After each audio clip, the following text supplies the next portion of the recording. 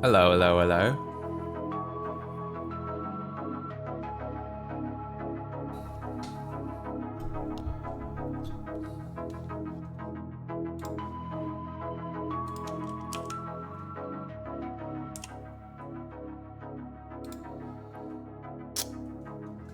Okay. I'm back. Another week, another... What's the saying? I don't even know. Hey, as the Australians say, scarn on cobber.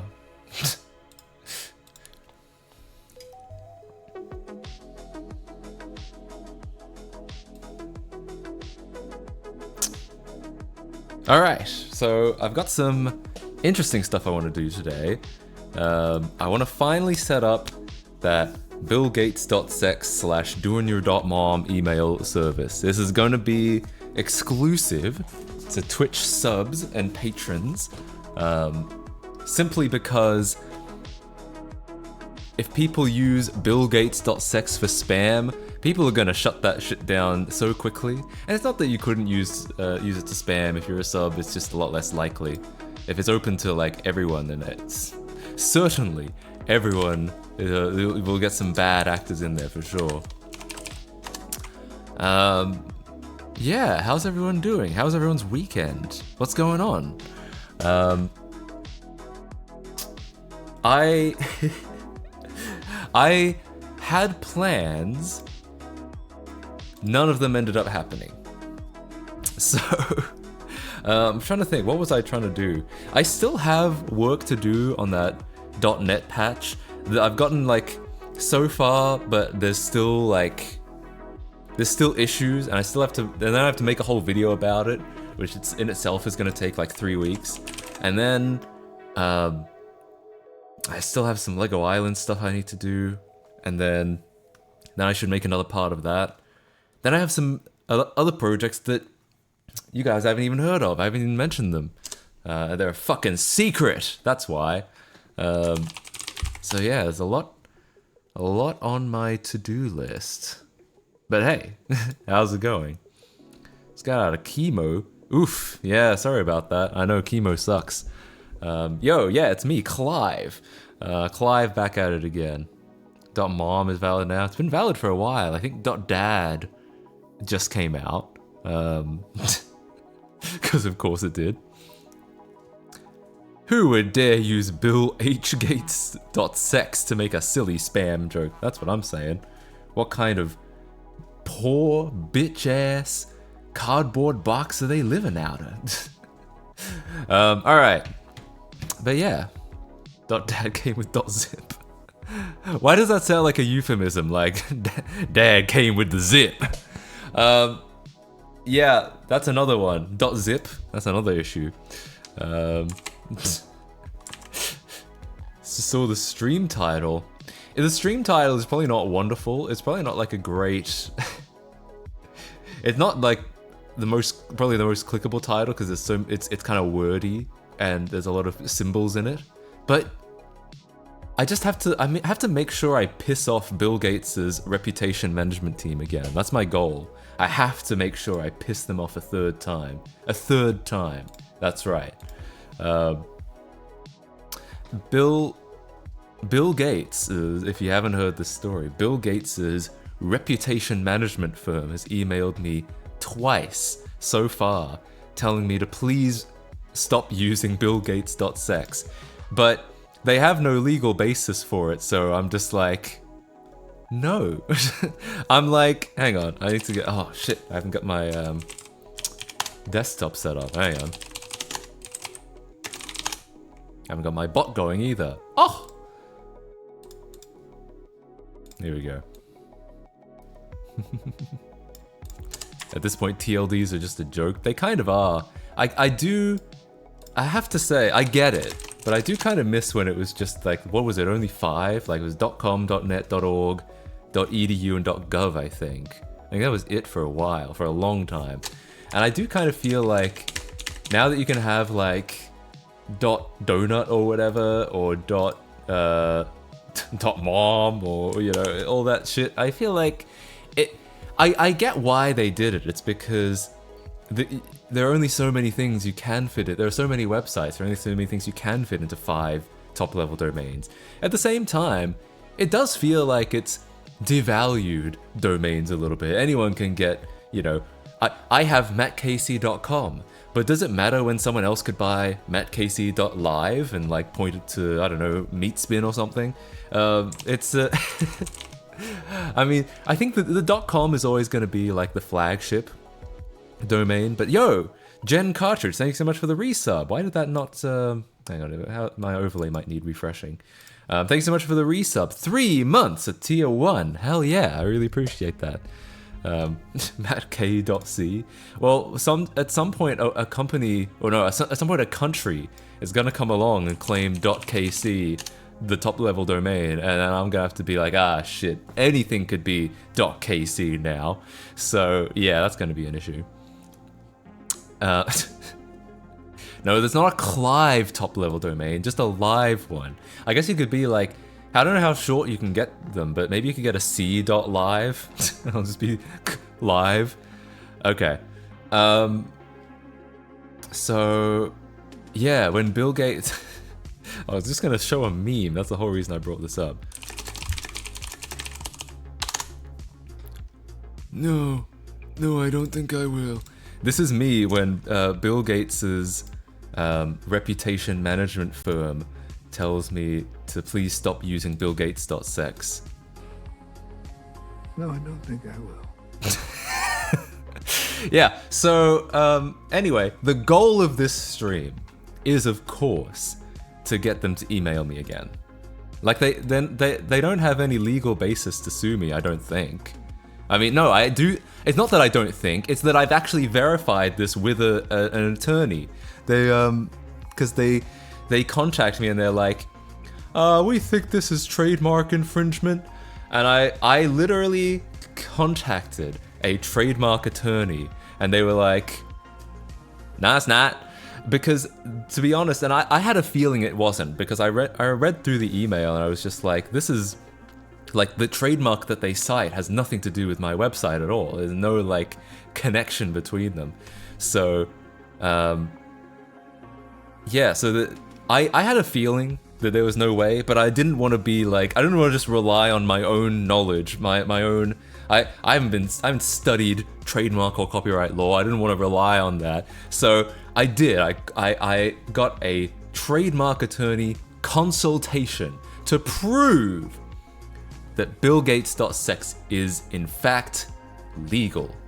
It didn't stop them from sending another email, another bogus trademark violation, and my goal is, as I said, today, try and get a third one.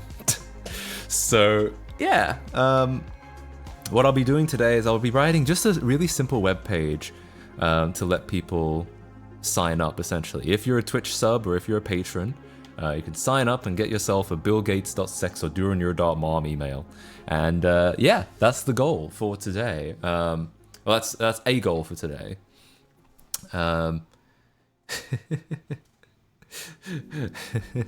Reply the legal team with the domain. True. Good idea. Good idea. Oh, you can't? Yeah, of course. X.com. Of course you can get a single letter domain. Hang on. So what is the status of C.live?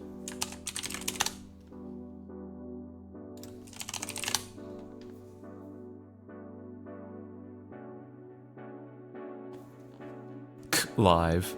Registered in 2020? Aw, man. If I'd only come up with this idea in 2019, where does it go? Oh, it actually goes to Clive. Wait, there's an app called Clive? Ain't no way. What the hell is all this? Why is it all this one guy apparently streaming all this football stuff? Man, this is really bringing down the good name of Clive. What country is this for? Like, how have I never heard of this? Actual live.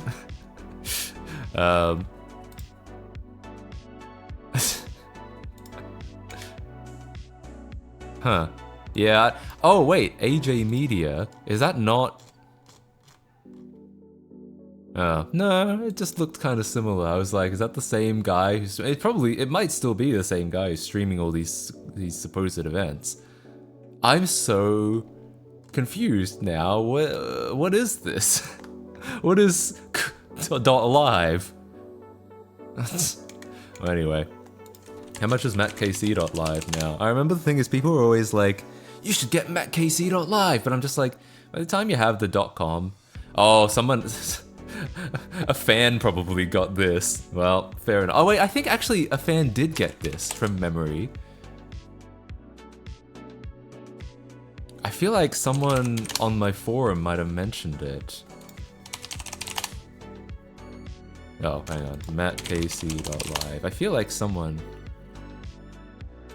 Two common words? What the fuck? Who set this shit up? I feel like I remember someone on here, like...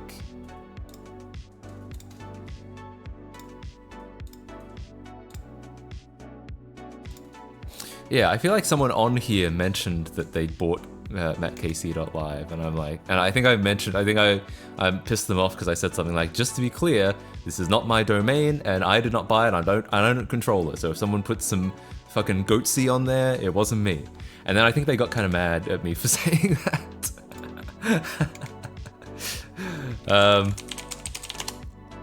kc.live. It's probably super expensive. I feel like these short domains are really expensive. 260? I guess it's not bad. Is that per year, or is that just for the initial sign up? Because kc.net is a 50 grand sign up, but then it's only $15 a year from there on.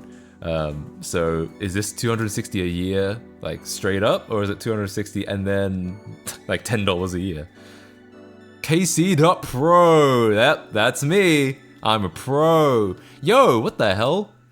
$120,000 almost for what is, let's be honest, a random assortment of letters. This means nothing to anyone. Neither of these are words. So $120,000.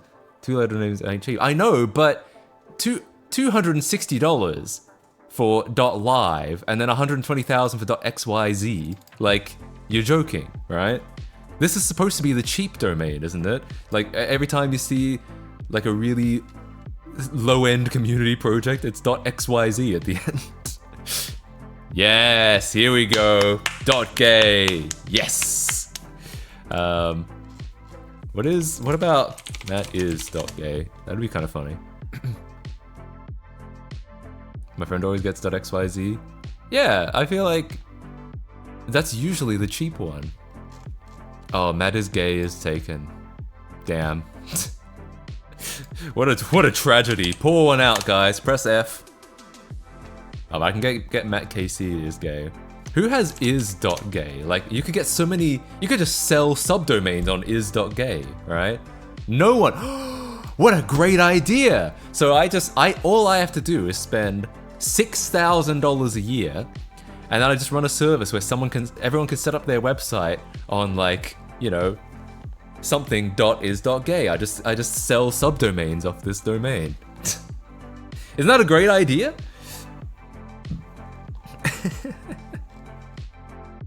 Bill Gates.gay. I feel like it's best if it forms a sentence. Wait, what about you are Mr. Gay, like that Super Mario Super Mario Galaxy cover. We're at 2022. What is someone? Hang on. Before I go to it, let's go to it off stream first, just in case. We're playing around with the .gay top level domain. I feel like there might be some issues here.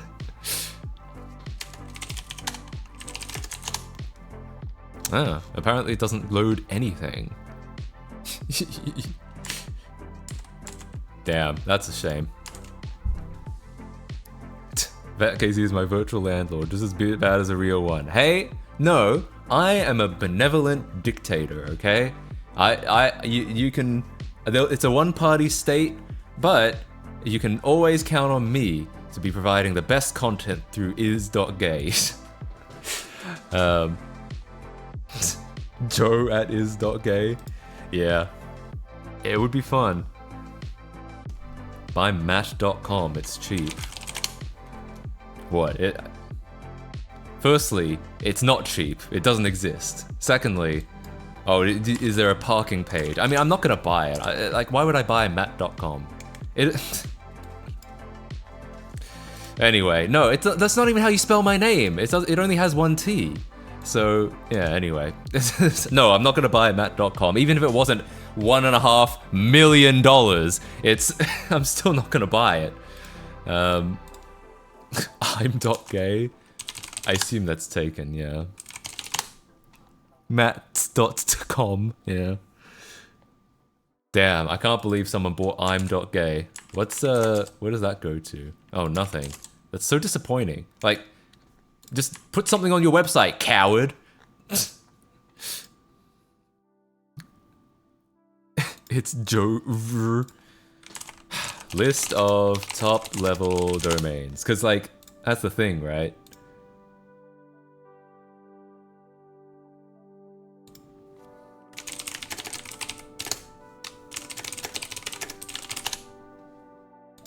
I'm just gonna post on Discord real quick.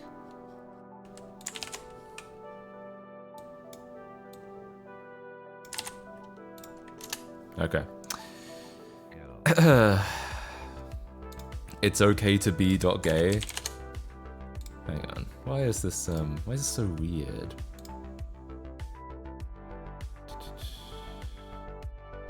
How do I like clear these? Alright, whatever. Good enough.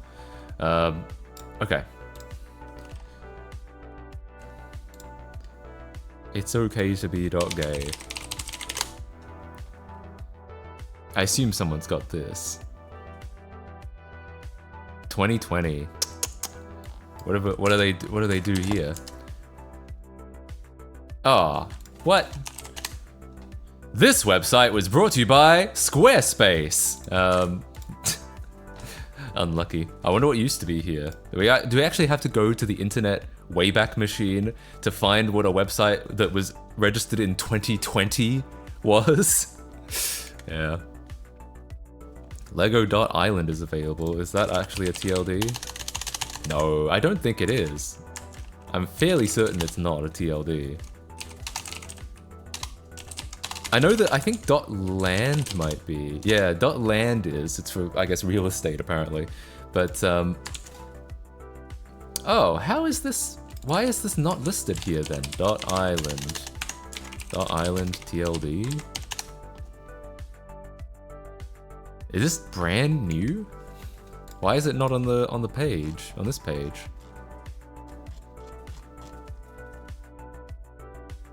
You get .irish apparently. Official iCan. Can you link it to me?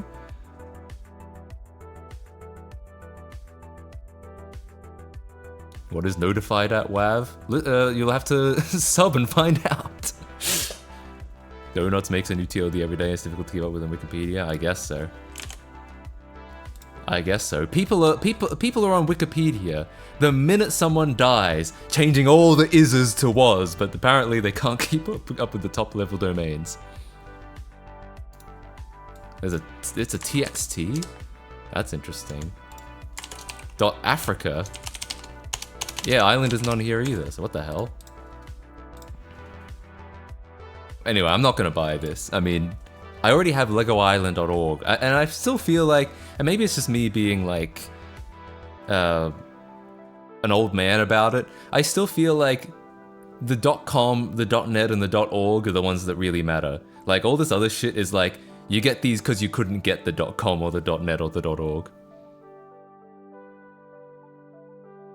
So, yeah. Jeffrey Epstein Island. Oh god. This must be brand new because Handshake domains and new TLDs based on a distributed and decentralized blockchain-based system. They are not yet compatible with most traditional Oh, really? So this is like... So this is a completely different thing. This is like not... This is not DNS at all. Bypassing the traditional organizations. So this isn't even donuts adding another domain. This is just motherfuckers adding another domain. Offering you more freedom, control, and security. You're also free to choose unique domains that aren't limited.com. Yeah, okay, I guess so. Yeah. Alright, well, who cares? Whatever. Whatever. That's something I didn't need to know about. Epstein Land. You can get Epstein Land, though, for only only $32 a year, really. Epstein Land. So basically, hang on. So you buy a Handshake domain, and it's not compatible with most like internet infrastructure today. You would spend what, $74 and then $54 a year, and most browsers, I guess, couldn't go to it today. How do you actually browse to a Handshake domain?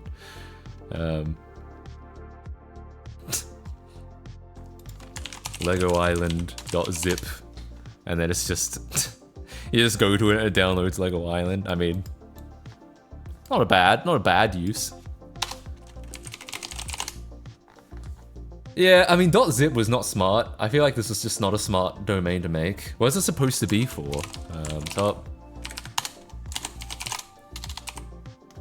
Digital storage information providers and related entities. Well, so it quite literally is like named after the zip, but it's just it'd be like making a .exe domain.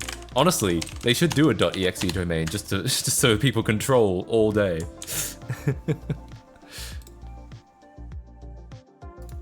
Accessing Handshake domains. So you need to access your Handshake domain using one of the resolvers listed below. It's an easy, free, and fast way to make sure. Okay, so you need to install some extra DNS software, I guess. I don't know. Do you install this on your computer or like on your network somewhere? Or I assume that you install it on. Or I assume you install it on your computer. Yeah, I mean, if you host your own DNS... That was always the case, though. If you hosted your own DNS server, you could make whatever websites you wanted.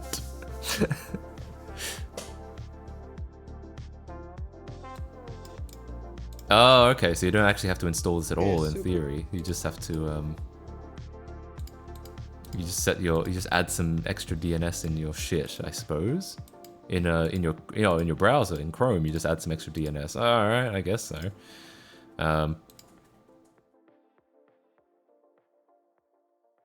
Well, anyway, so the point is it's not real. Because by that point, as we said, by that point, you can just make whatever. Anyway, so that's that's today's domain lookup session.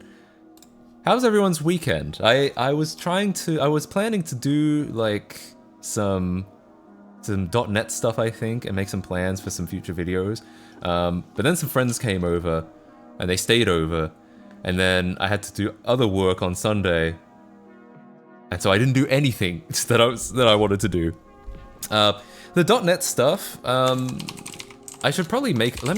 Let's do some real quick. Let's do some code maintenance because there is an issue I have to report right now, which is that for some reason it's crashing and I don't know why. Sometimes when you do certain things.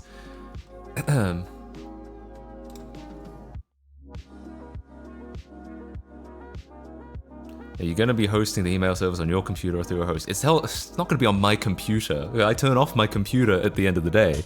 I already have my own email service because I have @matkc domains. Like if you email my business address, it's business@matkc.com.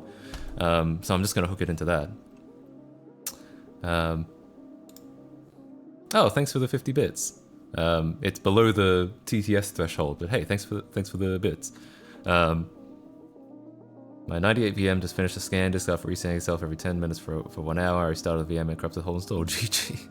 That does sound like a Windows 9X moment. I mean, yeah, the file system was not great back then. The operating system was not great back then. So, yeah. Imagine having opening and closing hours for your email. That's the thing. Like, email is a really tough one, I feel like. Because I think you can host just about anything at home. Email is probably not something you should host at home because you have like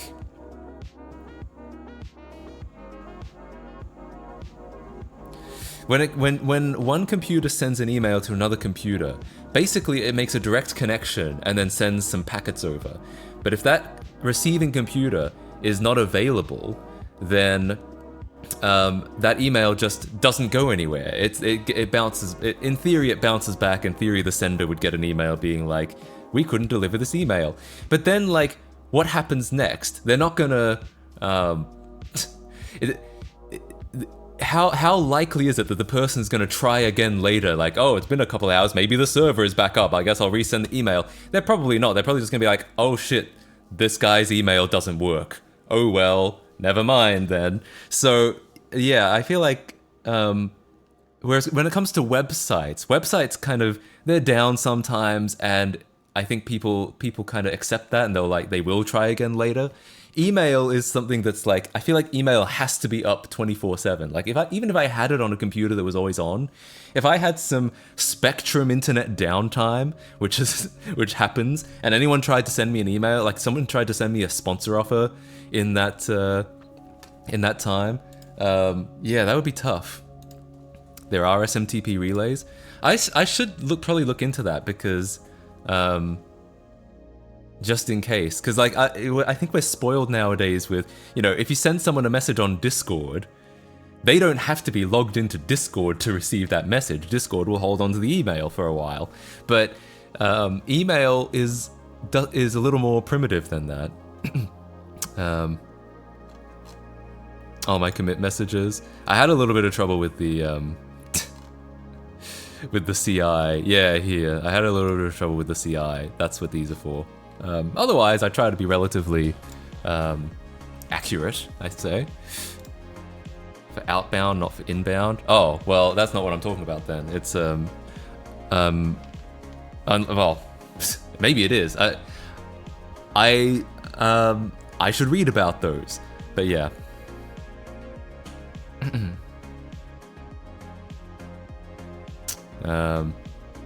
Even managing your own mail server on a real server / VM is still miserable. The concept of mail server IP warning a reputation is dreadful to get delivery reliable. Yes, you're correct. Even on my personal email, because I do have a personal email server. I have a private email server. I'm Hillary Clinton. I'm about to No, I don't know. I don't know enough about the the Clinton conspiracies. So yeah, I can locally run actions, but we talked about that. But like the thing about locally run actions is that it may or may not actually be super accurate to how it actually runs. Like it still may not be quite accurate, and it's what I heard and the impression that I've gotten is that it's so hard, it's annoying enough to set up that you may as well just test it on GitHub. God, what was I saying? Email. So, yeah, I feel like email has to be on like a VPS or something because technically the sending mail server should hold on to the server and try again after a few minutes. Then the resend time doubles so it sends out an undeliverable. What happens if email server receiving email server is down? No, I spelled it wrong. So long as the server accepts the message into its queue, it will continue to be processed until it can no longer be sent, and then an undeliverable message. Hang on. This out of context message is completely meaningless. Very resilient. Most modern MTAs will attempt to resend a message every 4 hours for up to 5 days. So this is configurable by the particular system's admin. There is usually very little need to change from this. The only server you'll need to be concerned about would be the initial server you're connecting to in order to send the message. As long as the server accepts the message into its queue, it will continue. What does that mean? The initial server you're connecting to? Like, how many servers are involved in email? As long as the server accepts the message into its queue. Once it has been accepted by the initial MTA, your concerns about its delivery should be negated regarding maintenance and restarts. Also, given that many larger mail providers run clusters of mail servers, likely that the maintenance and restarting any one of will affect mail transmission. This is not meaningful to me at all. I don't know what this is talking about. Return is undeliverable. Depending on the sender server configuration, it may retry several times before finally giving up. So yeah, depending on the sender, some senders might try delivering a few times before giving up, but we can't necessarily rely on that as the receiving server. Oh, you guys can't see. I'm reading this. I'm reading Stack Overflow, which is obviously a mistake. Actually, I guess it's serverfault.com, aka Stack Exchange. Do they just have like the same website, or Stack Overflow? Do they just have the same website under a number of different labels?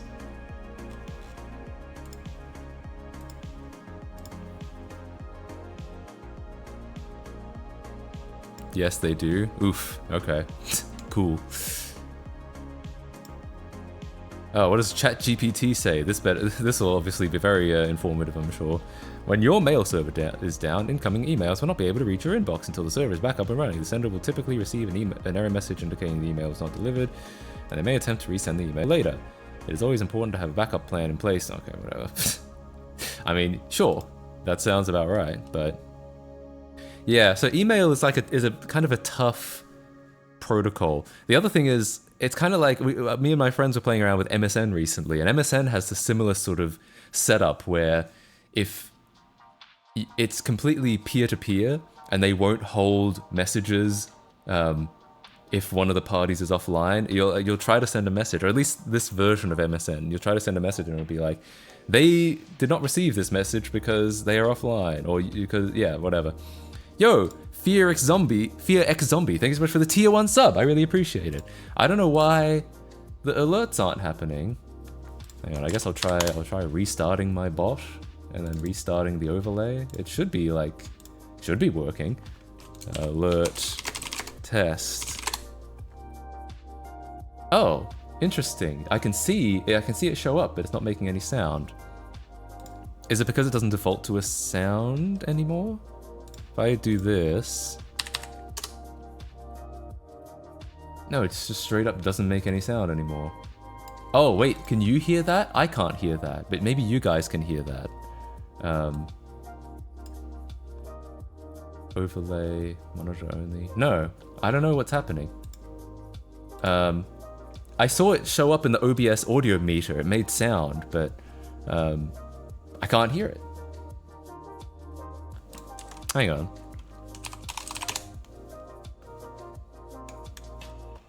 Where is, oh god.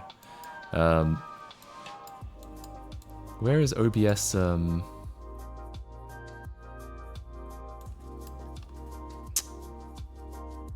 OBS, I don't know. Okay, we might just be soundless today. I can probably fix it if I restart OBS, but it's just so annoying that I don't want to do it.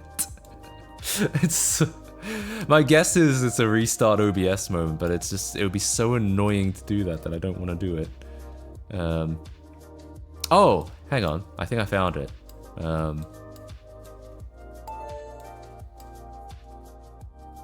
Test. There we go. Test. There we go. Okay, yeah, I found it. This is cool. A lot of people I don't think would appreciate this as much as I do, but this is a cool thing that, as far as I know, you can kind of only do on Linux, which is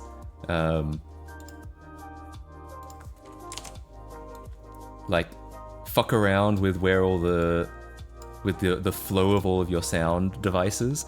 So yeah, this is my speakers or my headphones essentially. Yo, Argix2. Tier 100 not doing your mom. Not yet, at least. Not until you get an email. But hey, thanks for the 100 bits. So you can just kind of wire any device or any app into anything. And I think that's really cool because if I wanted to, you know, if I wanted to hear Discord notifications in my headphones, but didn't want the Discord notifications to go to you guys, I could, in theory, hook up Discord straight to my headphones and then but then not hook it up to the OBS desktop input. And then, yeah, so I could kind of just do literally whatever I want. And as far as I know, you can't really do that on any other platform. So I think it's really cool. I don't take nearly as much advantage of this as I should, because it is a bit of a faff to, like... in the past, when I tried to do this, I would run into an issue where, like, I would open a new app, and I would think that... I would not realize that I hadn't started capturing that app, and I assume you guys could hear it and you couldn't. So that's the reason I don't do it, and I do just record the entire desktop audio. But in the future, if I get better at streaming, I'd love to be able to do that more. It's a really fun thing you can do on if you're a Linux streamer. So what Discord screen share audio does? Maybe. I've tried that out, but I had some trouble with that. I mean, Discord itself... No, well, it depends what you mean about Discord screen share audio. Discord screen share audio on Windows, I believe, actually, like, hooks into the app that you're capturing it. Like, it inserts a shim so that it can capture the audio from that app. And on the Mac, you can't do that, so they had to make like a separate audio device that you would route your app to, and then you'd route that device back to the speakers, I think. I never actually tried it on the Mac, but I know it was a real challenge. Then Discord itself doesn't do anything on Linux because Discord hates Linux users, and all of their programmers only know how to write JavaScript. Discord screen audio. Yeah, so I tried that app, and I had some trouble with it. So I haven't tried it recently. Maybe it's better now. I had trouble with... I think maybe I was able to capture the stream audio, but I wasn't able to capture like a single app. I could only capture my whole desktop or something like that. And I found that a little annoying, but I don't remember exactly what problem I had.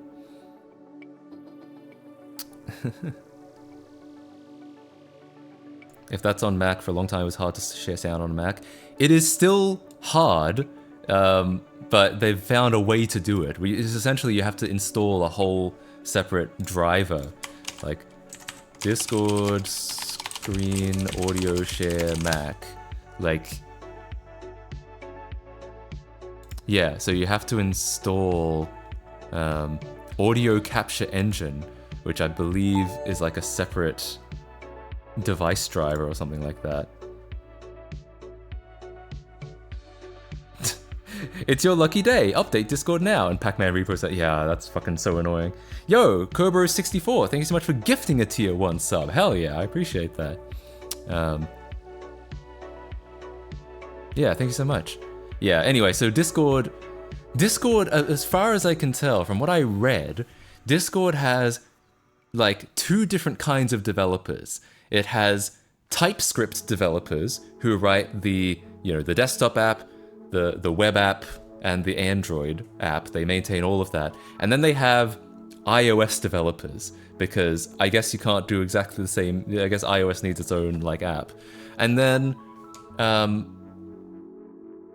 so they have basically 0 Linux developers right now, and they just don't really care all that much. I would love to get actual screen share, because I know it's possible, because it's quite literally, I know how to pass an app straight into another app. We can do it. I'm doing it right now. I'm using Reaper to do my audio workflow and then just piping it straight into OBS. Because I know how to do that, I'd love to implement that for them. But of course, Discord is not open source, so who cares? iOS and Android share the same code. Do they now? That wasn't always the case. I remember I read something like, I need to back this up with a source. They both use React Native now, that's why Vendetta work. Okay, well now I guess they're all TypeScript developers. They have no need for even having iOS developers.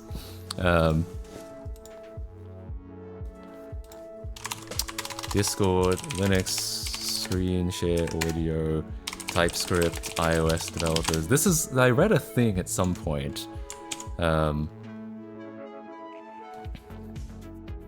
I think this is probably what I read. Now, to be fair, I stand by. I said this once, and I said it every time. Don't let streamers get away with just making a claim. Try and force them to back it up. So here's me backing it up. That being said, it's just a comment on Reddit, so take it with a grain of salt. But essentially, this is I think what I read, which was Discord hasn't actually had Linux devs in a long time. The code base is all TypeScript with Electron, so it's basically just a fancy Chrome browser. TypeScript also powers the iOS and iPad apps. Okay, that's good. Android. Oh, is it Android is the only platform not powered by TypeScript? Again, this was 2 years ago, so that might be different now. I might be asking why that's important. It's important because it means Discord has only 2 main groups of devs: the devs that work on the Android build and the devs that work. Oh, so I had it backwards. I remember reading this post and I had it backwards. But yeah, so maybe there's a new Android app within the last 2 years. But once upon a time, it was all TypeScript and then Android devs, and I guess now it's probably all TypeScript devs. Discord used to have 1 or 2 Linux-specific devs, but they were all relocated or quit 2 years ago. As of right now, they only accept Linux-specific bugs if they are P0 bugs, i.e. huge memory leaks, instant crashes in the client, etc. Audio not working was declared not a P0 issue, and as such been shoved to the side for a long time. The only way I see Discord coming around and making this work is if Steam Deck hits it out of the park and makes Linux one of the platforms they have to treat as first-class citizens to keep their audience. This would almost certainly end up with some devs being specifically assigned to Linux or Discord hiring specific devs. Bro, I will do it for free. It's just that Discord probably won't let me. So yeah, anyway. The iOS app was inferior, the only reason. See, I think Discord, here's what I think. No, actually, I just said I would give Discord work for free. That's all I'm gonna say. Reverse engineer the client, do it for free. Well, there is Discord Screen Audio, which is, in theory, a third-party client, which would make it against TOS. But, yeah, what was it about this?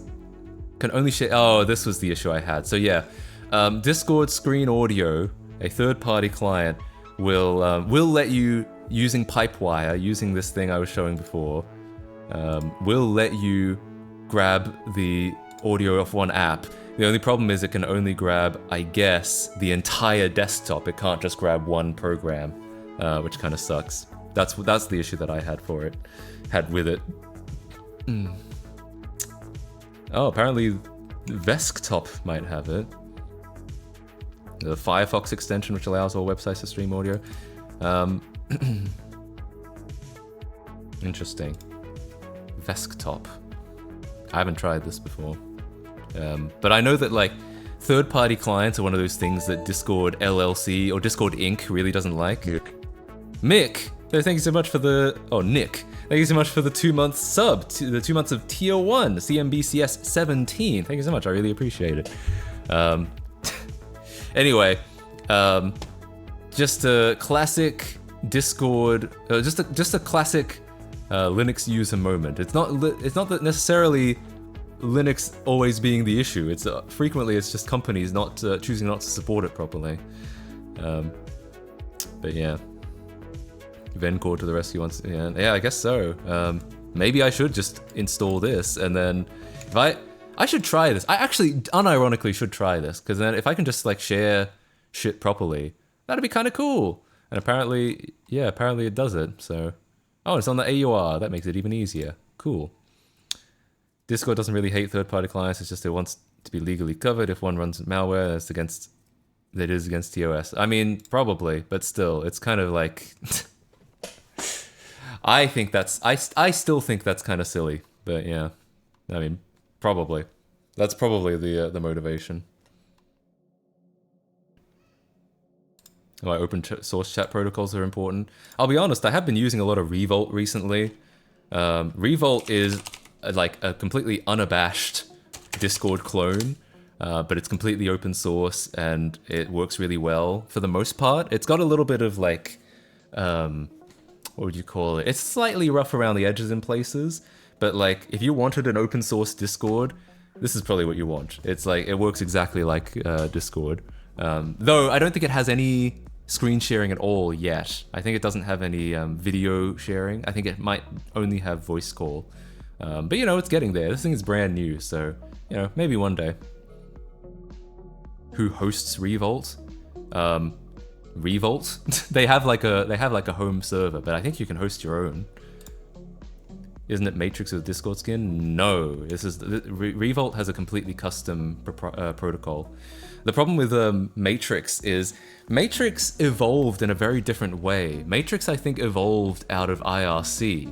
It didn't evolve out of Discord. So you can kind of, whenever I use Matrix, I kind of get the feeling that it's a IRC evolution, and then due to the popularity of Discord, they've had to kind of add Discord features to it, even though that wasn't really the original intention. Whereas Revolt, I think, is strictly a Discord an open source Discord alternative. And I also think that Matrix has trouble, or Matrix has a challenge, which is that they're trying very hard to make it an open standard, like the Matrix protocol. So they can't do what Discord can do, which is just add a feature because they feel like it, and then if it doesn't work out, just remove it. Because Matrix has to, when they make a change, it has to be like by committee. It has to be, we all think it's a good idea, because if we make this change, all of the clients downstream are going to have to implement it, and if we're going to make them do that, then we all have to kind of agree that it's a good idea, because otherwise some people will end up in a situation where some clients don't implement it, and then some clients do. Which I guess is actually kind of the situation already. Some clients don't implement certain Matrix features. Some clients implement their own features that aren't in the Matrix protocol. It can get a little hairy when you do that. It's the main problem with all decentralized things, which includes email. It's the nightmare, which is why things end up sucking so hard. Yeah, there are benefits to vertical integration. The same reason, Apple makes their own hardware and their own software, so they can kind of do stuff every now and then that, they just up and decide that we're going to put a touch bar on the MacBook. Now, that may or may not be a good idea, depending on your opinion, but they can just decide to do that, and the software and the hardware are all instantly supported. It's not like some company has to come up with an idea, and then or some OEM comes up with an idea, then Windows has to agree to the idea, then a bunch of app developers also have to agree to the idea, and then other OEMs have to agree to the idea. So it's not just this one computer. It's a lot. Yeah, it's always going to be a problem when you have. I guess you'd call it decentralization. Just like it's a tremendous benefit that vertical integration has that the alternatives do not. So, yeah. fix the Wayland issue. I don't know what you're talking about.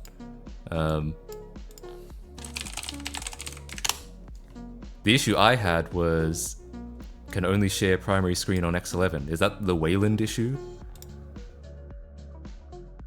Something tells me you will like watching the Wayland drama in every PR on the specifications repo. Oh god, I do know a little bit about that. I've been not necessarily involved, but I've been tangentially involved in some of those conversations for Discord streaming in Wayland. I don't use Wayland. I never had an issue with Discord streaming on Wayland. I don't know. I don't know what issue this is.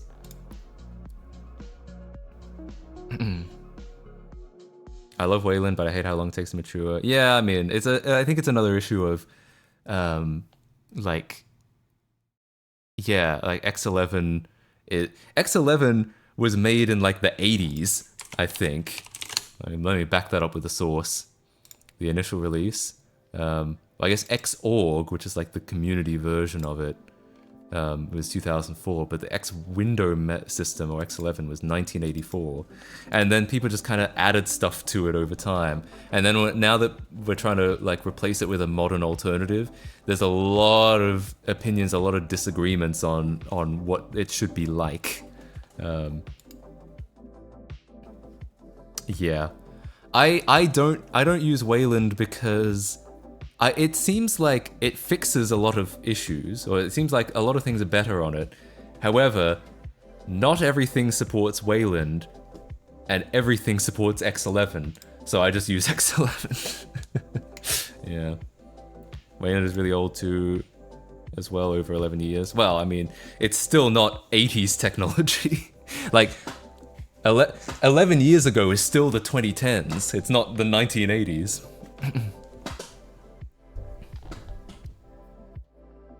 You can run everything in Wayland with the X emulator. You mean X Wayland? It's not quite the, like, some stuff still doesn't work properly in X Wayland. So, but whereas, yeah.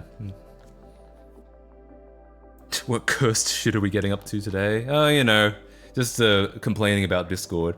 I have to say, like, outside of the fact that Revolt has no iOS app and its Android app is just a embedded web version, embedded app, the website embedded. Outside of that, and the fact that they don't have screen share yet, and they don't have video calling yet,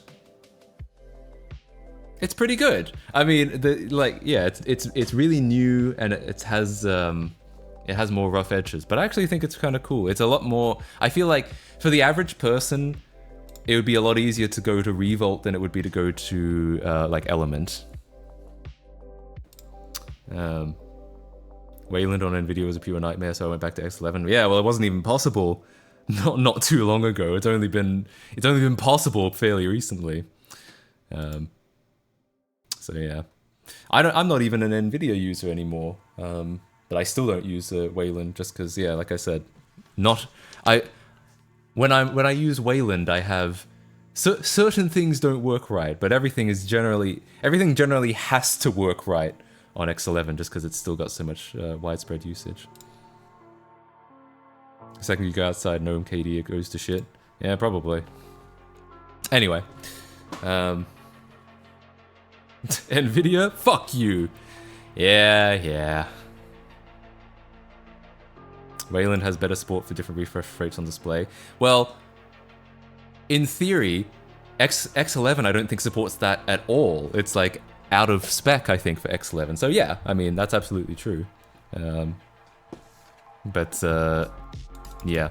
That's why I say Wayland fixes a lot of issues. I said that before. I think Wayland does appear to fix a lot of issues. It does appear to improve a lot of things. But it's not quite. It still feels like a lot of things don't quite work correctly. Anyway, so what was I? Yeah, I'm trying to think if there's anything else.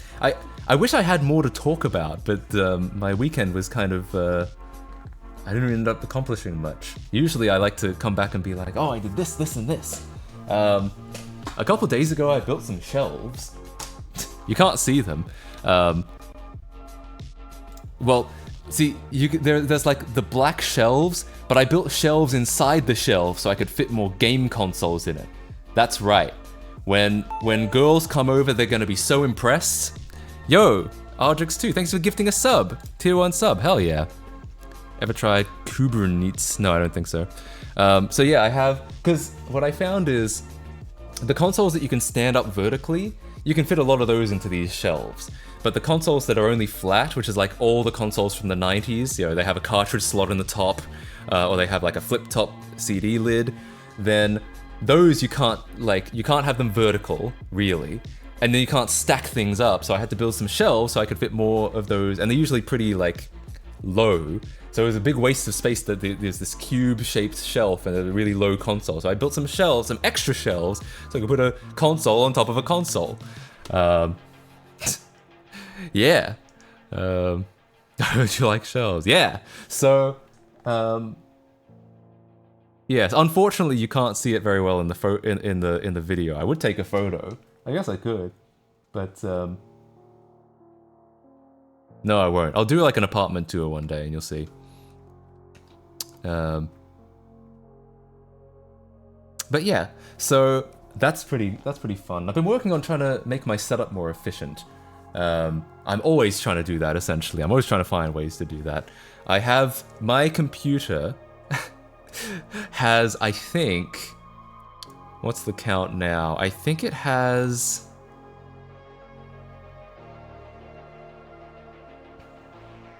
I think it has 18 USB 3 ports on it now, which is great, because I love plugging stuff in. 7 GPUs, 6 optical drives. No, actually, I ended up removing a GPU. I famously had 3 GPUs for a while, but I found that I wasn't really using, like, and when I say 3 GPUs, I always have to preface this by saying, that makes me sound like I'm really wealthy, but they're not modern GPUs. They're not all brand new GPUs. They're like, there's one modern GPU, then there's a GPU that's like 8 years old, so I can run, that lets me run Windows and Mac OS in a virtual machine. That costs like $30 nowadays. Then I have a really old GPU, so I can run even older operating systems with hardware acceleration, and that's like 15 years old and costs $5. So from that perspective, yeah, it's a lot of cards, but not a lot of money. But I ended up removing the oldest card, the 15-year-old card, because I learned that, well, I kind of came to the conclusion that I wasn't really using it at all. 9800 GT? No. The oldest one was a AMD Radeon HD 2400 Pro. I could probably dig it out if I wanted to, but it's probably more effort than it's worth. I got this because I wanted something. I got one that had a huge heatsink on it. Yeah, it's one like this. Got a huge. Well, it's not actually huge, but rather than like a fan and a heatsink, it's just got a bigger heatsink. I got something like this, and my goal was I wanted something that I could get hardware acceleration with like old versions of Mac OS X and older versions of Windows like Windows 2000 and Windows XP. As it turns out, I could get it working in 2000 XP very easily, but, and some people know this, I had a lot of difficulty getting this running on old versions of Mac OS X, even though, like, genuine iMacs shipped with the ATI Radeon HD 2400. It turns out, as we learned, they shipped with like a slightly different variant, or it's a slightly different hardware variant and slightly different firmware that cannot be applied to this version. You cannot flash the Mac firmware onto this firmware. So, and even if you do, have a Mac version of this card, it turns out if that card is in a PC, it'll boot into like PC mode, and it'll function the same way that a PC version of the card does, and then it still won't work on old versions of Mac OS X. It's literally, yeah, if you're running it in a Hackintosh, it has to run in a Mac. That's the only place that it works at all. So essentially, What a nightmare trying to get this working in macOS 10, and it didn't work. Flash the BIOS would work with macOS. No, you can't. Like we looked into that, and you cannot do it. It's actually not possible. And even if it is possible, I even bought a Mac version of this card, and it still doesn't work in a Hackintosh because then it runs in PC mode. So, can't you flash it in Windows? You can, but you're not hearing me. You cannot flash it to the Mac firmware. It is not possible to do. Cam356, thanks so much for the Prime sub. Thanks for the basic bucks. Sorry, you caught me mid-rant. I'm ranting. But thank you so much for the Prime sub. Thanks for the Bezos bucks. I really appreciate it. Hell yeah. Yeah, but you cannot, like, okay, so issue number 1 is the Mac has a firmware chip that is double the size of the PC one. The PC has, I think, 64 kilobytes of flash memory. The Mac variant has 128 kilobytes, I think.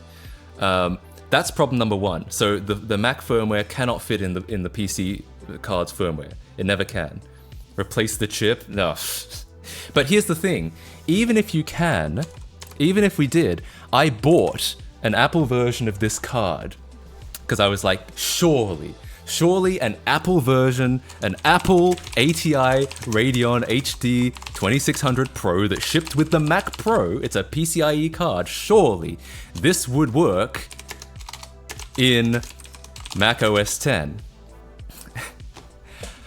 It doesn't, because it seems like, my understanding is, and this is just a guess, that the GPU is initialized by like the BIOS. We actually kind of know that there's like an initialization process. That's why a graphics card has to be like specifically designed for either UEFI or BIOS, or it has to have like different modes for both. It can't be just one chip works everywhere, because it has to be initialized in a certain way. My understanding is, if this chip is initialized by an IBM PC BIOS, it runs in PC mode, and therefore it's exactly the same as, you know, a Dell ATI Radeon HD 2600 Pro, and it won't run in Mac OS X. It'll have like a problem. I don't know exactly what the problem is, but like,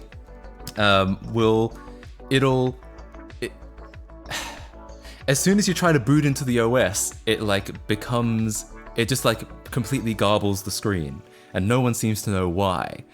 And then my guess is if it's initialized by a Mac Pro EFI, it runs in Mac mode, and then it will run. But the problem is, no one knows how this works or why, because no one's like bothered to try doing this before. If you try to Google this, which I tried for like a month to Google this stuff, no one really knows, no one really cares, because it was so much easier to just be like, you know what, I'll just upgrade to a new graphics card. This graphics card doesn't work, I'll just upgrade to a new one. That was easy enough that's what most people did. No one actually like reverse engineered any of this to try and figure out how it actually worked. So, so how do you initialize it into Mac mode? No one seems to know. How do you like? Why does it become really garbled when it's in PC mode? No one seems to know. I'm sure like George at Apple, who wrote this stuff in 2006, probably knows why it's all garbled when it's in PC mode. But like, what are the chances of actually tracking that guy down and figuring out what the hell like he did to the fucking drivers? So anyway, that's the problem I had. So I had one card. It was a 2400 Pro, which worked great to get graphics.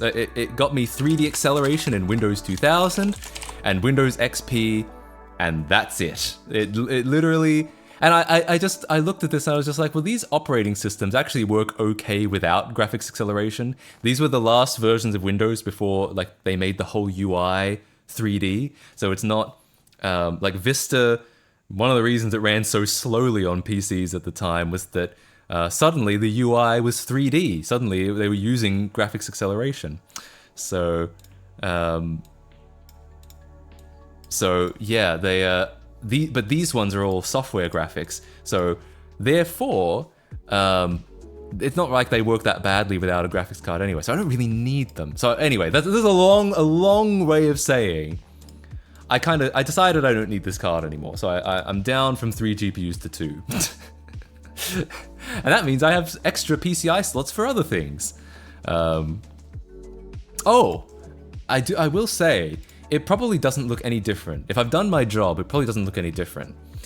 But we're on a different capture card now. My camera is going through a different, it's going through, rather than my old capture system of devices that worked pretty well but were kind of unreliable. Now we're on a system that I think will work pretty well and will be a lot more reliable. Decompiling motherboard's UEFI firmware package and just whatever bit it's looking for? Yeah, probably. I mean, that's probably what it would take. I mean, I'm kind of interested in like what's going on there. Why is the Mac why is there a Mac mode and a PC mode? I just don't know, like I'd probably be looking at it for 6 months and then like who cares at the end of it? Like how many people actually want to run old versions of Mac OS X? I only want to do it for nostalgia. It's only 64 kilobytes of code. I guess there must be something in there, that some standard like PCIe stuff in there. Yeah, I have no idea. It's called John OS X, true. Yeah, so it's just a matter of like, I kind of came to the conclusion that I don't know if I have enough patience to figure this out. Yeah. You look for 6 months for something very basic? Oh god, yeah, I've been there. The next thing to put in your PCIe slot? What do we got? Signal noise reduction card? What is this? Does it just filters a bunch? It's just 6 capacitors to filter the electronics on your computer. It's got a 1.5 star rating. To the reviewer who gave this product 3 eggs under the heading Know Your Facts. When using a PC to process or create high-end audio or video, any incoming audio or video signals are digitized before entering the PC. Similarly, processed audio and video leaves the PC in digital form, so there is no possibility that this product could improve on audio or video noise levels. Yeah, I mean, that's probably true. I mean, there are certainly some digital audio or digital to analog to digital converters on a motherboard, but like, if you really care, you'll probably just buy an audio interface, right? It was like $80. What? For this? But wait, you could add more, hang on. Oh, you can't see it. You could add more capacitors. Wait, you could, there's like slots to add an extra 6. You could have 12 capacitors. Yo, sick. Yeah, I don't know about that. Snake oil, if this isn't a scam, no point. Damn. Okay, well, you know, you sold me. I think I'll get one of these. This will make my, like, look at how noisy my video signal is. That can't be. We have to get rid of this noise, for fuck's sake. All right. Yeah. I used to use these. I still stand by these as being like surprisingly good. This capture card. It's not the most reliable thing in the world, but by God, if you feed it a signal, it will take it. It will take just about fucking anything, which is not something you can say about like a Blackmagic deck link, for instance. A Blackmagic deck link, if you try to give it like a 480i signal, or I think even if you could try to give it a 480p signal, it'll be like, I don't know what this is. Whereas this card, unironically, would take anything you gave it. It's a UVC card, so it works on any platform with no driver. I keep calling it a card. It's a USB-C device. And it's uncompressed, so it doesn't like add any latency or add any like, not much latency, not like 2 seconds worth. It was pretty damn good. However, it was also really unreliable. I had to always constantly unplug and plug these things in because they just get stuck. I have a feeling they would overheat because I would feel them and they'd be pretty damn warm. I thought about, maybe it would be interesting to like take them out of these shells and try to add heat sinks to them so they run a little cooler. But essentially I swapped it out with one of these. Yeah, one of these, which is just an internal card now, and it takes 4 HDMI inputs, which is probably enough. And I did have to replace this fan. This fan is so fucking noisy. So what I did was I removed the fan, and I replaced it with like I have like a giant case fan now, like taped to it, like stuck to it. And I have to say, it really works, because like with this small fan, the heatsink would get kind of warm. I would feel it, and I'd be like, "Oh, that's pretty warm." With this fan stuck to it, it's nice and chilly, much better, and it's super quiet now. So this is now what I use, well, as of today, I've just started using this. Oh, and it didn't cost $900. I bought it secondhand, so I did not spend $900 on this. Holy shit. So yeah, this should be pretty good going forward, I think. It'll just be more reliable. I think picture quality wise, it looks about the same. Latency wise, it looks about the same. Because those, like I said, those last cards were actually pretty good with the whole, like, because they weren't, neither of them are compressed or anything like that. So, but yeah, I think it'll just be a lot more reliable. I won't have to like go over and like unplug it and plug it in all the time. Tape is the only way. Well, it's way too big. It's way too big to fit in here. Like, it's this is such a small. Hang on, it's behind the chat. It's such a small fan, and it's yeah. So I attached something. Yeah, just taped something on, and it works. It's quiet, and it really cools it down. So yeah, not bad. Not a huge fan of that one. Ha! Magewell X Noctua collab. I mean, in fairness, I think,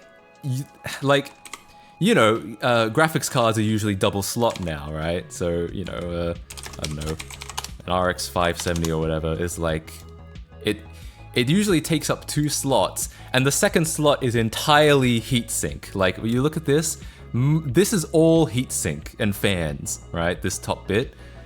Honestly, that's probably what this needs. It probably actually needs an extra slot worth of cooling,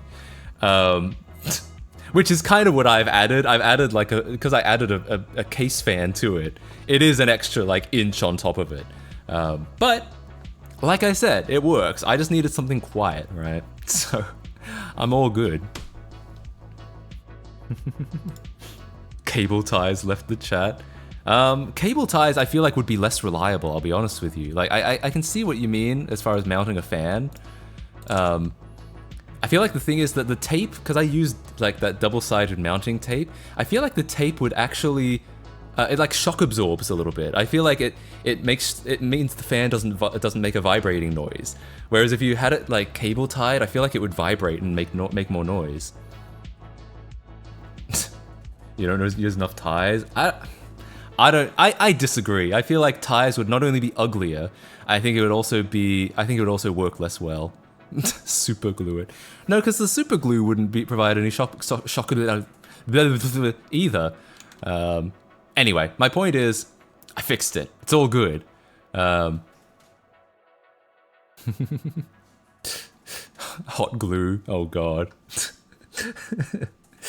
No, I mean, I didn't spend $900 on this, but I did spend quite a bit on it. So, like, well, it was well under half $900, but I don't think I'm gonna hot glue anything onto it anytime soon. Can it do 4 inputs at the same time? It sure can. That's the whole point. I mean, I had 3 of these things, which was like, I could do, face cam, like overhead cam, and I could also get like the feed from the console. If I was fixing something, I would need face cam, overhead cam, and then the feed from the console. So I need at least 3, unless I'm using an overhead camera that's a phone, which I sometimes do. And then the 4th one is just for fun. The 4th one is just in case. We can have feed cam too. Only at 1,000 subs, okay? Feet cam is only at 1,000 subs. But yeah, that can be the 4th input. Yeah, sure, why not?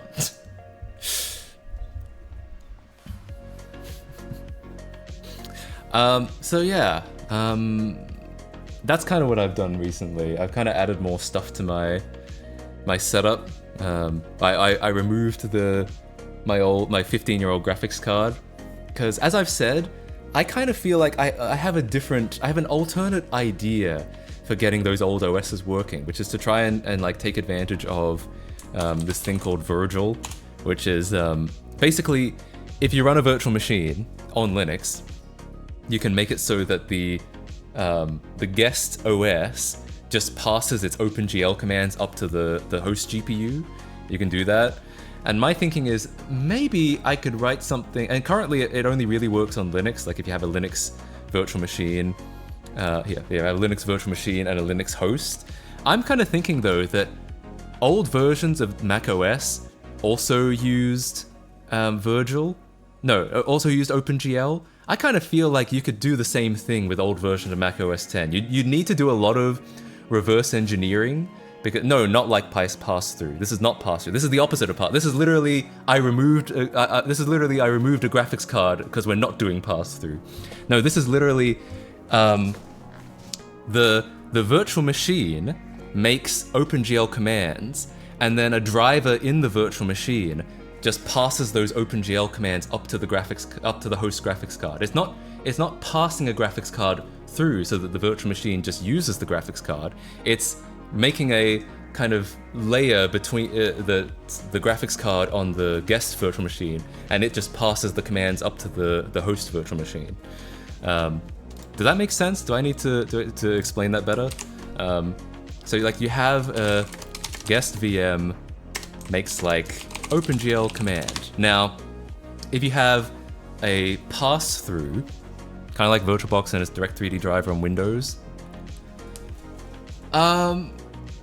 I want to say yes, but it's a little different. So if you have a really simple version of how Virgil works.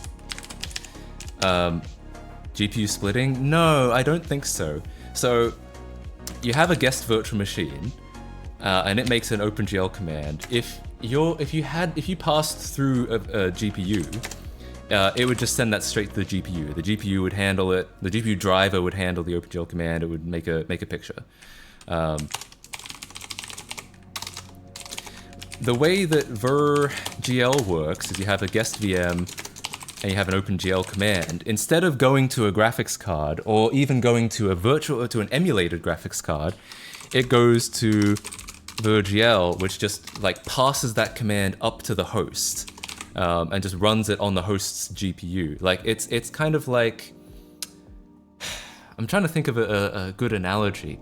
It's like if you're playing like a GameCube game, and the GameCube game could do OpenGL, and so Dolphin would just take that OpenGL command and just run that command straight on the host's GPU, right?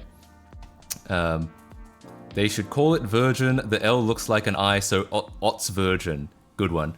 So yeah, it basically just takes the OpenGL commands and just runs them on the host. So rather than, so essentially, you kind of get the same. It's not like you're not even partitioning your GPU. You're not even giving it a virtual GPU. It's just taking the OpenGL and just running it right on the host, essentially, I believe. And there's an equivalent for Vulkan in development called Venus, which would do more or less the same thing. So, like a network bridge for graphics? I think so. I think that's probably a good analogy. The slight difference, I think, with VirtualBox is I think it actually is kind of emulating a graphics card, kind of. I think there's a degree of emulation happening, but I'm not actually sure. I shouldn't say that because I don't actually know. But it's closer to that, and because because of it works especially well on Linux because I guess because the subsystem, the graphics subsystem works fairly similarly, so it's fairly compatible. The thing is, if you're running Windows will use a lot of DirectX, and DirectX doesn't exist on on Linux. So you'd have to go through something like maybe I do wonder if there's a way to do like pass it through WineD3D, which is essentially a DirectX to OpenGL like wrapper. I do wonder if this is possible. As far as I know, I don't think anyone has tried this. In theory, the guest VM could even a Windows VM, Molten VK on Mac. Yeah, maybe that's possible. The problem with Molten VK, actually no, maybe that might be possible. The issue with these is, oh yeah, you could DXVK. The only concern I think about about using a wrapper like this is it's obviously imperfect. You know, it's not as good as having a graphics card that natively supports Direct3D because they'll have made sure everything works. WineD3D is pretty good, but it doesn't have 100% compatibility, and I do wonder if maybe Windows would have an issue with that. Like, what happens on Windows if you just replace DirectX with WineD3D? Like, does it work, or does it run into problems? I'm actually that's not. I don't know the answer. I'm wondering. Hang on, maybe someone's done it. Could you just install WineD3D on like Windows XP?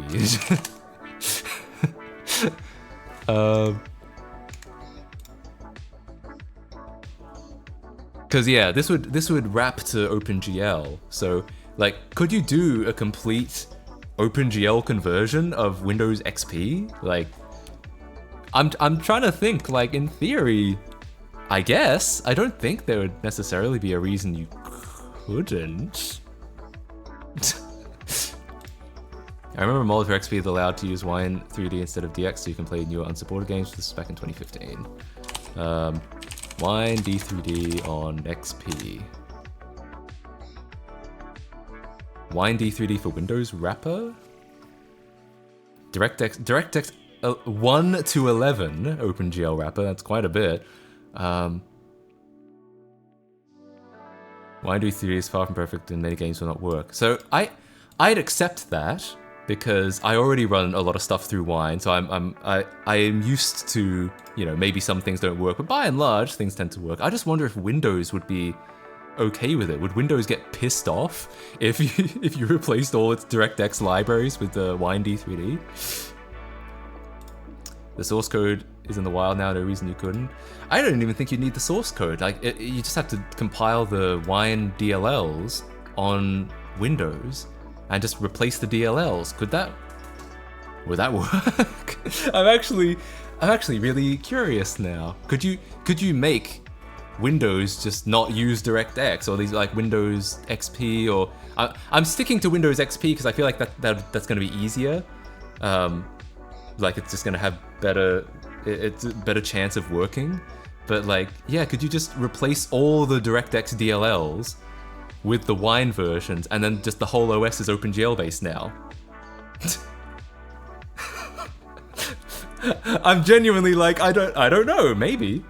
Would you be able to use NVENC encoding through GPU and Ubuntu using VM using VirtualGL? No, yeah, I think at that point, I think you'd need pass through.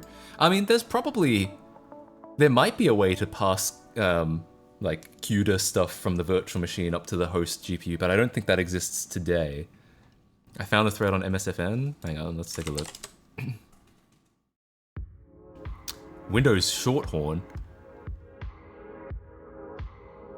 I remember this website. I used to be a real regular on Beta Archive, yeah.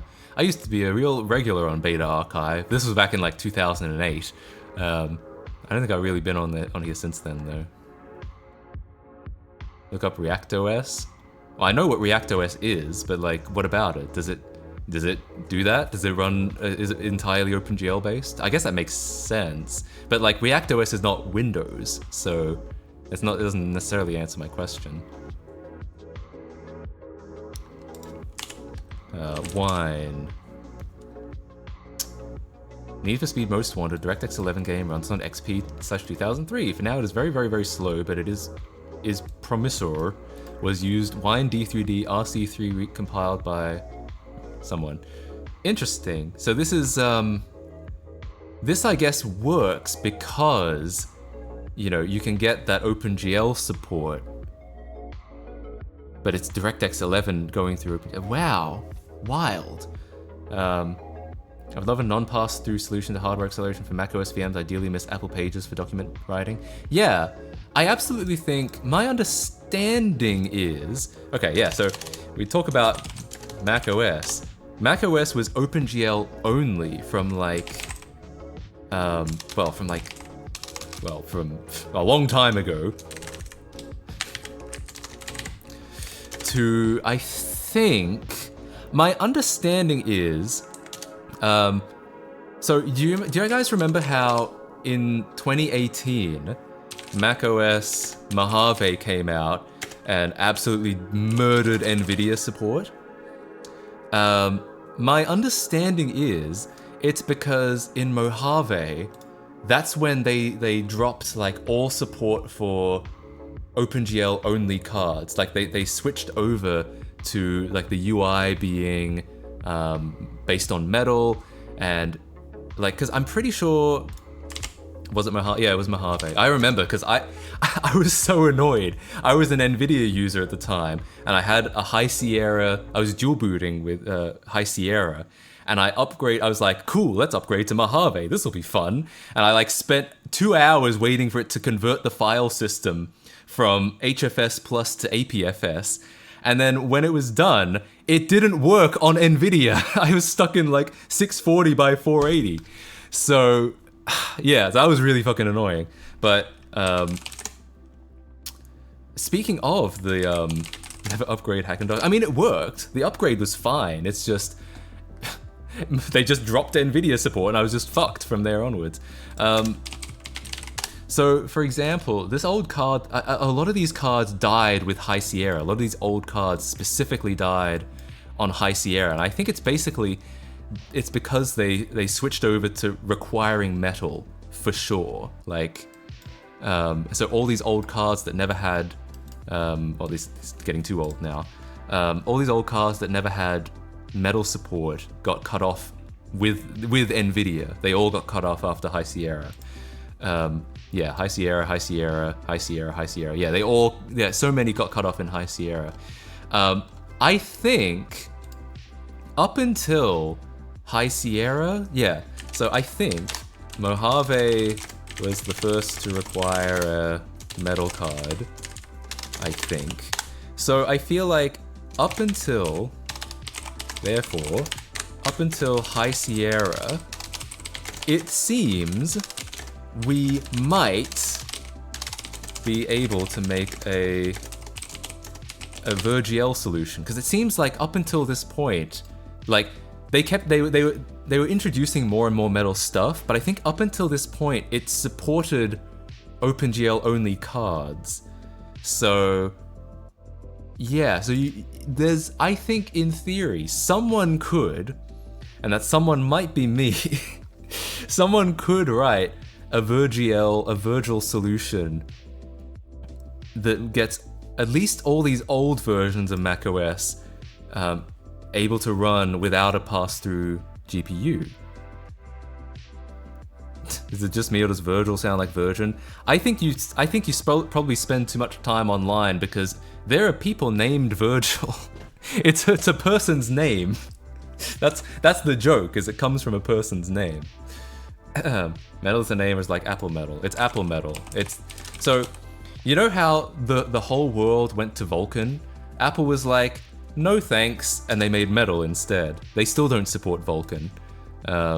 Metal is their version of Vulkan. Anyway, so I think you could. Here, I'll say VirGL just so that people get off my back about it. I think there's a way to get. I think at least it's unfortunate because on the Mac it's all about the new versions of the OS. People kind of on the Mac especially, no one really cares about the old versions, but we can probably get up to here, I think, running. I think it must be possible. I don't know how, but I feel like it must be possible. Yeah. I don't know why Apple is obsessed with metal. Is it a non-invented here thing with Apple? I think so. I mean, God, if I really want to get into it, I feel like Apple has gone through phases of I want to call it arrogance, where they just kind of decide that because they can make their own, it'll be better to make their own. They did this in the 90s as well. They had so many, like, think of the Apple Talk instead of Ethernet, or ADB, the Apple desktop bus, instead of like IBM PS2 or something like that. They had all their own custom protocols, and then with the return of Steve Jobs, he kind of like, I think, kind of pushed them to adopt more industry standards, which is ironic, I know, considering his reputation. But it seems like in the, I know it's a cliche to say, it seems like in the post-Jobs era, they've kind of gone back to that, like, well, we'll just make our own again, you know, we'll just make our own everything. Android debug bridge? No, that's not what I was talking about. I'm talking about Apple Desktop Bus, which was their keyboard and mouse standard. Like, and I'm not just saying that to be like, to just be a contrarian, like, you know, fucking Apple was better under Steve. He literally talked about this in 1997, which was when, you know, Apple was almost bankrupt. He literally, I'm sure I can find this. Why is it in French? Anyway.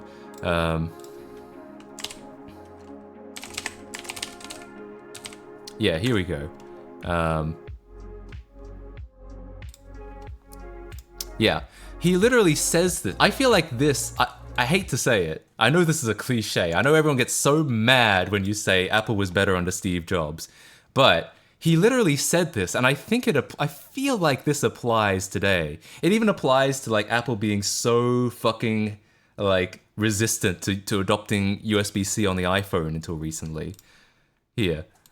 The wisdom here is not to say that we've got to invent everything ourselves. The wisdom here is to know what 10% or 20% or 30% probably at most of the stuff we have to invent and what we should go use that exists. We didn't invent PostScript, did we? We got a laser writer out of it. And we were the first out there with the laser writer. So I think this whole notion of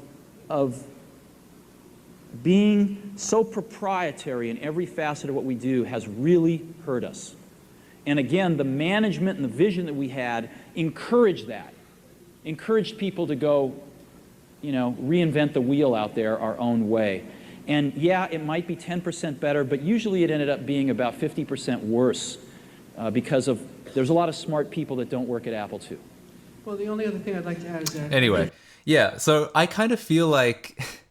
Again, I hate to say it, but I kind of feel like Apple might be like starting to lean back into that of just like, you know what? I think we should invent all our own stuff again. I think that's actually a good idea.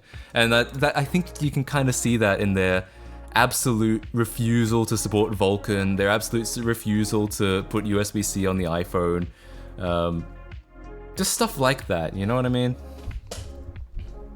If we still had Steve Jobs, the lightning cable would have been faded out back in like 2018. Yeah, maybe. I mean, I don't know. I don't want to necessarily predict what would happen, but it seemed like over the years he kind of like got some. He learned these lessons over time, like the downsides of doing everything yourself and being proprietary all the time. And it feels like Apple, they've got so much money now that they've like unlearned those lessons, right?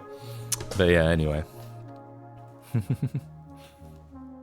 Use old 30-pin connector and the lightning. I mean, the 30-pin connector, I feel like I don't mind the 30-pin connector and the lightning cable existing at one point, because at one point the lightning connector was a lot better than micro USB, and at one point the 30-pin connector, I mean, there wasn't really, I don't know if there was anything else that really existed like that at the time. I could be wrong, but it's just, yeah, I think just now, the reason that they hold on to their like proprietary stuff right now is like it's the arrogance that they can get away with it because they can. They're the most valuable company in the world. Yeah, and not willing to see like the downsides of having everything proprietary. Rock was better than micro USB. True. Hi Matt. Hey, welcome to the stream. Lightning stayed to piss off everyone. Oh yeah, I found that Facebook argument I had, that one that I had in 2018. I remember now. I recall what I said. I brought this up when we went over the recent Apple event where they switched everything from where they finally switched the iPhone to USB-C, and I was like, I remember I had an argument because someone on Facebook. I know it's so embarrassing. I had an argument with someone on Facebook. How cringe is that? And I had this argument about the reason it started was because I said, you know, the new MacBooks seem cool and all, but can't we at least get an HDMI port on, like just an HDMI port at least? And someone in the comments was like, actually, that's a good thing that we don't have HDMI on the MacBook anymore, because do you just want all your legacy ports? What if we just have VGA on it? Is that what you want? And I'm like, well, first of all, yes, but second of all, like HDMI is not old. It's still on every monitor and every TV today. TVs, I don't think for the most part ship with USB-C. Not even today. Like, even if they did, it would take probably 5 to 10 years before everyone upgraded their TVs and they all had USB-C on the TV. But they don't even mostly have it today. So we haven't even started this 5 to 10 year transition, ostensibly that, you know, we're all gonna switch over to having, you know, plugging our laptops into our TV with USB-C. And so, yeah, so firstly, HDMI is not a legacy port, not yet, not now. And secondly, I keep running into this problem. I remember I went to PAX in September and I brought my laptop and I was like, you know, oh cool, if one of us has a TV in our hotel room, I could plug the laptop into the TV and I could, you know, we could play some emulator games or something. That would be great. And I brought my laptop, which is a Surface Laptop 3. The Surface Laptop 3 does not have HDMI on it. What a mistake, I shouldn't have bought it. But it has a USB-C on it. And so I was like, okay, well, I'll make sure to bring my USB-C to HDMI adapter.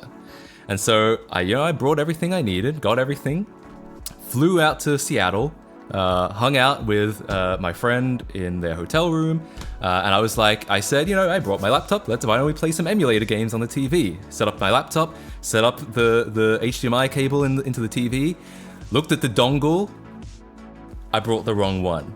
Like, they all just kind of look the same. They're all just white. They have a USB-C at one end and they have another plug at another end. They all kind of look the same, so I brought the wrong one. And I'm like, shit, you know, well, we're fucked. I can't plug this into the TV. So you know what we did? We went to Target and I was like, I'm gonna get some fucking games out of this laptop, I swear to God.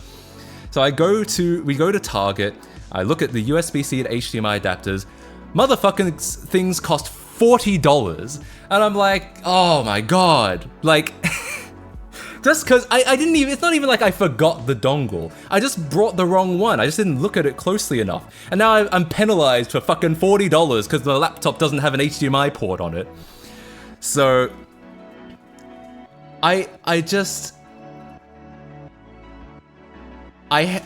cannot believe this guy was like, and that's a good thing that there's no HDMI on the MacBook. And do you know how you know it wasn't a bad idea?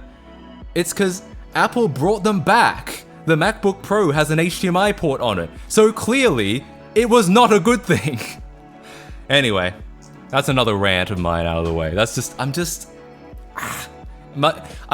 I talked about this in a previous stream. I'm gonna replace my laptop. And it's not actually because it's USB, it doesn't have HDMI on it. It's because the fucking Wi-Fi and Bluetooth adapter stopped working on it, and lucky me, it's soldered onto the motherboard, so you can't like replace it. Like I would on a civilized laptop, I could just open it up and replace the Wi-Fi card with something from like Atheros or Broadcom, but you can't. It's soldered onto the board, so I have no choice. Like unless I just want to have a USB dongle in all the time. Keep in mind, the Surface Laptop 3 only has one USB port on it, Hang on. It's got one USB-A, one USB-C, and one headphone jack. So, you know, if I do plug in a Wi-Fi card or a Wi-Fi Bluetooth card into the USB, that's the USB port gone. I have to get another dongle to get another USB-A out of it. So that's the real reason why, is because the fucking Wi-Fi and Bluetooth stopped working. I can't replace it. But I know I'm gonna make this a rule that the next every computer I buy from here on is gonna have to have HDMI on it. I refuse to buy another computer without HDMI on it. I'm just so pissed off. I'm just so sick. I actually did buy that $40 adapter from Target, by the way, because I was like, what am I gonna do? Not play video games? So, so I did actually buy it, but I hated buying that. I guess I could buy one of these, right?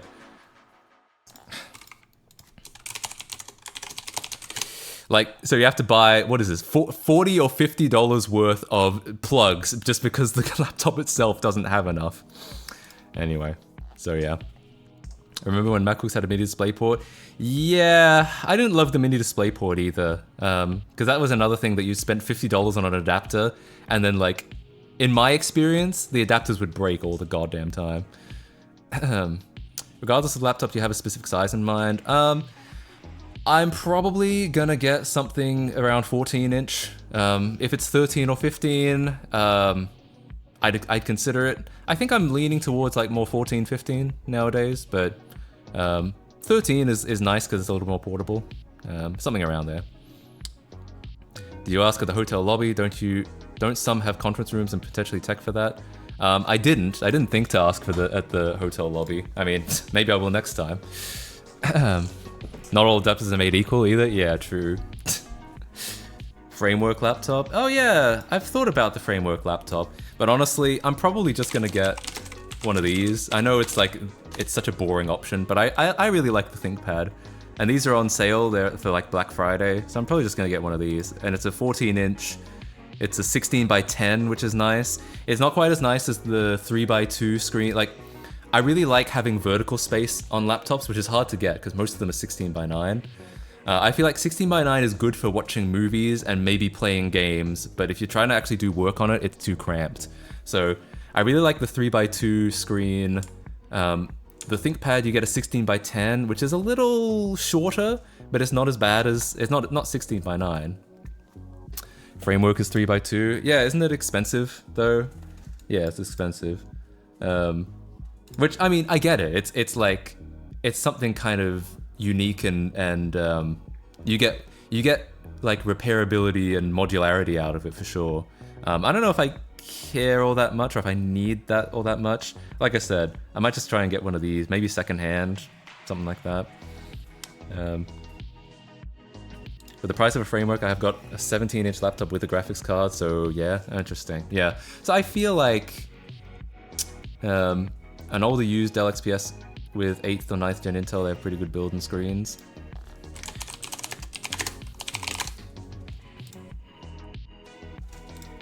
I do like, does it have HDMI on it? Because I now consider that a must. If it has full-size HDMI on it, then maybe. But the nice thing about this is you actually have photos of the ports? Yeah, we do. It's actually got quite a bit of connectivity on it, which is kind of nice. It'll be a nice, like, conversion back. Get a Panasonic Toughbook? Do they still make those? I haven't heard about those in years. I wonder if upgrading the framework makes it cheaper over time. I haven't done the math. That's interesting. Oh, God. Man, you know, in certain situations, I can see why you'd want one, but for fucking just me in bed and going to like conventions, it's probably overkill, right? Can't go wrong with a ThinkPad, though they're not built like tanks anymore. Yeah, I know what you mean.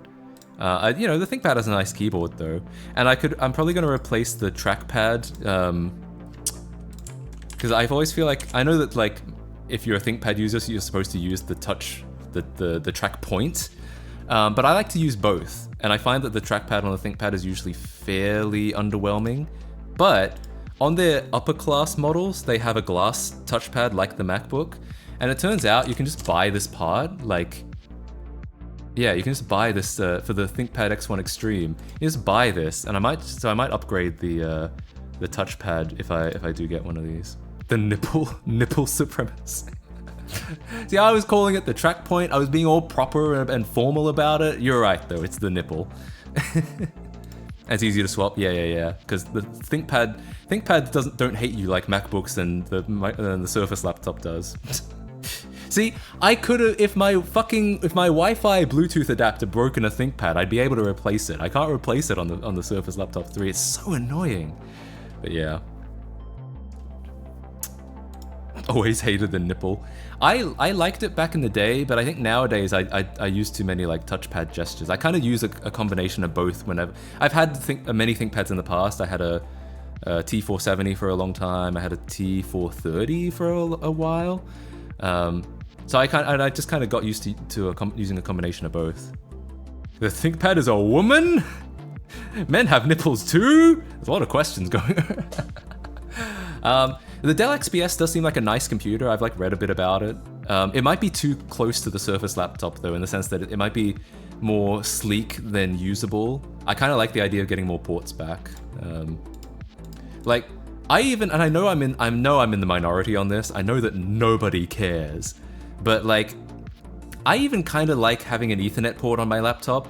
Like, I don't use it 99% of the time, but there's like 1% of the time where something happens and, you know, it's nice to plug in. Maybe you're in a location where the Wi-Fi is shit, but there's like an Ethernet port somewhere. So, I kind of like that. And the ThinkPads usually have those, and ThinkPads have full HDMI and shit on them. So, yeah, and it charges with USB-C. So, like, if I traveled, I could. I mean, the Surface laptop does as well, to be fair. But if I travel, I could just bring one charger for my phone and for my laptop because I'm not an iPhone user. So it's all USB-C. That's kind of cool. So yeah, anyway, that's probably what I'm gonna do. I think. Semi-tangential, but have there been any native or projects for converting touchpads to absolute input? Oh, like a graphics tablet? I'm not sure. Maybe. ThinkPads only take certain Wi-Fi cards and Lenovo whitelisted though? Oh, interesting. Is that a new thing? I didn't know that. I remember years and years and years ago, I got a ThinkPad and I Hackintoshed it. It might have been an X220, and I had to replace the Wi-Fi card because back then Intel Wi-Fi didn't work on Hackintosh, so I had to replace it with like a Wi-Fi card that would work in, like a Wi-Fi card that shipped with the MacBook. And that worked. It was good. That was a really nice laptop, actually. I don't know why I ever got rid of that. My iPhone has USB-C. I demand an apology. What, do you have a new one? If you need Ethernet, you need it badly. Yeah, pretty much. Broadcom Wi-Fi and Macs. Yeah, I think it was an Atheros chip, but yeah, basically. macOS still doesn't support Intel Wi-Fi. Well, not natively, but you can get like Intel Wi-Fi Mac Kext. There's a Kext for it now, so you can make it work. This didn't used to exist. But I've tried it recently. I tried it in my macOS on Surface laptop video, and it worked. So yeah. Does Lenovo sell them without Windows pre-installed? I think it sells some of them. I've seen them sell with like Ubuntu, though I think any of the like standard models you'll get a Windows license, which is kind of like, so I wouldn't choose to. But I mean, I guess may as well. I have that one. The battery is like unusable. Oh god. Try doing an IP tracker on BillGates.sex. What does that mean? X220 has an amazing keyboard. Yeah, wasn't that the last of the old keyboard? Those were fucking good. Yeah, good shit. Good shit. Yeah, I had macOS running on here, and honestly, really nice computer. I don't know, maybe I upgraded, maybe I felt like at the time I should switch to a MacBook Air or something, like a cheap MacBook, because I felt like it would just be more future-proof. That was probably something like that. This was like 9 years ago, so I don't remember. They redid the old keyboard for an anniversary edition of some sort.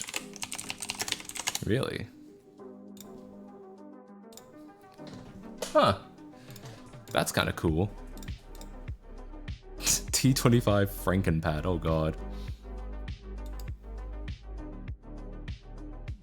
Anyway, yeah, so that's what I'm thinking. That's probably what I'm gonna do, etc., etc.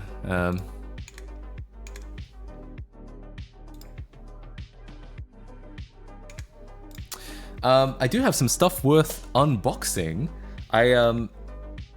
Look, I'll be honest. I've probably done something silly. I've probably done something dumb. Okay. And what that is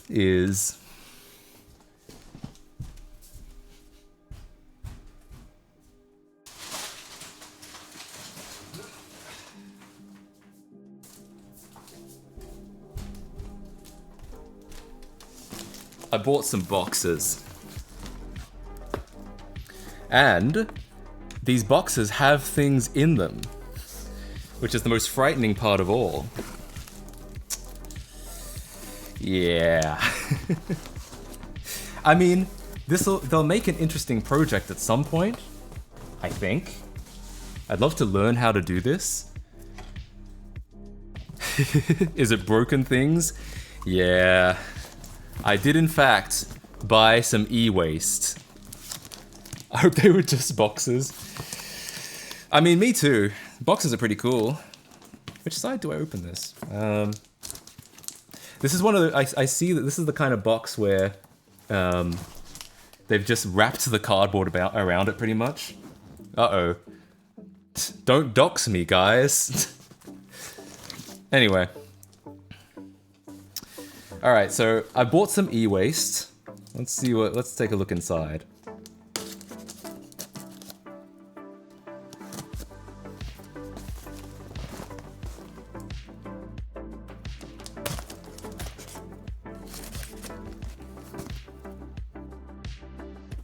Is this stuck on? Oh, it is. There's like glue. This is like glued together as well as taped together.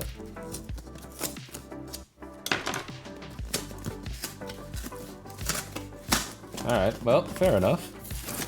Okay. Any guesses? The box has taken a beating. I wonder if it's like a used box. What is it with me and watching Australians showcase stuff they got from e-waste? I want to be clear. When I buy e-waste stuff, I buy it because it's cheap. I bought a cum knife? No. Yeah, you guys got it because I mentioned this before.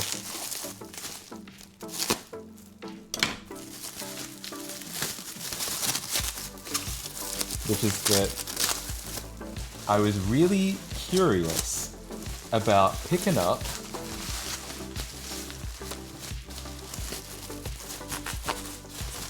an old backwards compatible PS3 and trying to fix it. This is an E model. Yeah, it's in the stream title, exactly, yeah. Why has it got tape? I'm guessing this cover doesn't stay on properly. That might be another thing worth repairing. GPU is toast, sure is. Or at least that's my guess. That's almost certainly, that's the most likely thing that's wrong with it. This is an E model, so this is the one where it's not, hang on, let's bring this up. List of PS3 models. This is the one where it's not the hardware PS2 backwards compatibility, it's the partially software backwards compatibility. So, my understanding is this model had a PS2 CPU and GPU. This model, they emulated the CPU, but it's still got a hardware GPU. That's my understanding. Now, just to be clear, let's not spread any misinformation. Let's see if I can back that up with a source. CPU, GPU.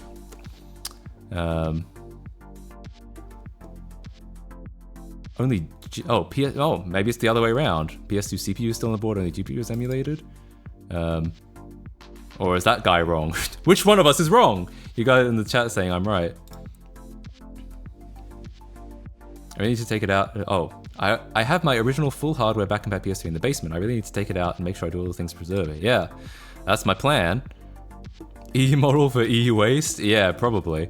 It's one of these, I guess. Yeah, the last model that even considered doing PS2. Sadly, all old PS3 FATs manufactured prior to 2010 are inherently vulnerable to the BILOD and cannot be permanently fixed without the Frankenstein mod. Yes, you're correct. My goal is to do the Frankenstein mod, because that's probably what this is. And I'm gonna have to, like, it's gonna be a long process of me learning how to do that before I actually get around to trying it. Because obviously, it's a complicated process, but it's something I'm interested in trying and learning how to do. And I'll probably I'll definitely make a video about it, because yeah, I feel like that's how I'm gonna justify this whole thing. I'm gonna make a video about it. In fact, that's why I want wireless. That's why I like having wireless headphones. I have this. I don't think I'll need this, but I have this PS3, which is this is one of the lame slim models. Hang on, I'll bring it back to cam. This is one of the lame slim models because it's the one that's too late. So when you mod PS3s, you can have you can install CFW, which is, it just mods the whole thing. It's always modded. Or you have hybrid firmware, which means it's not modded on boot up. You have to run something every time to mod it every boot. Similar to like a tethered and untethered iPhone jailbreak. Generally, you want it modded all the time. It's a bit it's just extra hassle to mod to have to mod every boot up. So, CFW is better than HFW, as someone says. But after a certain point, Sony, I guess they patched something out that means you can't do CFW anymore. What model is that? Let's find out real quick. PS3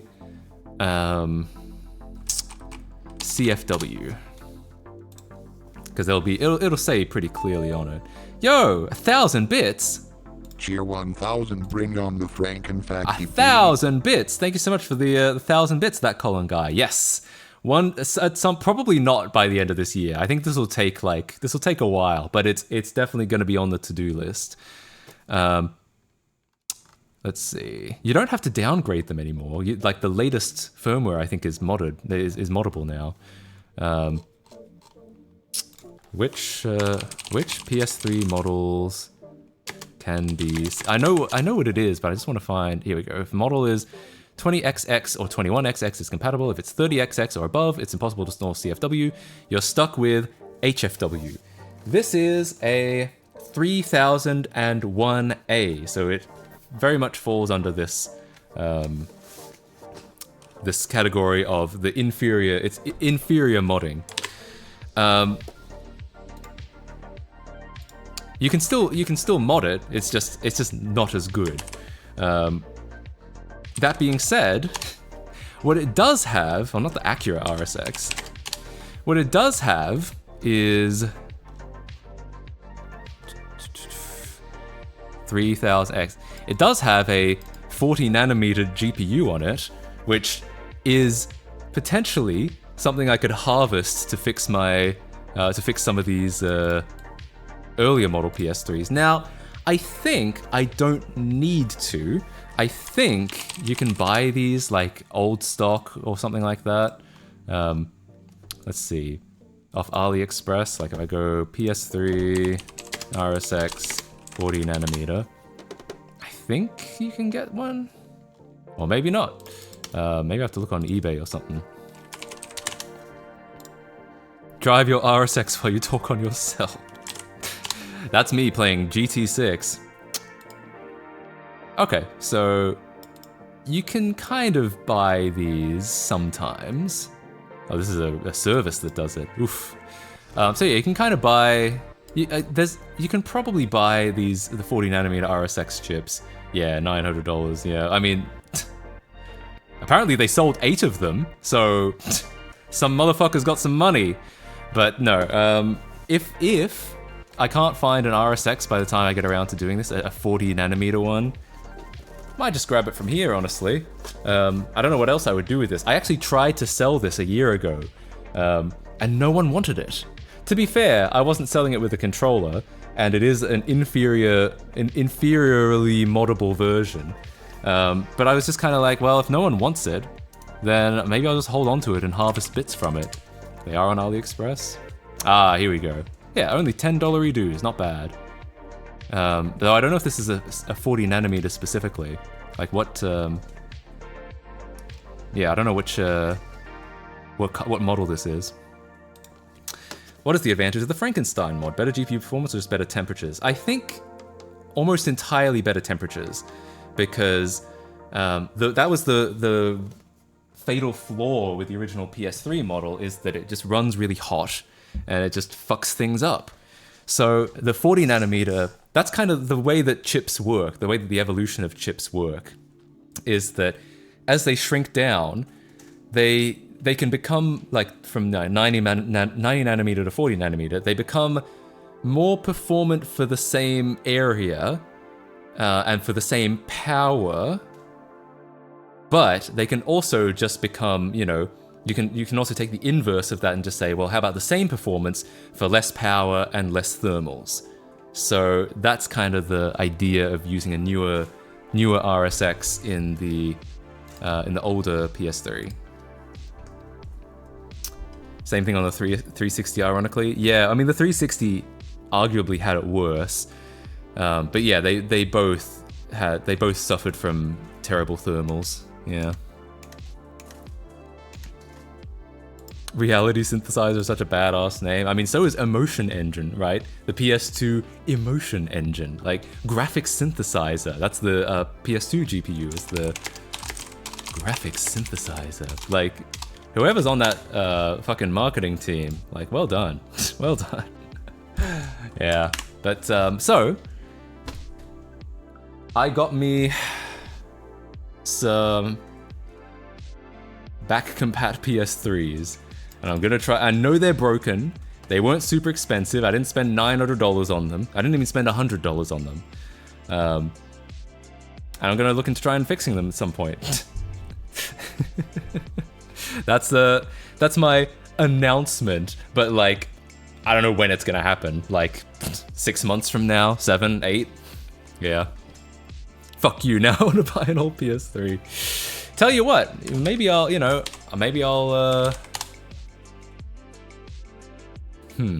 what would I do? I was trying to think, like, I was gonna say maybe I'll sell these afterwards, but actually maybe I want to keep them. So would I do like a...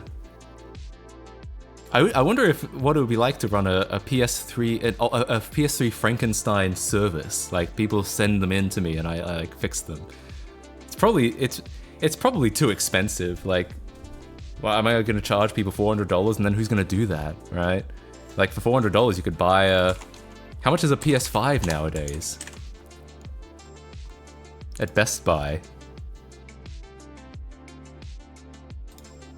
Go away.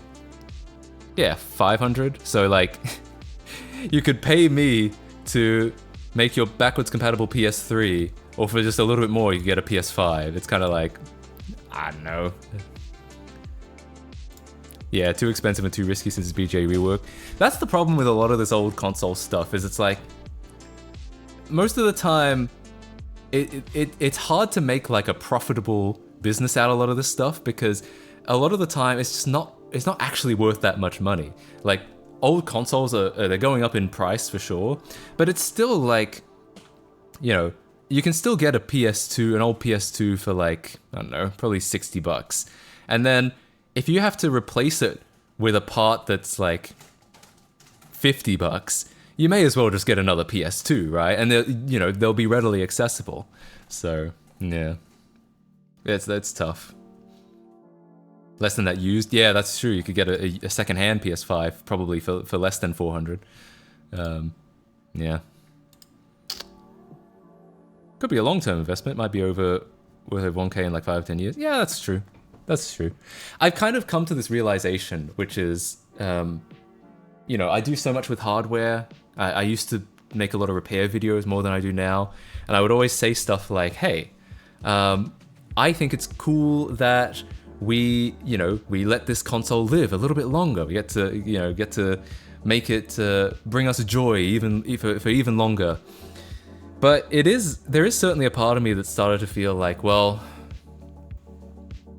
all hardware is going to die eventually. So perhaps my time is better spent, rather than trying to repair old consoles, perhaps my time is better spent, you know, contributing to emulators. And I'm more of a software guy anyway, so I'm probably better at doing that anyway. Obsolete tech is just so fun though. It is, you're right. It's so much fun. But like from the perspective of, you know, preservation, am I trying, like, what can I do to keep this stuff preserved as long as possible? It's probably realistically contributing to emulators, not actually working with the original hardware. Or maybe reverse engineering the original hardware and finding ways to like build more of them, like people did with the NES. Like, you can unironically build a brand new NES today. I don't know if you know. I think I've mentioned this on stream before. You can unironically, like, you can print this motherboard. All the parts are pretty standard. The CPU and GPU, or the PPU, you can buy clones of it, but they're not considered quite as good as the originals. So some people still use the originals, but you can buy clones. You can basically construct an NES entirely out of new parts. I guess, you know, that's a form of preservation. PP. True, you're right, you got me. But yeah, so it is something I think about. It's like, you know, sometimes hardware is so fun, it's so enjoyable, and you know, I can make videos out of them, and you know, other people can enjoy the projects as well. But yeah, realistically, from a game preservation standpoint, it's probably going to be about, you know, to be fair, this is stuff I still enjoy, but it's probably going to be about, you know, emulating, decompiling. Yeah, that's probably going to be what real preservation looks like. Yeah. PS2 engine, emotional. Yeah, why is that PS2 engine so emotional?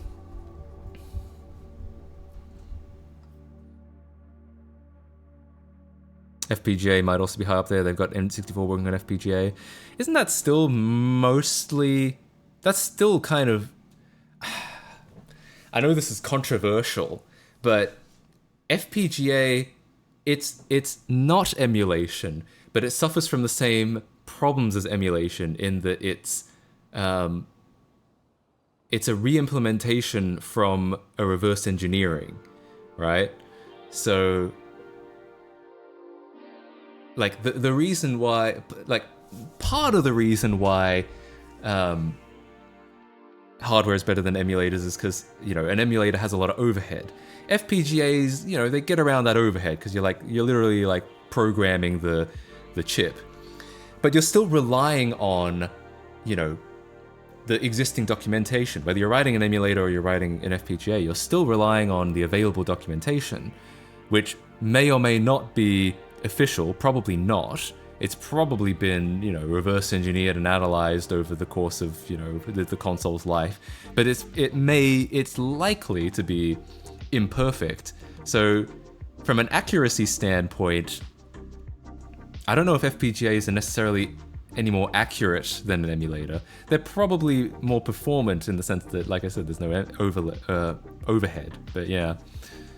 Quite a lot of it is done through microscopic shots of the original chips. Oh yeah, I guess in that case, if you're actually like re-implementing it on a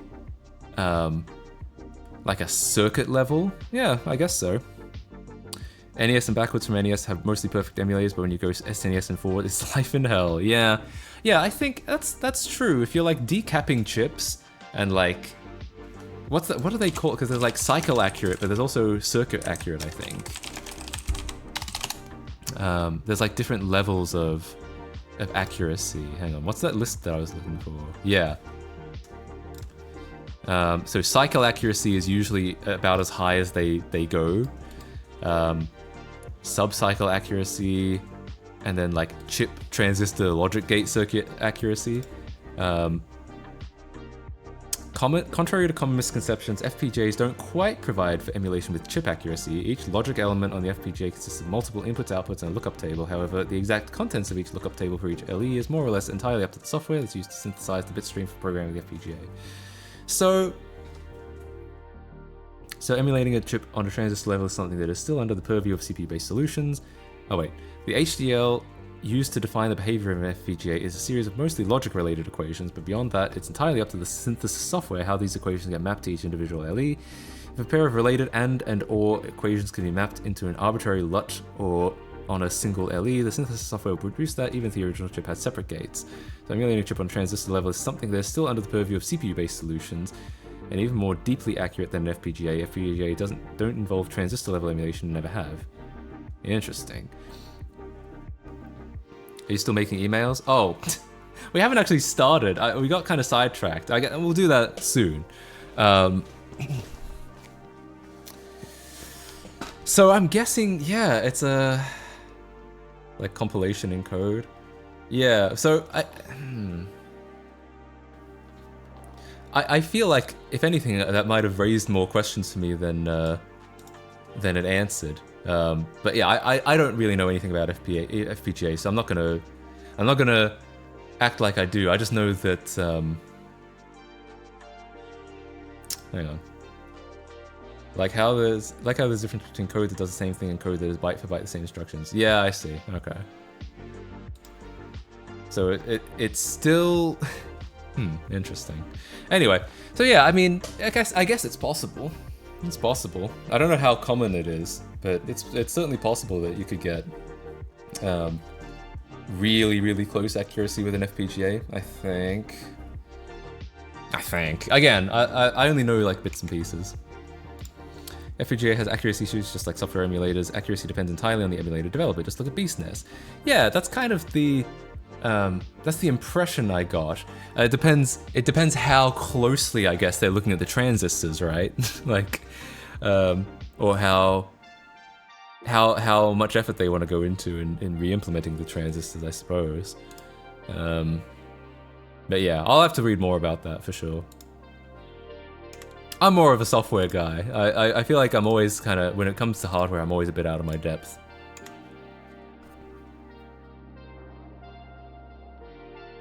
You can emulate on transistor level and software is just slow. Yeah, absolutely. Yeah.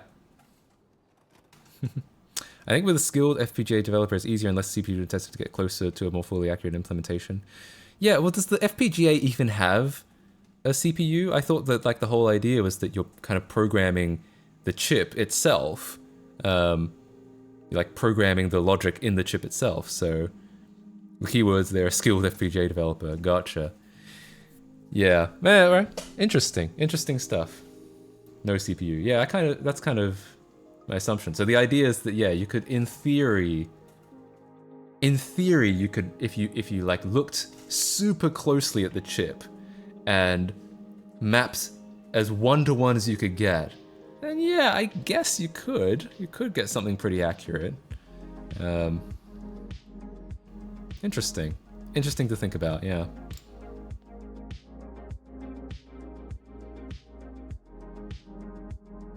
So, but yeah, it all comes to, at the end of the day, it does all come down to like available documentation, whether you know, and that may involve doing your own research, that may involve like decapping chips and looking at them, and you know, skill of the implementation, I suppose. So. Yeah, interesting stuff. I hadn't thought about it like that. When are we doing your mom? I guess we should start. Shall we start? Let's we've been just chatting for enough time. Let's start talking about. So my plan is so the plan with the email. Oh, actually, I do have another PS3 I could open. I bought 2 of them because I'm just that. I make that bad decisions. Again, they weren't super expensive. They weren't $900. I don't even think they were more than $60 because they're broken. But I did buy a second one because I make terrible decisions with my life. Here, let's unbox that real quick.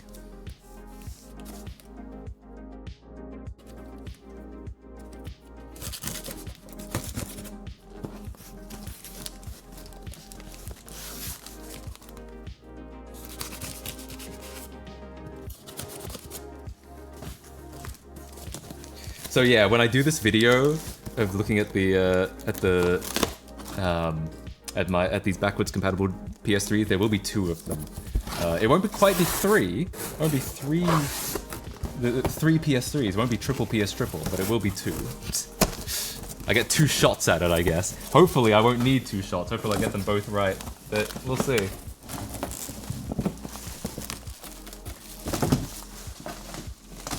Okay.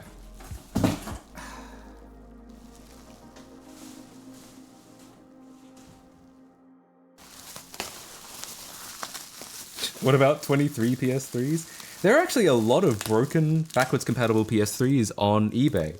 Like if you look up like broken PS3, a lot of them are backwards compatible. And I guess that's just because that's the fate of a lot of them, and they're in demand. So watch as Matt KC cuts himself live on Twitch.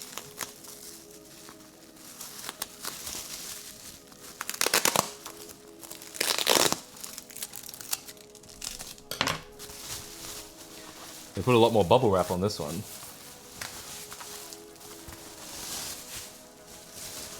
Bye, finger. Thankfully, the knife is not that sharp, but it is a bit of a concern. Uh-oh, this one's got some scratches in it. That actually looks intentional. We'll have to take a look at that in a second. I might even try, like, I'd be interested in trying some of those solutions that can get PS3s looking shiny again. Because I know I was too afraid to do it in the last video, but I'm just thinking about it. It would be kind of fun if I won't mess around and try and like, oops, I accidentally made it much worse. I'll make sure to like confirm I've got a working solution beforehand. But I think that would be kind of fun to try to do a bit more restoration as well.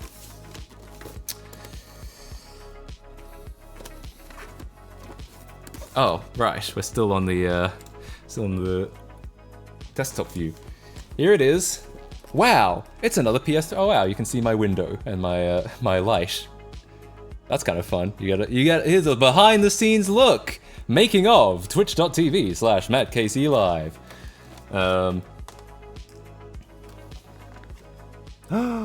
Wait, no way. Huh.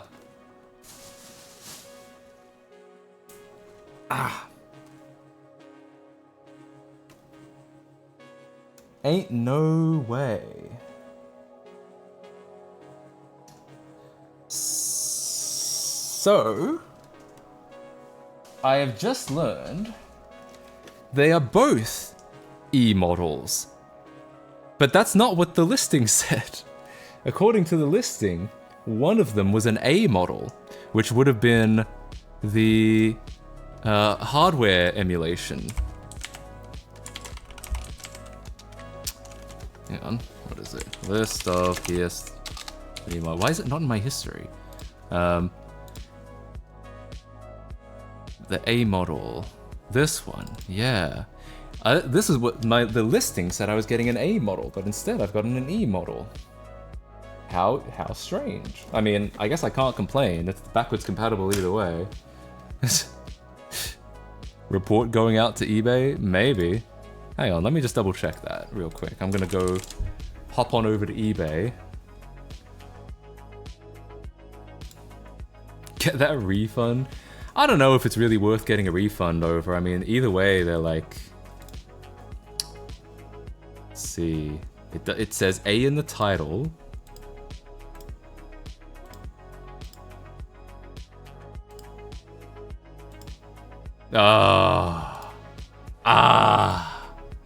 I should have checked. It says A in the title, but in the picture, it's very clearly an E. I think I can show this. Yeah, we already know what the difference between A and E are. Yeah, in the photo, it's very clearly an E. In the title, it's an A, and I guess I did not check the photo closely enough. E. Get pranked. I did, I got pranked. This happened to me, hang on. I got one of these. Hang on, it'll get there.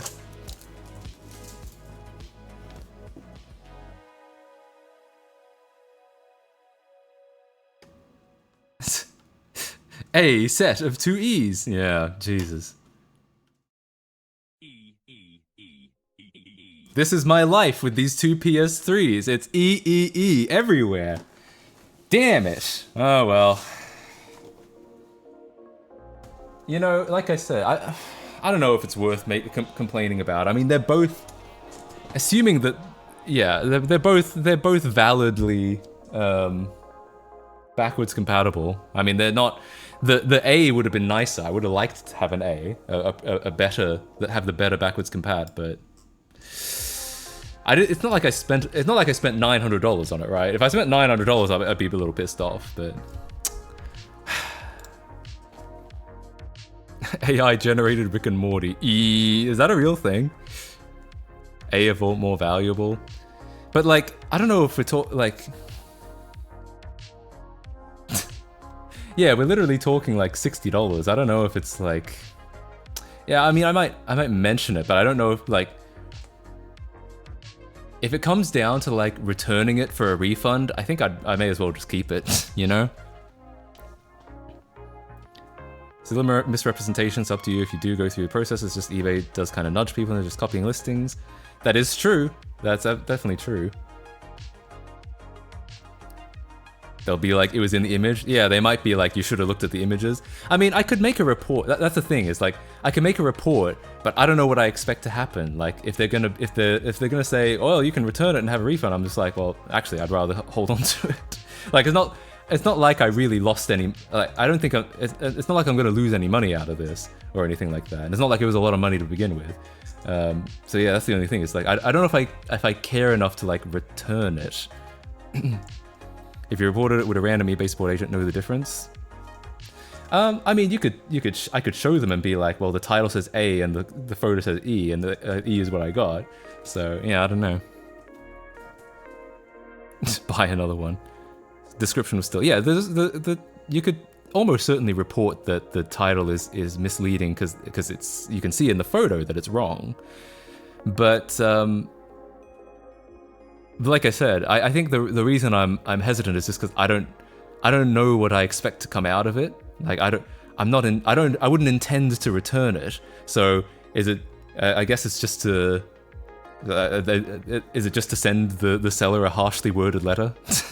is that all I would get out of it? Have I seen the new .ing and .meme domains? No. Huh. Fucking Google. They made .zip as well. They really do have .meme.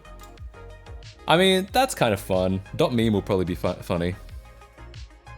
At least bad practice, no 5-star review. Yeah, I guess. I mean, you do have on eBay. You do have a feedback thing, so I might mention it in the feedback, or I might like send them a message and then like see what they do and then mention it in the feedback. I don't know. That's what reviews are for. Yeah, I mean, yeah, we'll see. We'll see. I'll probably mention something. But I don't expect to be reimbursed or to have anything done about it. Depending on the seller and if they have a ton of other consoles, it might be worth just sending them a nice heads up in the future. Just be careful, this is important. Yeah, probably. Send a neutral review. I could, yeah. Anyway, so well, either way, 2 PS2s. Little sad that they're both E's and not didn't get an A, but yeah, whatever. I'm not gonna complain too much. Like I said, we're not talking about huge sums of money, and I don't care enough to. I'll still do it. I don't care enough to return it, and like have to find another one. But yeah, it's just a little. It's a little unfortunate. Ah well. Ah well. Okay, so now we're gonna move on to creating doinyour.mom and billgates.sex emails. Now I already know this works.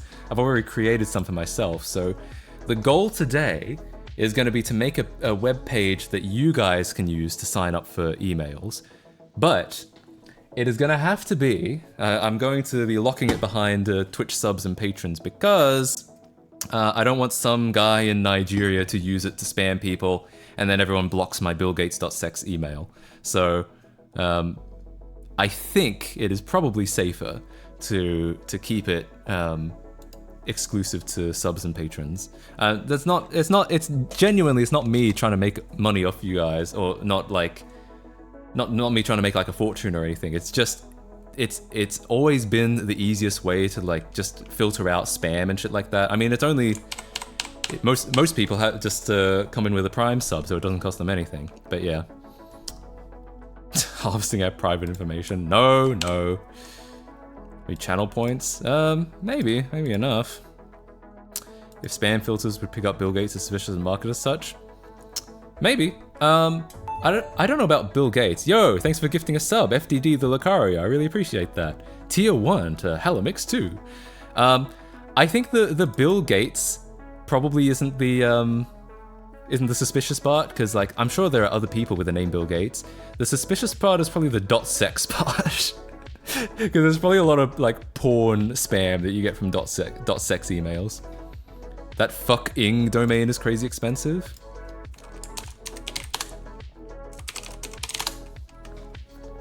Ah, not on here.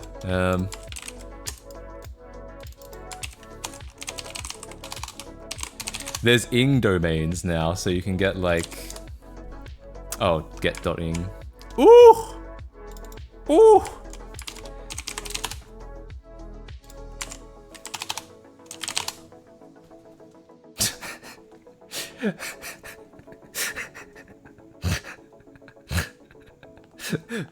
When me and a girl are in a serious relationship, how exciting! Fucking is available.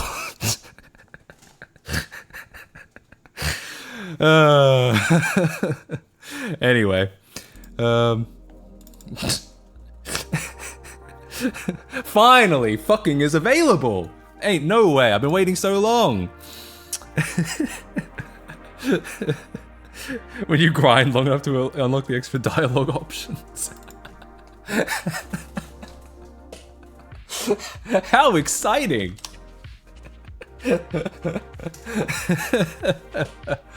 Oh god. It's not cheap though. It's literally, this is more money than I have.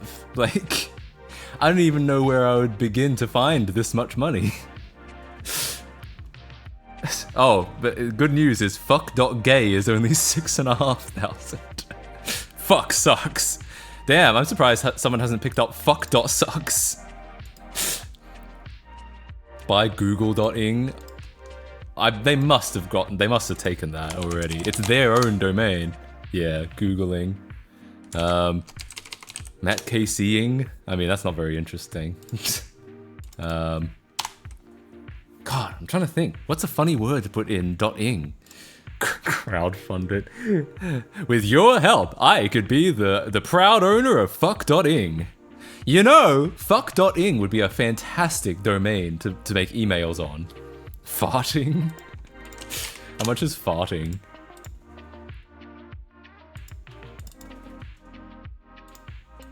Why are none of these working? Okay, I'll look it up on here. Farting.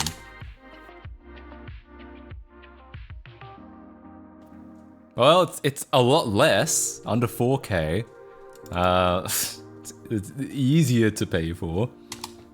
Dabbing, wanking. Oh, wanking is funny. I'll do dabbing next. This could be the start of something big. Ah, wanking is not bad. Simping. What does that redirect to twitch.tv/Pokimane? Crapping.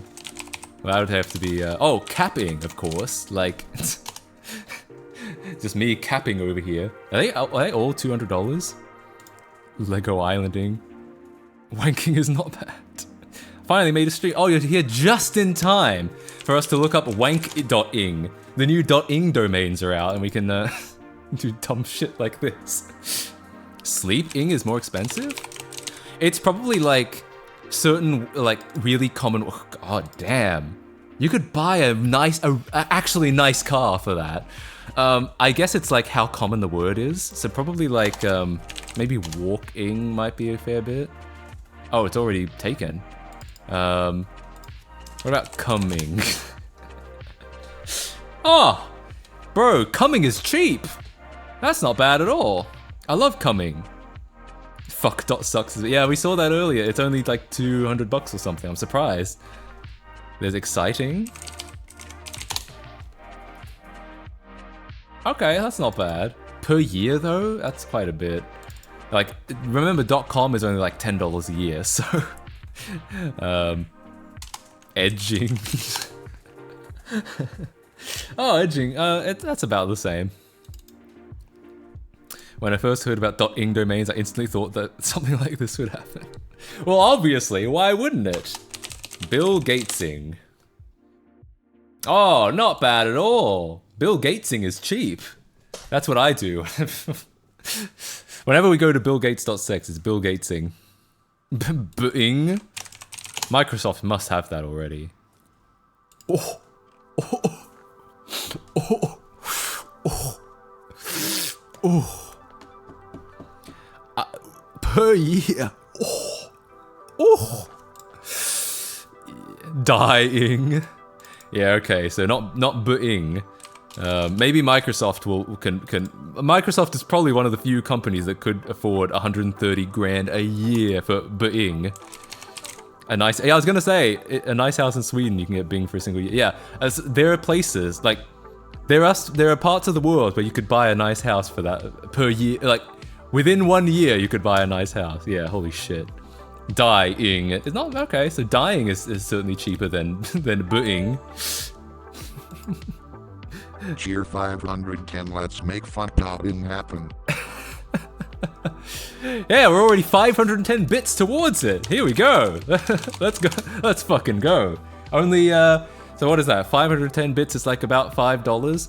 We're only $12,984 to go. Easy. Oh god.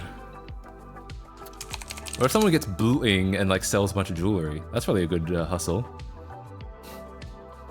Rickrolling.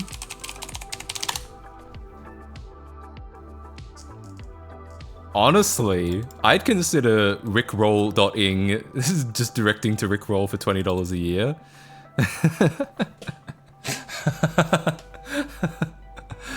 Oh god.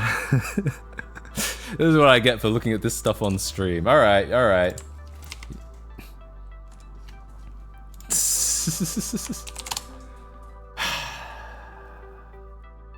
Should I actually get rickroll.ing?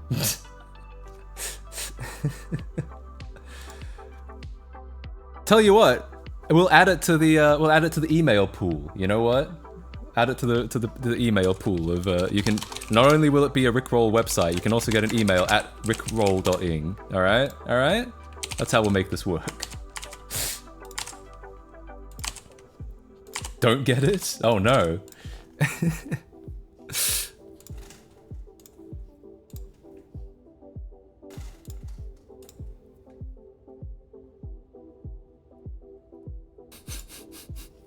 I've fallen into this trap before, of just buying constant domains. Yeah, I feel ya. I feel ya. Oh, it's pre-registration? Oh, that's interesting. So like, we're just kind of reserving domains right now. What does .ing belong to? It belongs to Google.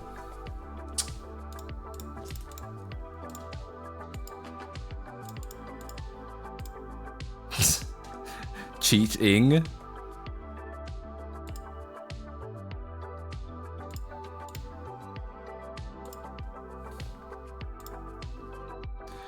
Alright, alright.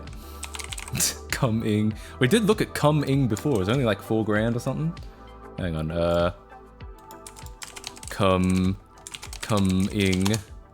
Microsoft does not have Bing. We looked it up before though, and it's literally $130,000 a year.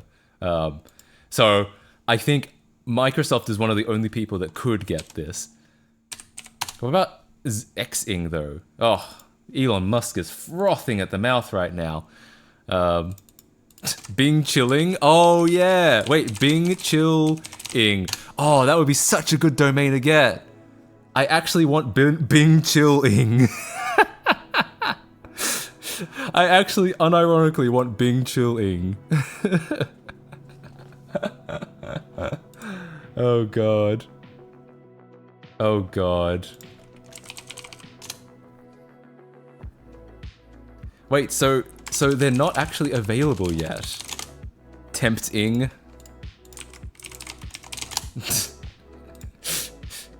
$450 to 55 to get tempting.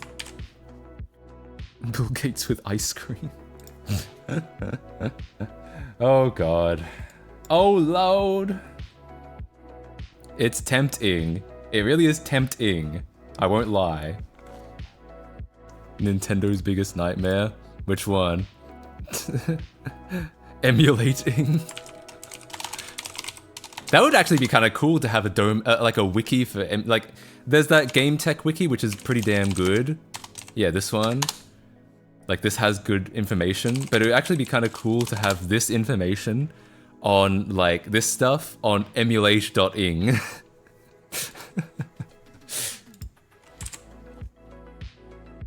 How exciting! Farting is available! Oh god. We gotta get Bing chilling. God damn. God damn. Masturbating. Oh, let's find out. How much is masturbating? How exciting! Jesus, masturbating is expensive.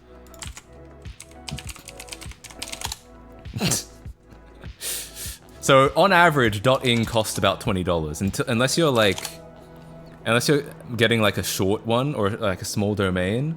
It seems to be $20 a year. Burger King? Wait, why are they not getting Burger King? Oh, $850 though. I don't think so. Balling. Doxing.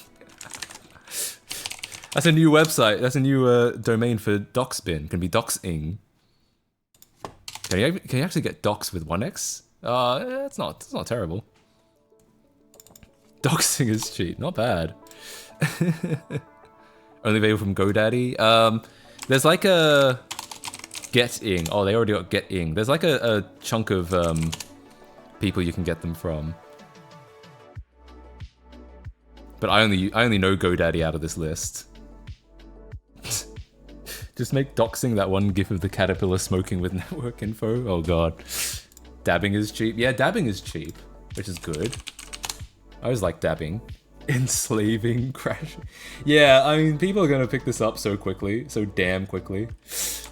Oh, 101 domain also has .meme domains, yeah. I don't know though, like, .meme is fun, but like... No. So, so Google owns the server that get.meme points to, but they don't actually have a page for it. That's interesting. I feel like the problem with .meme is that it's like, what are you actually gonna do with it? You're gonna be like, advicedog.meme, and then what do you put on there? Just like advice dog meme? I don't know if it's that fun. Like, you know what I mean? ing.meme or meme.ing. Meme.ing at least makes sense. Decompile.ing. So instead of decomp.me, it would be decompile.ing. Jesus. Why is... You're trying to get me on a terrorist watch list? Is that what's happening here? Decompile.ing.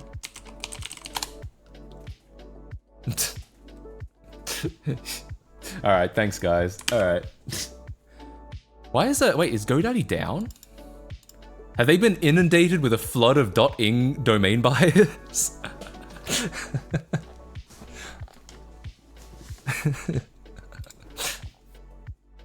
Uh-oh. Wait, down for me or everyone. Wait, is this is not... Yeah, here's the site I was looking for. Bingchill.ing broke the website. Everyone was a mad dash to get it. Still up for me? Is Matt KC stream.ing? Finally, a website where you can tell if I'm streaming or not. What the fuck? Why? Why is this not even working? Maybe this is what I was looking for. Why do all these websites not look like the right website? We're not detecting any issues? Maybe it's just me then. Maybe they're rate limiting me specifically. They're like, this man is too dangerous. This man discovered bingchill.ing.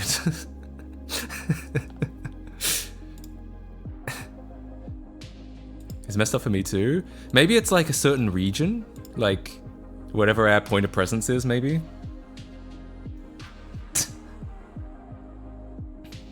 Is it down right now? Yeah. GoDaddy.com.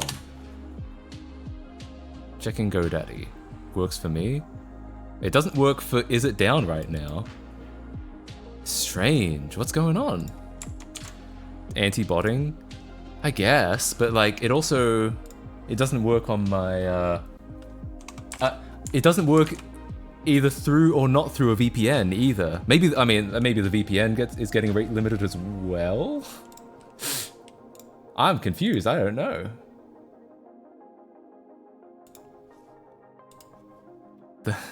It was down, but I think it's back. Yeah, let's try in an incognito window. That way they'll never know it's me. Oh wow, it actually worked.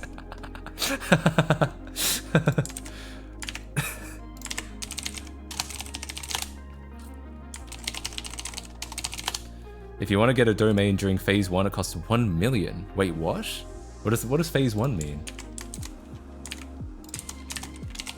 Why does it actually work if I open it in a wait, if I did they load some cookies on my system? If I like go through settings and like site setting, oh yeah, like cookies. If I clear the cookies, will GoDaddy just work again?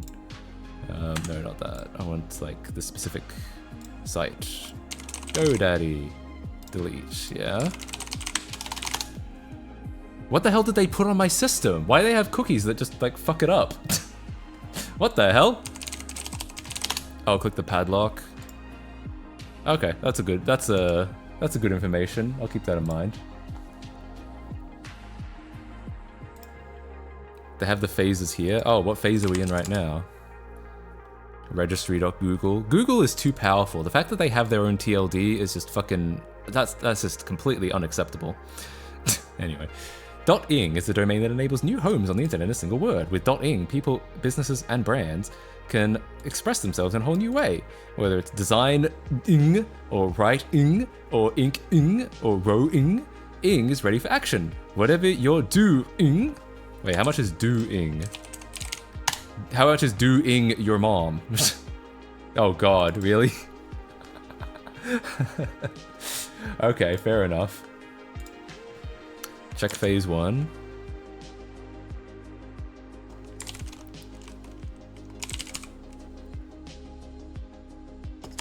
Is this phase 1? September to October 2023? Someone donate $130,000. Yes, quick. I can get it. Call-ing sounds like a really funny place to put emails. Yeah, maybe.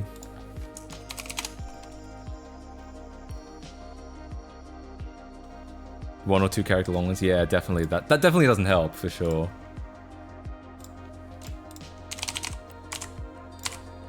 Okay.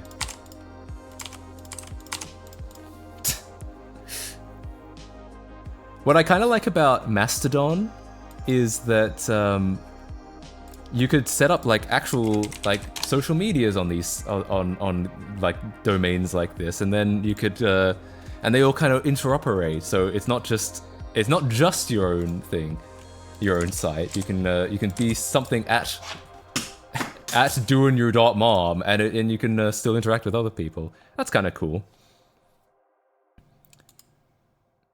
Oh, interesting. There's an old SNS sketch where they had to reserve clownpenis.fart. Well, I mean, don't give them any ideas, because then they'll actually make a .fart domain. All right. Okay, this is it. I'm not falling down the rabbit hole any further. I'm not buying anything else, okay? But I have bought some .ing domains. I know. Boeing is cheap. Oh wait, what about hang on. What about Boeing, as in the aircraft company? Jesus. I mean, Boeing can probably pay that. All right. How do I actually put stuff on the site? Can I actually put stuff on these sites yet? Why wait for others to make the domain when you can within the comfort of your own home? That's what I'm saying. Hell yeah. Okay. December 5th is general release? Okay, so so we're reserving right now. We've still got another month until we actually do it. Change it to phase 1 on the bottom? Oh god. Oh, okay. So by saying phase 9, I'm basically saying, I want to, like...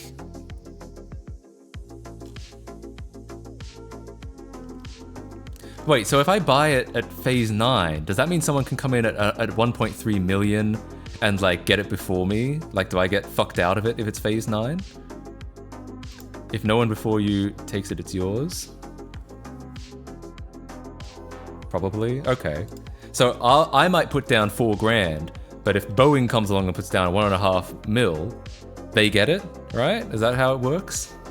Interesting. So if you really want to preserve fucking, yeah, that's a 1.3 million. Do you get it back? That's the real question. Do they refund you? Wait, so what about one of the ones that only costs like $20, like Matt KC-ing? Oh, what does this mean? So if I... Oh, wait, hang on. I'm not reading this. Increase your chances for getting this domain if it's still available. GoDaddy submits your pre-registration the moment each phase opens. Pre-registration. Oh. Oh. Interesting. It is kind of scammy in a way. It's kind of like... so, we're not actually buying the domains today. We're actually telling GoDaddy that we want the domains, and then when registration opens on December 5th, they're the ones who will come in and say, oh yes, get this domain. So yeah, so we're not actually buying anything today. We're telling GoDaddy to buy the domain as soon as they can on Tuesday. Interesting. Capitalizing on FOMO / playing a game of chicken. Fair enough. I imagine they refund. Yeah, apparently someone said they refund you if you don't get it. So okay, so I guess it's not really, there's not much risk involved. It's just if the more money you give them, the more like the more you'll the more chance you'll actually get of getting it. So if Microsoft really wanted Bing, ooh. Per year! $1.5 million per year! Jesus. Scamming.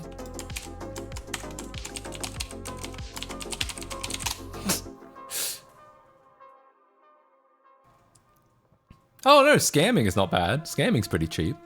So yeah, I get it now. I wasn't reading this. It's literally just, yeah, you can pay, because we're not actually buying the domain yet, you can pay more money to have a higher chance of getting it when we actually are getting the domains. Fascinating. Okay. Alright. is chilling. See, that's probably not a bad one for like an email, like matt@is chilling. Like that's probably kind of cool.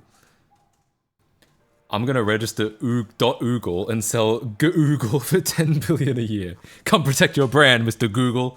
That's what I'm saying. All right. Well, with that out of the way, yeah, I like the idea. I feel like .meme domains are fun, but I can't think of any actual good use for them. Like, it's not like you can make a fun joke name out of the domain. It's just I'm just gonna make like badluckbrian.meme, and it's like it doesn't feel like it's that clever or that interesting. Watch this .meme, dank.meme. Oh god. Wait, someone's gotta get dank.meme, right? Who was it? It was 101 domain had dank.meme. Who's getting dank.meme? I got 2-letter domain for network services, domain shortener, etc. Only good meme I've done. Oh, interesting. Oh, dank.meme. I mean, you could probably get quite a bit of usage out of this. $126. Yeah, that's not bad. You could probably do like you could probably launch the next iFunny or Funny Junk by making dank.meme, right? Like I'm just saying, it's probably not a bad business opportunity for like a hustle or something like that. Dank feedback.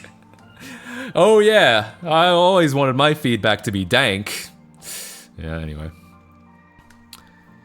GitHub will buy domains. They bought a bitflipped version of github.com from me for $1,000. Hell yeah. Dank.icu. Dank beauty. Dank hair. That's a bad thing, isn't it? Why is anyone going to dank hair? Dank bank. Dank bank! Yo! I'm starting a new bank and calling it Dank Bank. Oh, please, Dank Bank. That's so good. If only it wasn't $1,000 a year. I love Dank Bank. All right, anyway. There's spank.bank. Yeah, hang on, does Namecheap have the .bank? Spank Bank. No, they don't. Spank Bank. I'll compare prices, because I assume .bank has been around for a while. So, GoDaddy says it's not available. This says it is available, but it also costs $1,000. I guess the idea is that if you're a bank, you probably have a lot of money. Spank insurance. That's about the same thing, right? Well, oh yeah, what about Wank Bank? Hang on, let's do the British version. Wank Bank. Oh man, they're all like $1,000. Sperm.insurance. Dank hair exists and brings up a login. Oops. Dank, howdy! Oof!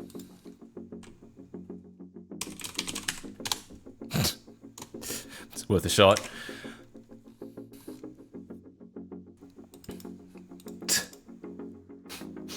Time to crack it. Yeah, I'll just run a brute force on it overnight. No problem. Wank.rip. Oof. Well, it is No Nut November, so I guess that makes sense. Wank loans. Jesus. Will you program the PS3 today? No, I won't. The PS3 is already done. Fart rip. Wait, actually, fart rip. I think Namecheap has No. Someone's got it. Wait, what's on fart rip? Wait, huh? Bro, it's some guy has fart rip and he's just put like his own personal photos on it. What the hell? Why were these photos taken in 2005? PowerPoint, yeah. Honestly, I mean, fair enough. You know, if you have something like fart rip, you may as well you may as well put something on it, right? Their metadata. Let's check what the source code is, actually. They're using a JavaScript library called Impress. Using some Google fonts, even though I don't think there's any text on here. Oh, I guess there would be if your browser didn't support Impress. Interesting. Huh. Oh wait, we've got a YouTube video down here. Oh. Wait, so if I... Eventually, if I... Oh. Where's the... Oh yeah, so it does. It plays a YouTube video, but what video is this?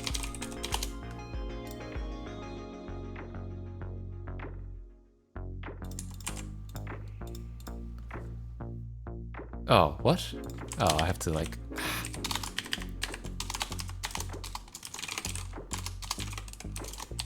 I have to like give it information. Oh, it's the Office theme. And just fuck North America, I guess. Alright, well, I get it. Well, you know, if I expected to see anything on Fart Rip, the Office theme was not at the bottom of the list. Honestly, power move, let him be. Yeah, you know what, you're right. He is Kevin MFN Barnes, yo. Fart boy. Are you tired of me 6? Sign up for Fartbot. Yeah.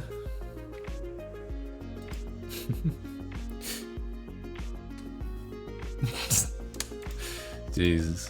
What is .rip actually for? List of... Is it for dead people? Yeah, it is. It's for dead people. I love how you take like a memorial domain TLD and you turn it into fart rip.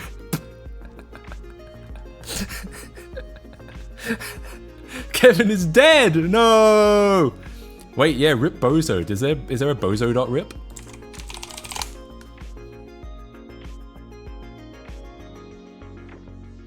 Aw, someone took bozo.rip. Alright, what's on bozo.rip? He's dead. No, not Kevin MFN Barnes. What the hell? Yo, cliche username. Thank you for the tier 1 sub for 2 months.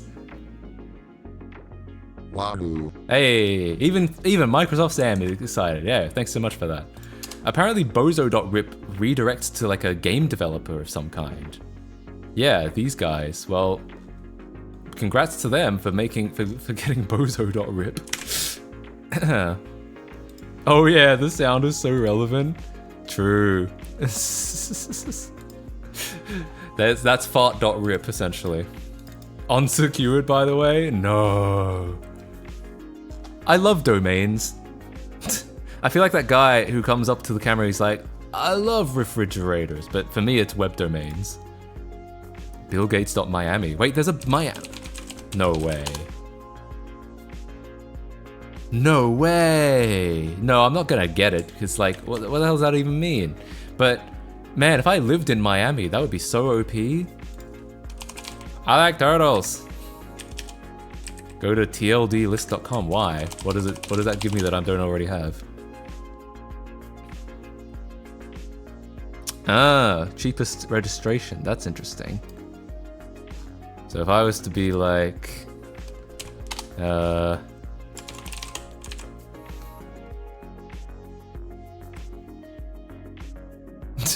did type in BillGates.Miami.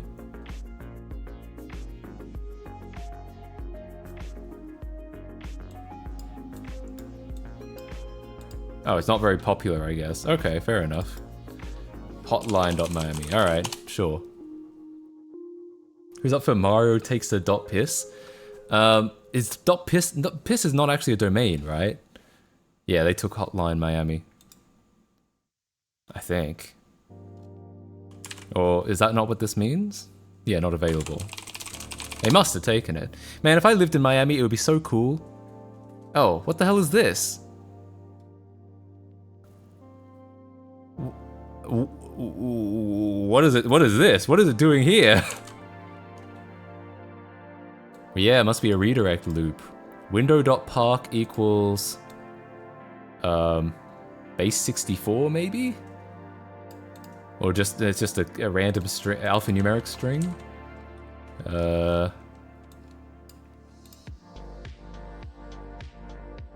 Just domain parking, I guess. Yeah.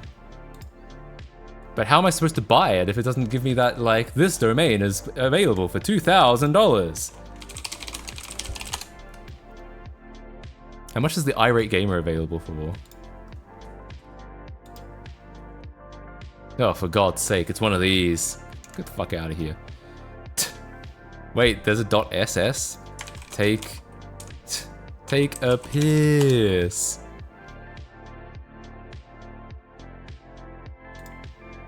Is that actually a domain? .ss TLD.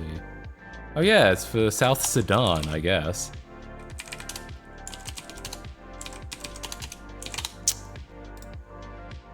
Apparently not even Wikipedia has .ss. Oh, South Sudan is a very new country. Is that true? I didn't even know that. 2011, making the most recent sovereign state of country with the widespread recognition of 2023. Interesting. One of the least developed countries in the world, ranking last in the Human Development Index, and as of 2022, also one of the poorest countries in GDP per capita. Oof. Well, thanks for the .ss domain, I guess. Sorry about the state of your country. Anyway.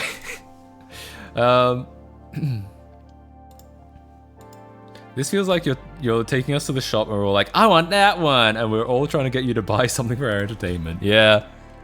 Look, I'm not gonna buy anything else, I don't think. But it is interesting. Like, why is there a .miami domain? Yeah. Wait. They got a .vegas, they got a Quebec and a New York and a Boston. But like, I don't live in any of those places. Where's the Los Angeles TLD? Oh, Sony.Vegas? It's not owned by Sony anymore, is it? There is a .LA?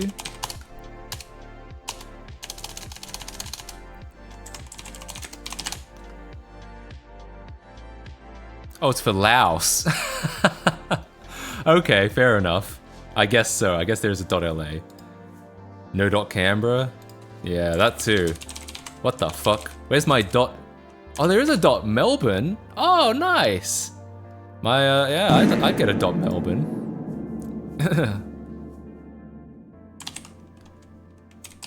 What did you even buy on the Steam? I am concerned, cheer 100. Yo, thanks for the 100 bits.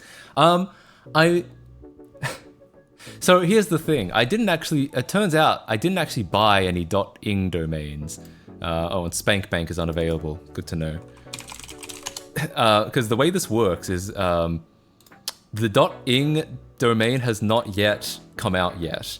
They're still working on it. And so what I bought was for GoDaddy to try and get me that domain as quickly as possible when they do open in December next month. So essentially, what I have attempted, so instead of buying, I think the more accurate terminology is attempted to reserve.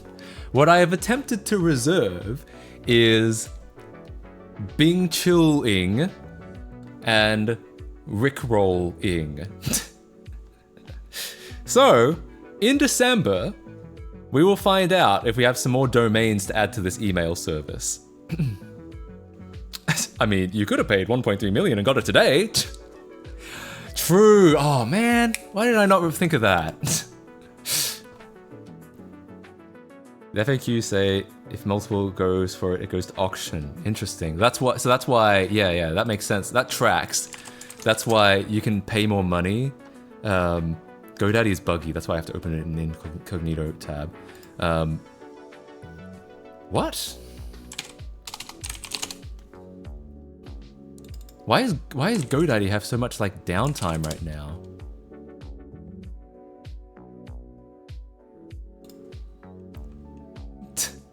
Can I have credit for being the first to suggest Bing Chill-ing?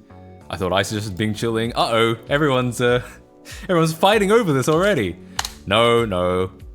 We can, you know what? I like to think of us as a community, and collectively, we all thought of Bing chilling first, right? Is that everyone happy with that? Click cookies and start. Yeah, I mean that's what I did last time, but I mean, yeah, I'll try again in incognito. Yeah, I guess it's something just kind of buggy about the site and like the cookies that it makes. You selling shares of Bing chilling? I don't know. I think. I mean, these email.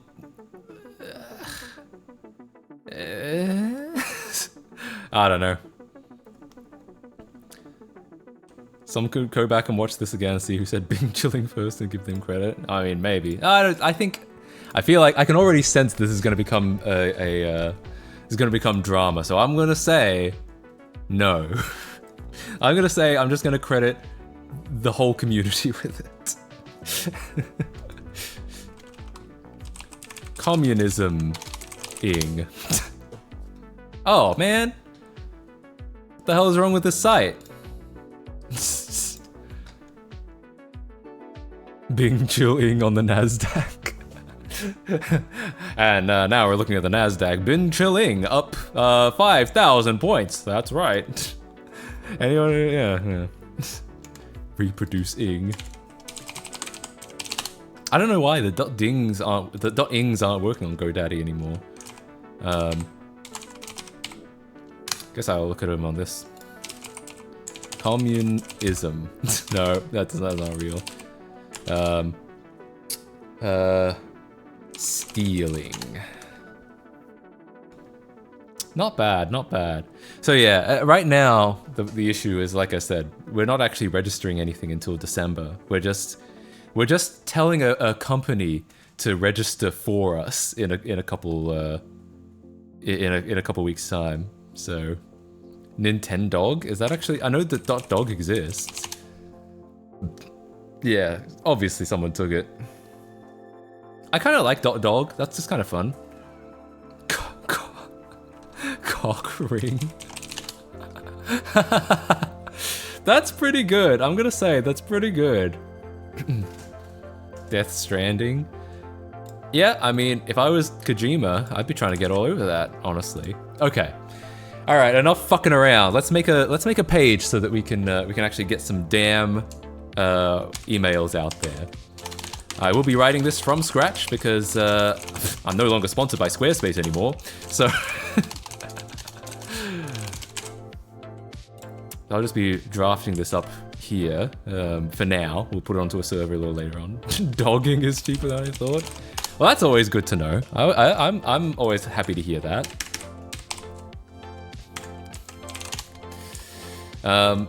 Oops. So yeah, so we're gonna be programming a website real quick here. I'll make a little form. Make a head section, I'll make a style section, I'll make all the sections that you need.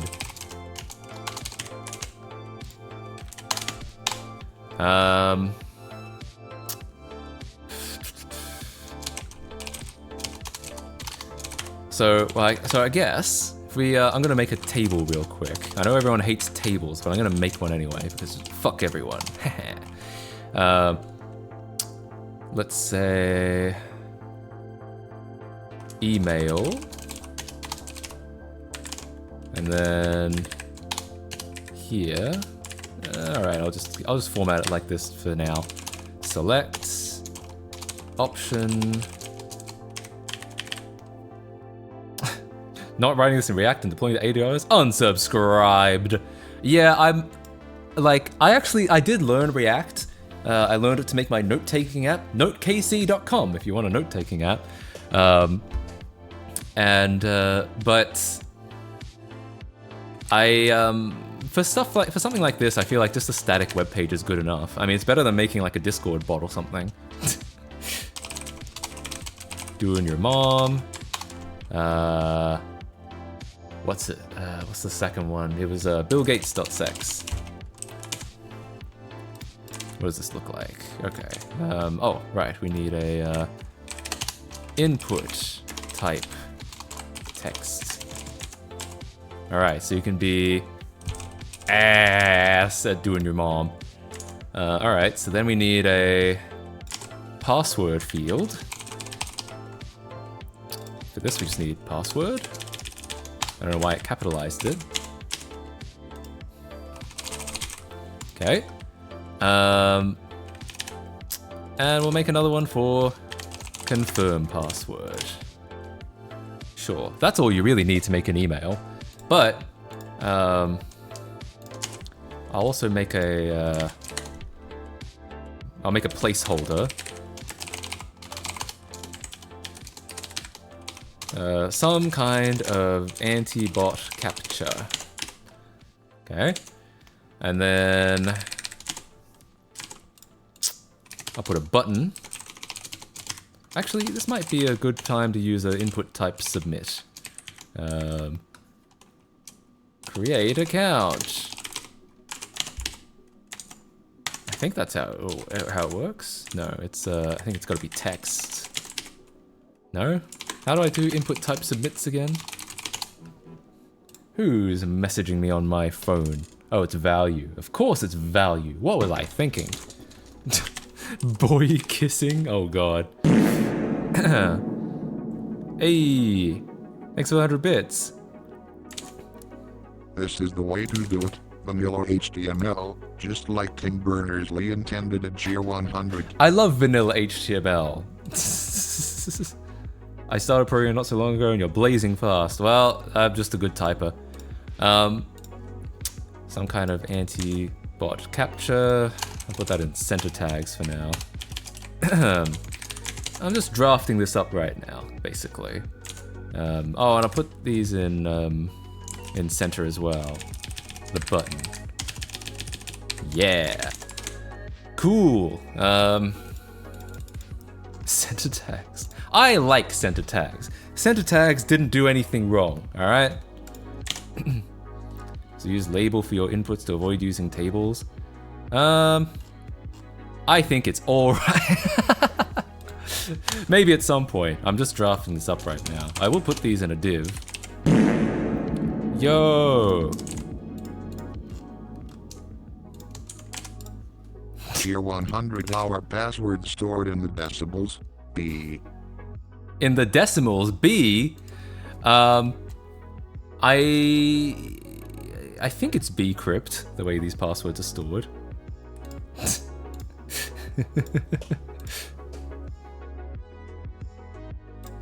Okay, so we also will need a so we might put this in the same sort of place, like a button. Again, I'm just drafting this up right now. Log in with Twitch. So these emails are going to be exclusive to Twitch subs and Patreon members because it's just going to be the easiest way to make sure some guy from Nigeria doesn't spam a shitload with billgates.sex and ruin my domain. Because I have everyone block my domain. Okay. Matt Casey is decompile.ing. Okay. Do you guys really expect to use these emails for anything more? Don't think we need Fort Knox into... Yeah, I mean, it is a novelty either way. What if a Patreon Twitch sub run out? Account is locked? No, it'll be a one-time thing. Just like the Discord is. It's just a one-time thing. Alright, so... Main. Alright, we're gonna make a main. What is doing your mom and Bill Gates.sex? Haha! Wouldn't you like to know? Alright, say... For now. Okay. And then I'll make this nice and white. It doesn't need to be that big. I'll make it an inline block. Yeah, and then I'll make it, give us more padding. No, that's too much padding. That's a decent amount of padding. I'll make it a rounded rectangle. I'll center it. Oh, I can't. I have to do like... I have to put it in like a container. Unless, no. Yeah, I have to put it in like, I have to do a nested div, I think. I mean, that kind of gets it done. Now here's the real shit-ass part, is vertically centering it. In fact, I guess I should be using Flex for this, shouldn't I? Yeah, Flexbox is what I should be using. Outer. I have to make another div just to do it. You mentioned notekc.com. What other sites do I own? I own a fair few domains, but like not all of them are usable web apps like NoteKC. Okay, so yeah, I'll need to just real quick display flex. It's like flex direction. It doesn't really matter. It's one of these. It's either align items or align content. I don't know which one it is, but it's one of them. And then I'm gonna have to be like height 100% here. I'm gonna have to do it here as well. I think here as well. There we go. And I also have to add margin 0. Yeah, to get rid of that scroll bar. And it's not align items. It's probably align content. No, it's not. It's something like that. It's one of those. How much do I spend yearly on domains? I mean, each one is usually only about like $10 to $20, so per year, not all that much. I might spend like $100 a year on domain, something like that. Need to set the width. I'm fairly certain I can get this done without setting the width.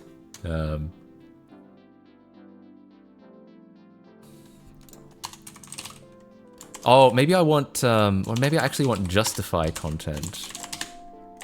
Almost. There we go. That's what I wanted. Okay, cool. Good to know.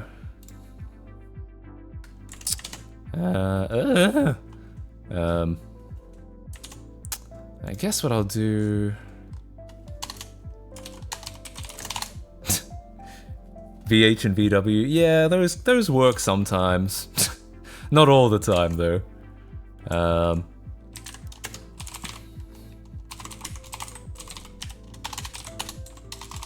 I don't know, what's Widows? Is that actually one? Why am I using a UI framework? Because fuck UI frameworks. Where I buy .sex. Just about any domain registration will do it. Alright. I mean, that's pretty much it, right? That's all we need. I mean, obviously I can make it look a lot nicer. See, tell you what, here's what I'll do. I'll get my, yeah. For now, I'll, like, direct link to it. Yeah. And then I'm gonna want to have, like, the gradient, I think. Yeah, I have, like, a gradient on here. So, yeah, if I have one of these, like this. Yeah, okay. And now, I'm gonna want some Google fonts. Make it look like the Windows 2000 login. That actually might be fun. Should I make it look like Windows 9X?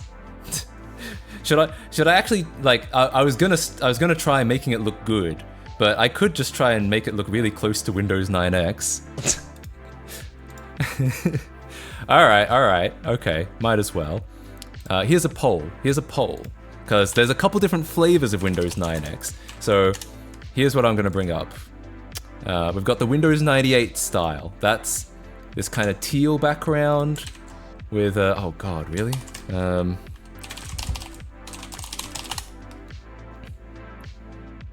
Oh, please tell me this website still exists. I know it's been a while, but here we go. Okay. If you ever need, like, decent-sized screenshots of Windows, this is where you can get them. Okay, so we've got, here, the Windows 99X style, like 95 and 95 and 98. And then we've got the Windows 2000 style, which is a little bluer, slightly more, a little refined in different ways. Which Windows, 9X or 2000? All right, I'm running a poll. Okay, you can decide my fate. They look the same. They do not look the same. Honestly, cringe. How dare you? Here, so this gives you kind of an idea of the difference. ME, I didn't think about putting in ME. 50-50 the poll, if you wanna.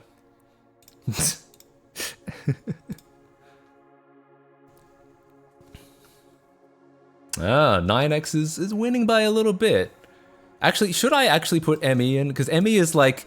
ME is weird. It's like slightly in between. No, I feel like I should leave it 9X or 2000 because that'll make it most reliable. ME is like a hybrid of the two. It's got some components from 2000 and some components from 9X. ME is basically 2K. Sort of, but they use like, it's got a different font. It's got the colors are slightly different. I know though, it's very slight. XP. I could do XP one day. Alright, 9X wins by a margin. Not a significant, not a huge margin, but a margin.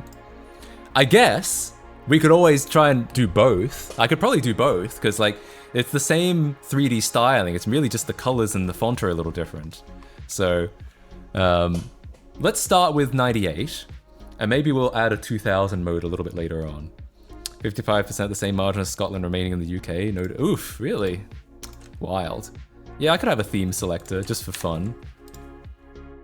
Theme switch for such a small website would be funny. It really would. All right, so let's get the correct background color in, which I believe. Let's see if I can remember this off the top of my head. It's I think it's no.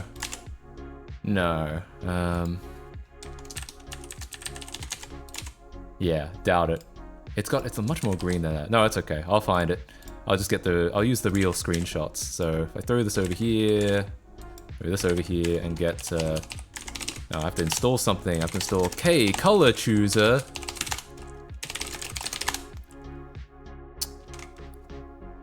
Sure. Oh god. I haven't updated this in a bit. Wait, what? What is it actually saying? Yes.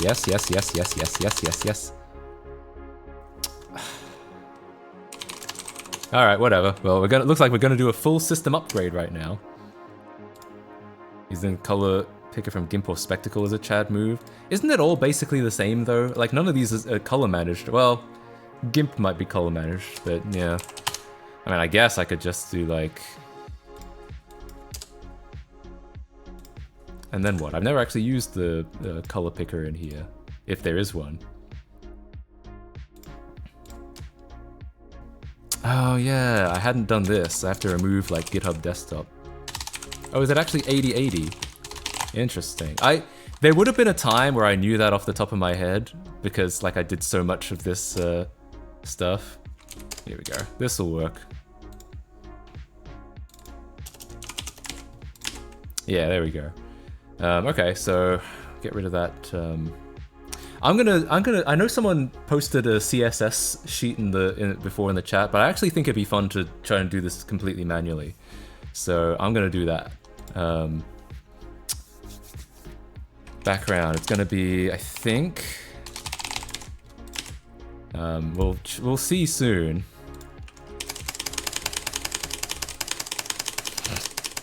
This is the arch moment. I've done this on my like host systems, but I haven't done it on this VM yet. I do everything on stream at a VM.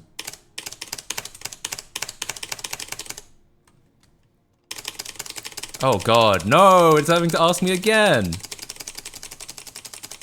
Yeah, I'll remove the. I'm getting to it. This will be as faithful as I can make it. It's just I need to get through some bullshit first. Could just hold enter. The last time I did that, it didn't work. It fucked up. So. I don't know.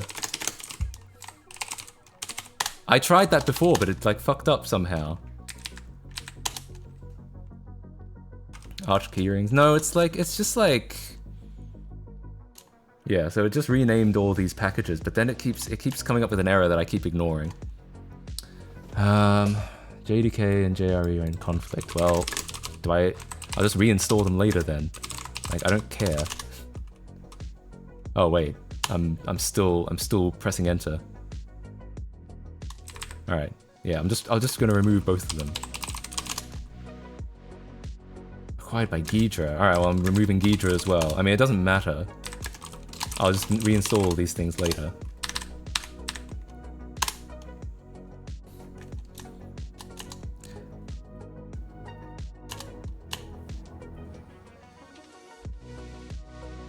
Okay, we're good. Just have to like fuck around with it for a while. Okay, so yeah, I got rid of this. I do know for a fact that the way this works is we've got a border top 1px white solid, we've got a border left 1px white solid, and then we've got on the bottom right, we've got a black, and on the bottom, but we also need a gray line. That's what really distinguishes it. So I'm not sure exactly how I'm gonna do that. I might do like a 2px, try and do like a 2 pixel gray line. I don't know if that's gonna work. No, it didn't like that. Okay, how's this going? It's getting there. Comic Sans mode? No, we're gonna make this authentic, okay? It's gonna actually be legit. Yeah, I just need to get that that gray line. I might end up needing to have a nested div to do it, but I'm not sure. What if I, like, this is the part of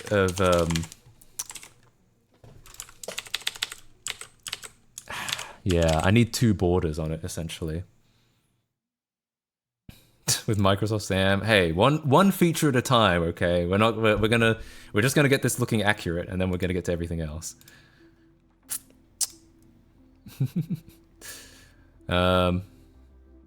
We get these problems with Red Star OS. Have you ever thought about how, like, Red Star OS is probably breaking the GPL by not providing me with the source code? Because it's Linux based, you know? Oh, yo, something happened down here. That's interesting. So the camera doesn't block the code. Let's see. I mean, it's kind of an impossible problem. Actually, I don't think that's actually that bad. Like, you can still see most of the code. But let's see. See if I can... I mean, I could always shift it over a little bit. But, like, you need to see both windows, right? I could just hide the chat. If, like, no one cares, I could just hide the chat. Switch Chrome... But you still... You want to see this bit as well, don't you? Like... Yeah, if I just put the Chrome, if I just put the page under there, then I feel like it's just the same problem.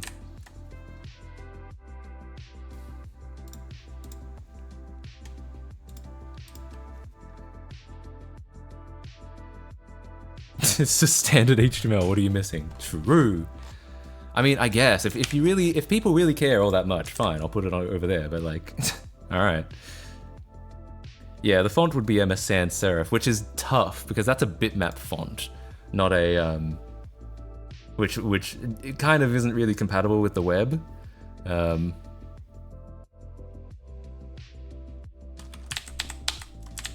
like, we'll see. We'll do something. Someone ported the Red Star panel to modern KDE. Oh god. I also know that the buttons are going to be exactly the same. An image for the window title? No, I want to do this properly. I'm actually going to do it properly. What I should actually do is I should actually make a class called button. Windows regular TTF. Is that what they use now? Is that an equivalent? This is not what you were talking about, but this is this does appear to be a true type conversion. Oh, no, it is, but it's just got a different name. Yeah, I guess this could work. We'll see. We'll experiment with a couple different fonts and see what happens. To pay for Microsoft typography licensing? Ha! No, I don't.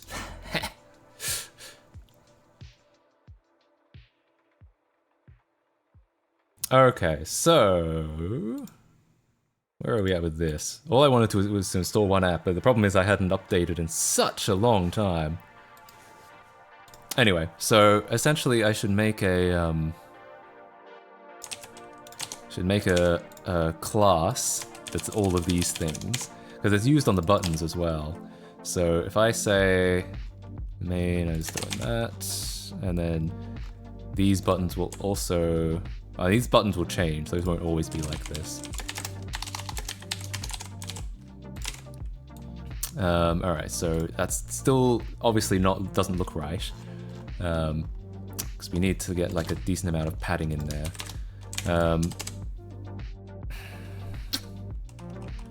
I know that the standard Windows button was always 75 pixels wide and like 25 pixels high. So...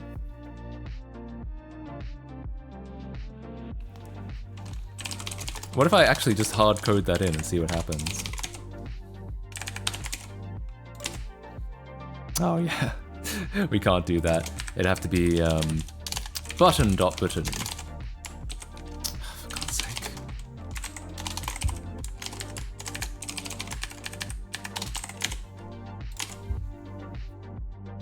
Well, we can't have a button active. Like that. There shouldn't be any.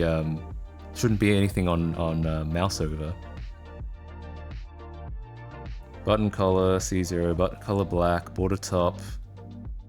Border left. I think that's wrong. I think that's fairly inaccurate.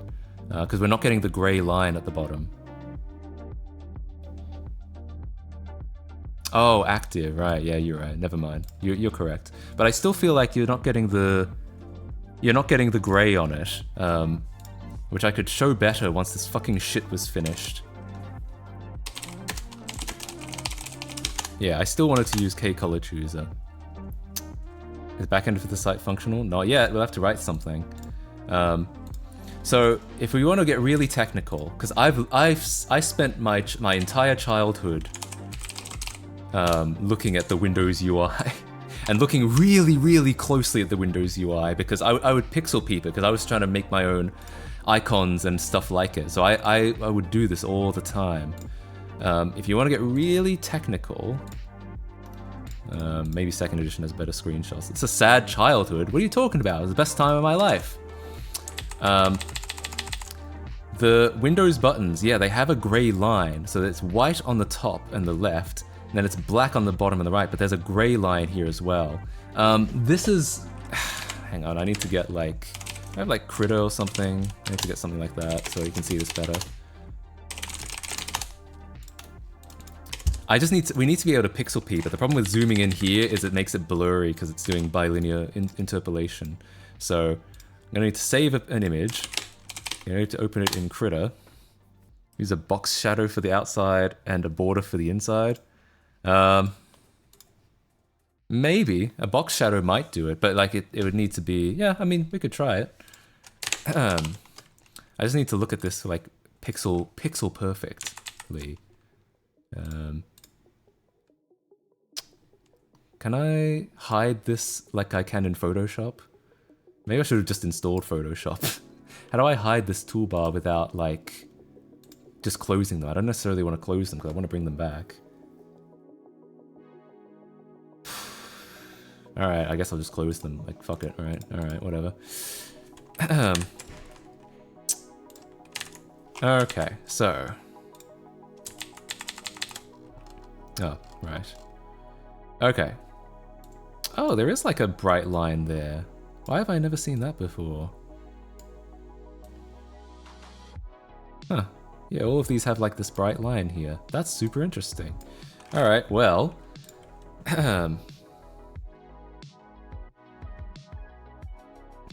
so, we can get the, Alright. And then for active, yeah, we would, you're right, we would want to flip these around.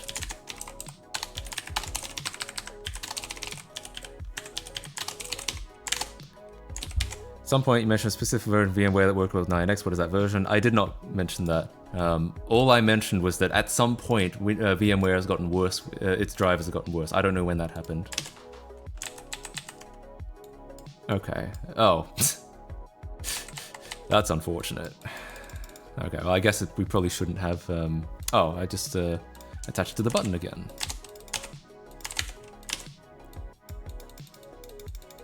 Or not.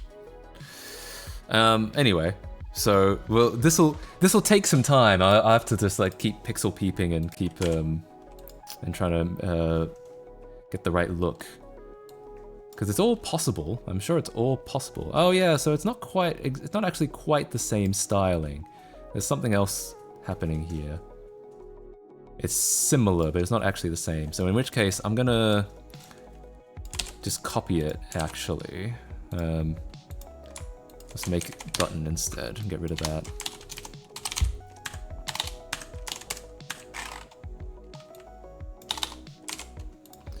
Another way to do it is border image linear gradient with a border size of 2. Maybe, yeah. That could be interesting. Yeah, I know there's a CSS, but I want to do it myself. I think it's more interesting to do it myself. Well, that's not quite right. Oh, well, I didn't need color chooser after all. Okay, so 192. I was right, it is C0. Background color C0. Yo! Thanks for the tier 1 sub, Keystar95. Thanks so much, I really appreciate it. Are you excited by the raw Windows 98 action? Oh, I need to copy these.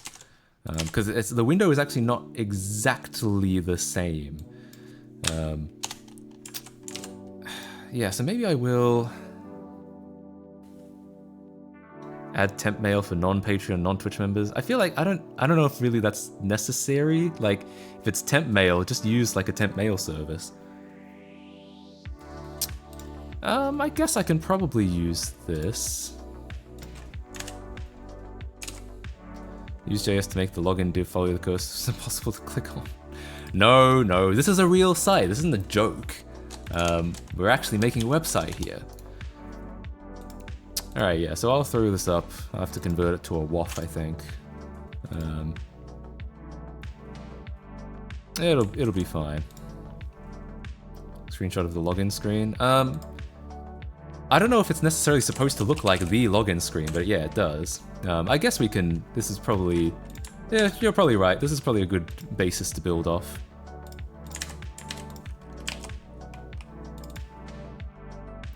Alright. Oh yeah, because one of the buttons is going to be default as well.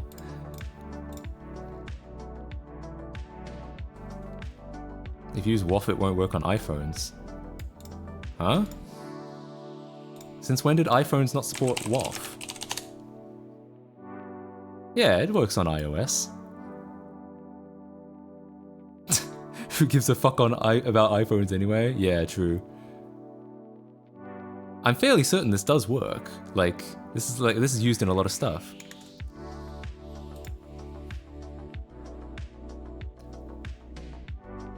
Anyway. Woof. That's what I mean, yeah.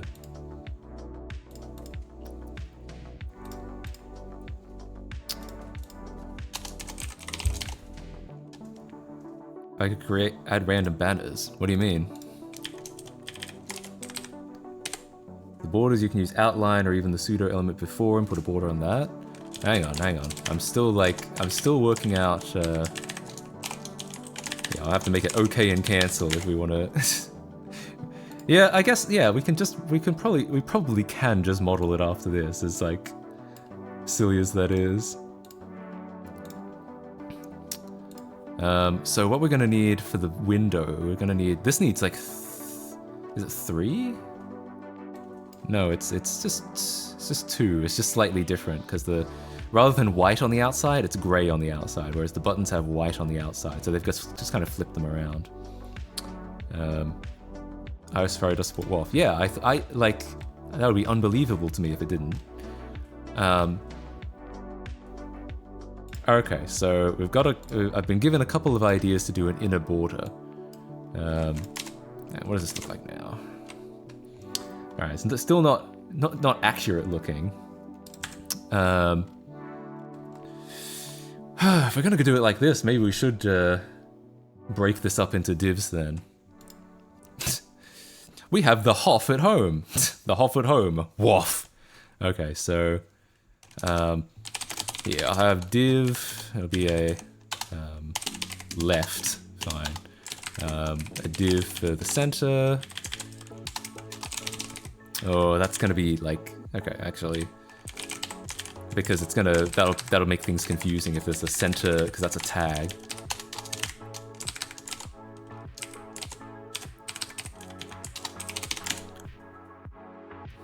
This looks good, but I know I know it exists, but I want to make it myself. Like, I just think that's gonna be more fun. I would like to make it myself, unless there's actually something kind of interesting on the page itself. All right, I've clicked on it. Yeah, I mean, it's reasonably good, but like I said, I kind of want to do it myself just because it's fun. It's more fun to do it myself. Probably model the actual mail page after that.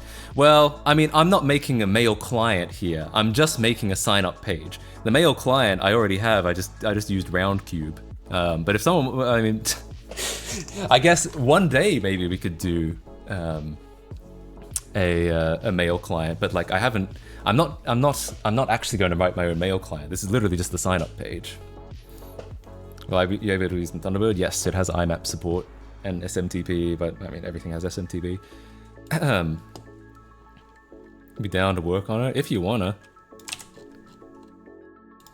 Or can you like theme Roundcube? I feel like it's just a lot of effort to write a whole page.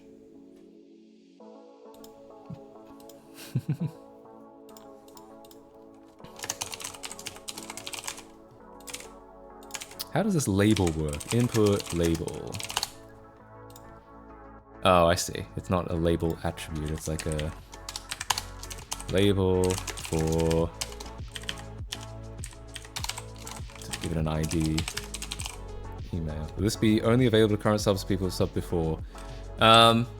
You'll have to be a sub currently to get it, but you will not have to be a sub perpetually.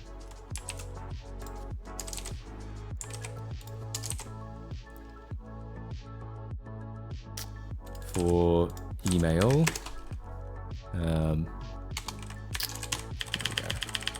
email. What am I making? It's an email sign-up service in the style of a Windows 98. Yeah, in the style of Windows 98.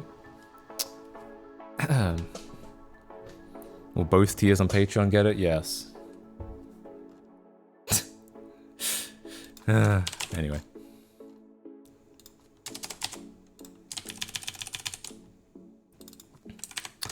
Name PW1. Password. Confirm password. It's gonna be PW2.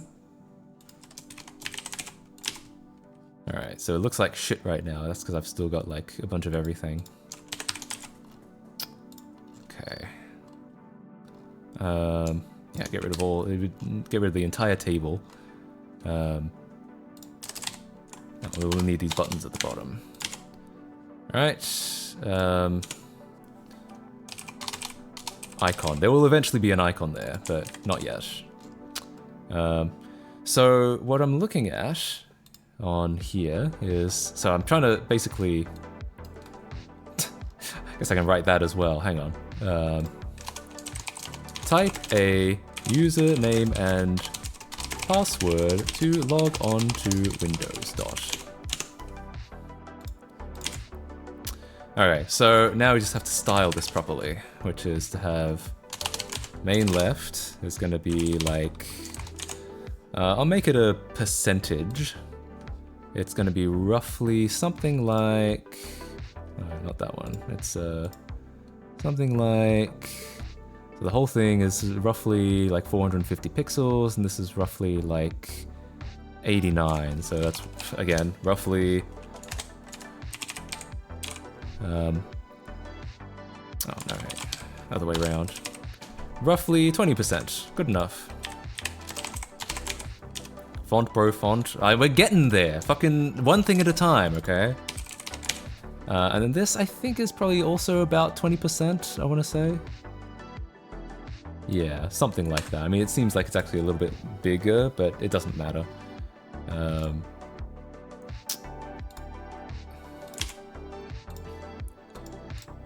And when I'm laying these out, I always like to give these different colors so I can see what they're doing.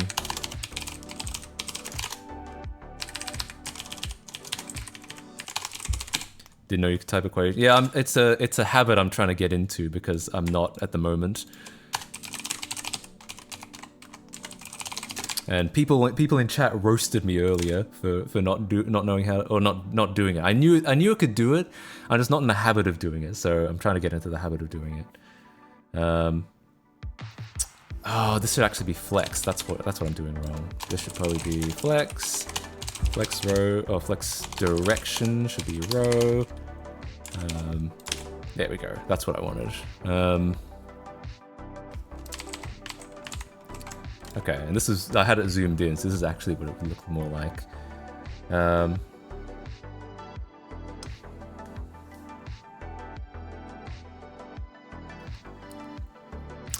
guess I'll put these in divs, right? They say HTML is supposed to be readable. Well, I may be an idiot, but I think HTML looks like vomit. I mean, I don't think it's much fun to read, but it's relatively logical.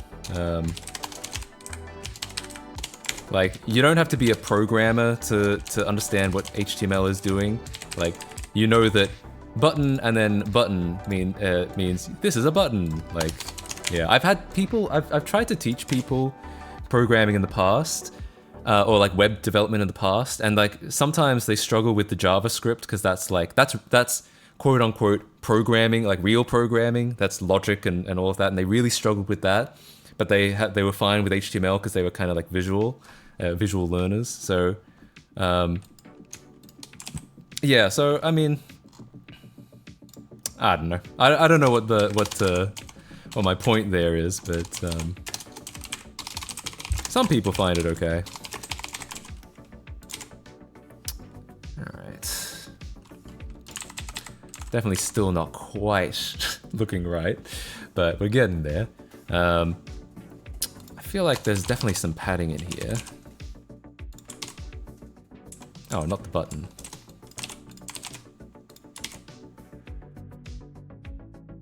Actually, rather than padding, maybe what I want is a margin. Though, it's probably a good time to add the font at this point.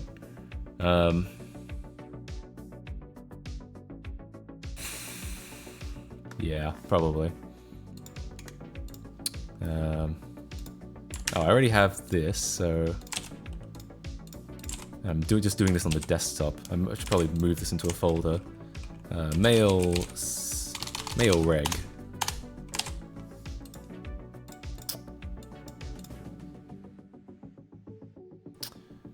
How do I do it again? Import font in CSS. Literally just Google it and copy and paste, pretty much. I'll see if this lets me do TTF. It probably, like, I'll convert it to a WAF eventually, just because that'll be better compatibility, I think.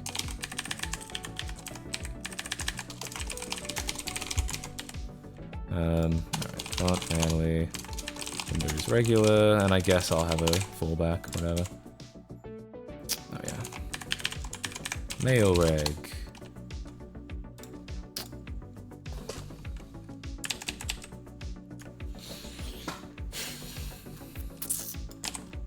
Well, we're getting there. It definitely doesn't look right yet, but... Mail reg is such a real early Win32 at Microsoft Update. It kind of is, actually. Yeah.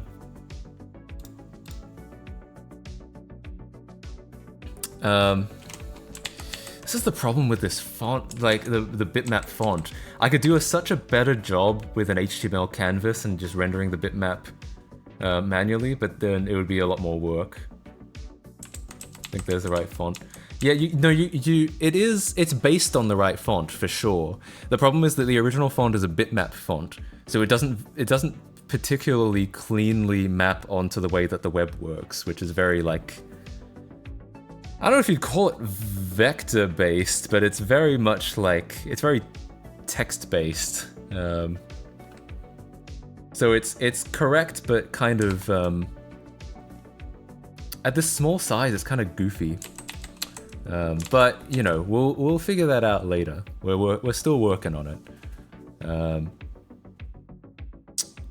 So we're gonna need a lot more padding on these buttons. I'm gonna say we probably want like, if everything is in pixels and you're at the standard DPI, it should look correct, the font. Well, it depends what font size it should be. Like, what's the? I mean, this isn't the bitmap font. This is a clone of the bitmap font. Whereas, I mean, it would be interesting to try using the actual font. Like, if we actually got MS Sans Serif, I think it's a TTF. I wonder what that would look like, actually. What happens if it actually used the real font? What does it do? I know that this font is 8. For the real Windows font, the font size we want is 8. But I don't know what... yeah, we'll see about anything else. MS Sans Serif. This should be like an unironic... Yeah, this should be a bitmap font, I think.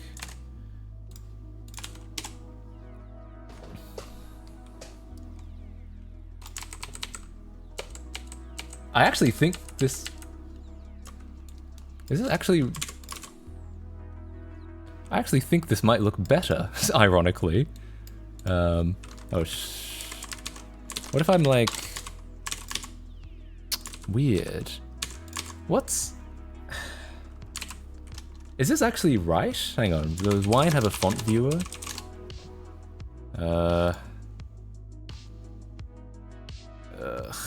No, it doesn't.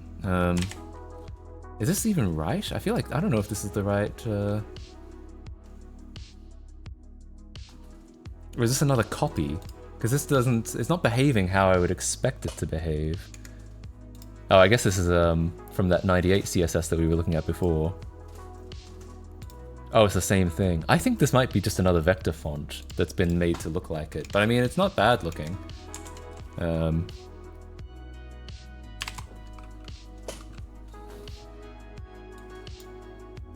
It's probably better, so I might use this. Except it definitely needs to be at font size 8 to look right.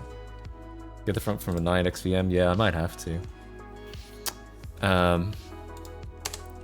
We definitely need more padding. We need like... Ooh, not that much though.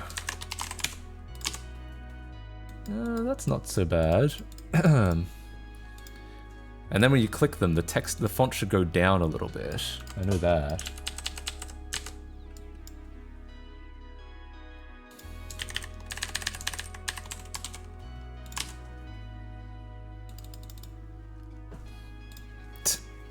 Looks like an acid test. Oh yeah, we can get rid of the colors now because we know what this is.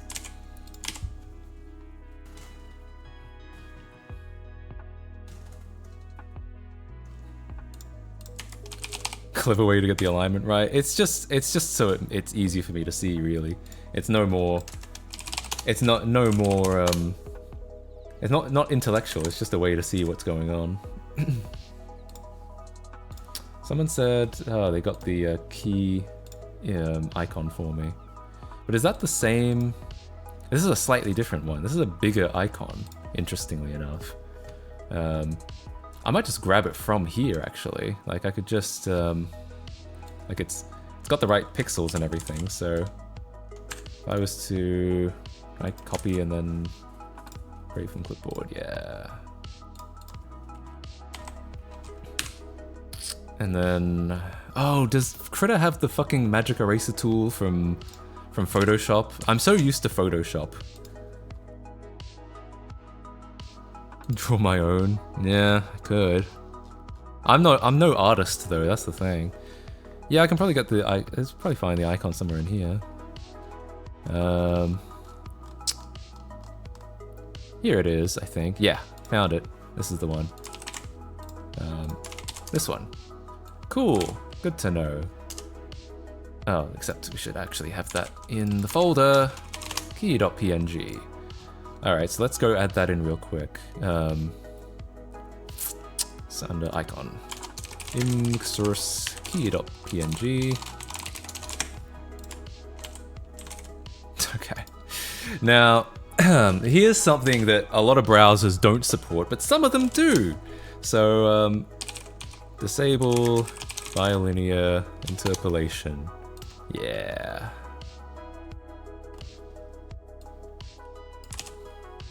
Yeah.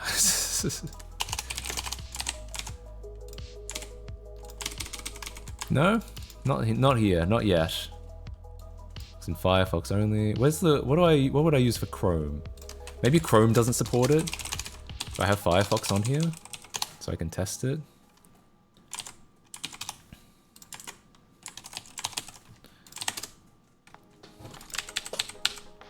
Oh yeah, it does. It works in Firefox. This is just like, it doesn't really matter because like it won't be. I think you copied the answer. I did copy the answer. Like, well, if you want to get technical, what happened was, and it did happen very quickly. This was an update, and I copied that. But I guess let's try this code. Because maybe, oh, this is supposed to be for Chrome, but okay, let's copy this. This has, I notice, slightly more stuff in it. Okay, yeah, one of those worked for Chrome. Okay, good to know. I was just moving too quickly. We can get rid of these comments as well. Or maybe not. Maybe I'll keep them, because it kind of tells us what browser does what. Alright, so knowing that,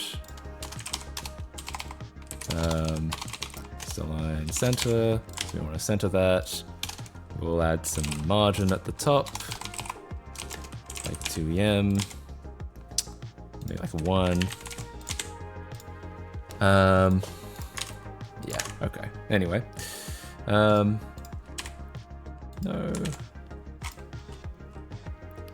Alright, how are we looking so far?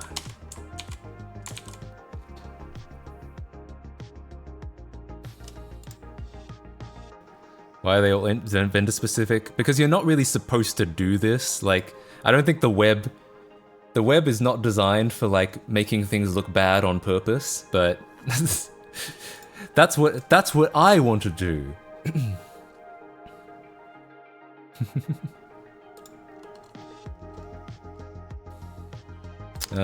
How do I do like HTML labels evenly spaced? Oh, they really do just say use a table. I was already using a table. Try putting it into label. Oh, label, display, inline block. I don't know if this is, that's the thing, I don't know if this is less complicated or less hacky than just using a table. Speak for yourself, I use the web to make things bad all the time. Well, I mean, you're not supposed to, like, the browser gives you bilinear filtering as like a feature. Like, isn't it great we made all your images smooth? But you're not supposed to be like, no, actually, I don't want that. That's what I mean.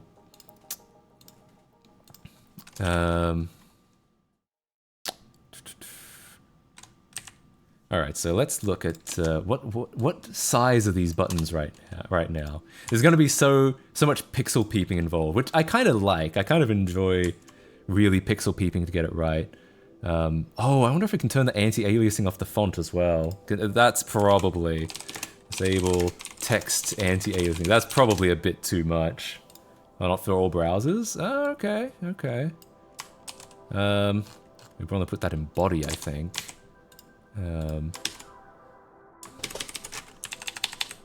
I don't know if it worked for Chrome though, is the thing. Wait, force font smoothing in Chrome.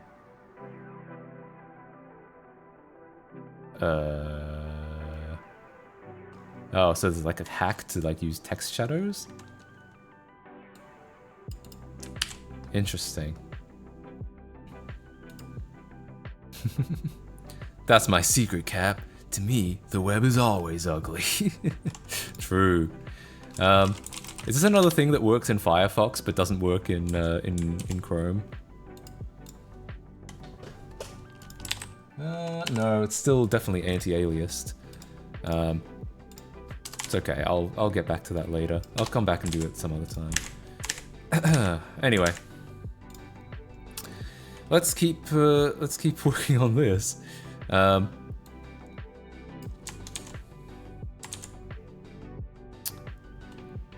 Alright, so yeah, what are the dimensions of this? Because I think we want, according to this, we want dimensions of something like 75 by 25. What is it actually? It's 74 by 23. Well, I was really close. 74 by 23. And what do we actually have? It's a lot bigger than that, I think. Damn it.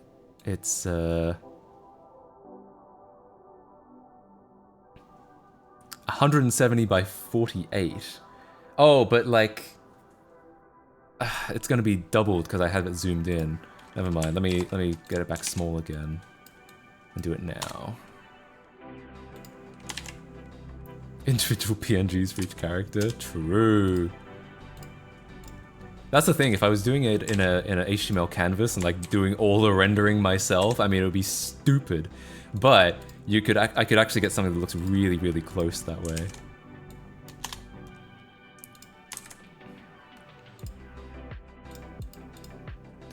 There we go. Alright, so we have it. It is not 74 by 23, it's 87 by 25. So we just need it slightly shorter and slightly narrower. I'll say 0.4. Actually, we can work this out mathematically, right? Is it, what was it again?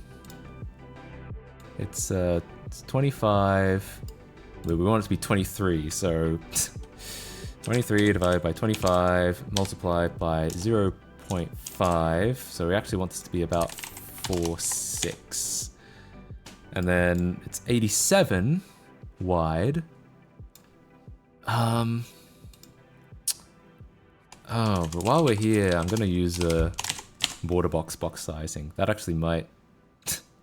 Wait, is that actually gonna... Is that gonna fuck with it? What's the size now gonna be like? Is that the byte of 87? Yes, it is! Wait, what's going on now? Oh, here we go. It was just frozen for a bit.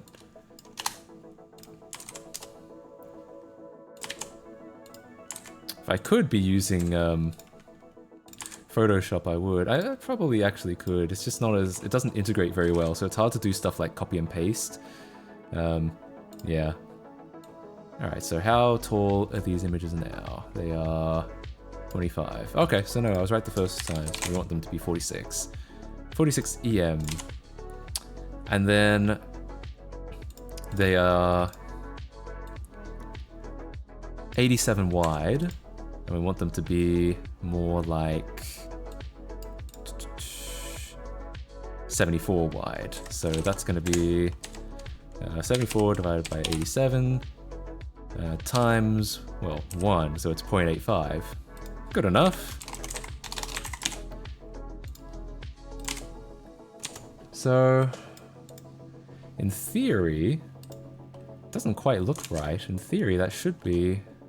Oh, no, my bad. Yeah, that's width. So, yeah, no, I fucked up. I fucked up. We actually want, like, the... Yeah, no, my bad. So, we do want this, but each one of these is going to have to be sized a little bit differently. these, they're not going to be 100% width. They're going to be more like 74 pixels, I guess.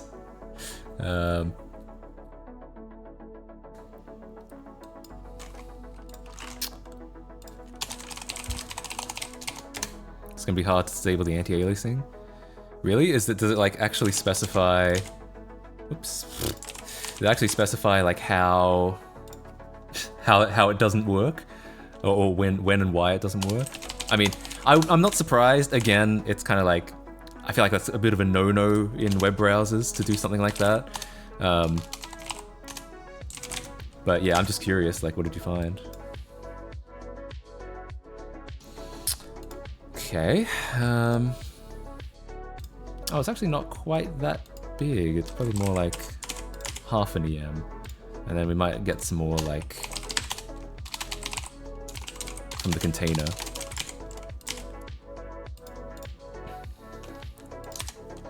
Non-standard feature in Firefox only does on Mac OS.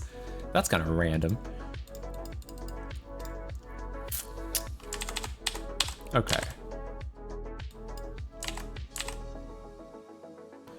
And then,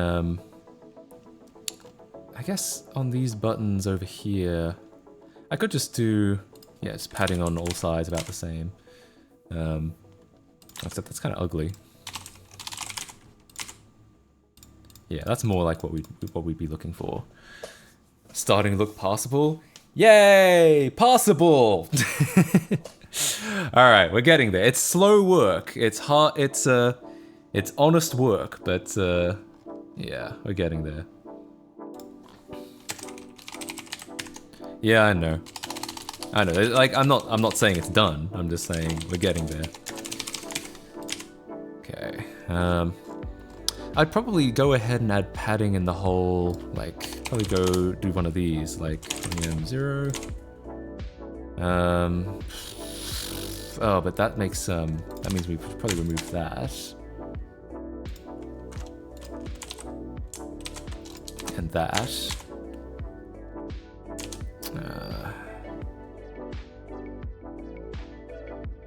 This looks like it's got too much padding around it, but that might just be... Oh yeah, maybe it's because I used a paragraph. Maybe I should be using a div instead. I can't wait for the struggle that is getting the title bar gradient correct. My guess is it might not actually be that hard, but we'll see. Class equals, and we'll call it main text. Oops. All right, and I'll give it a little bit of bottom padding. How's that looking compared to this one? Definitely a lot of. Some of this is going to come down to taste, I think. Just trying to get like, yeah. For this, I use some inline CSS here. I'm going to say bottom buttons, and I'll add some extra stuff here. Align center. It's all from scratch. Impressive. I'd totally be doing this in a graphics editor, but that's how my brain works. Yeah, well, I wanted to do it in like real HTML and stuff like that. It's so that it's an actual functional web page at some point.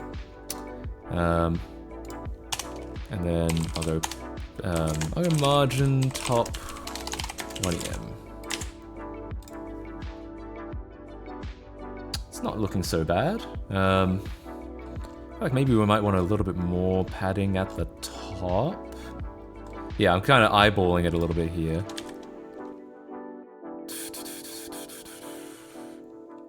Yeah, maybe I might break this up into a padding top, 1.5. If you want to keep this real, the cancel button will let you in without a sub. No, alright, it can be authentic, but it can't be that authentic, alright? Hell no. Alright. Yeah, let's go ahead, why not? Let's make the, let's get the title bar working. For this, I'll just add it in here. Div class equals Title bar. Oh, actually, before we do that, I want to fix these a little bit. The the hell is this? Oh, this must have been a temp email I used in the past. Let's style the input type equals text. Because the way these work, X button should close the tab. Cancel button should crash the PC.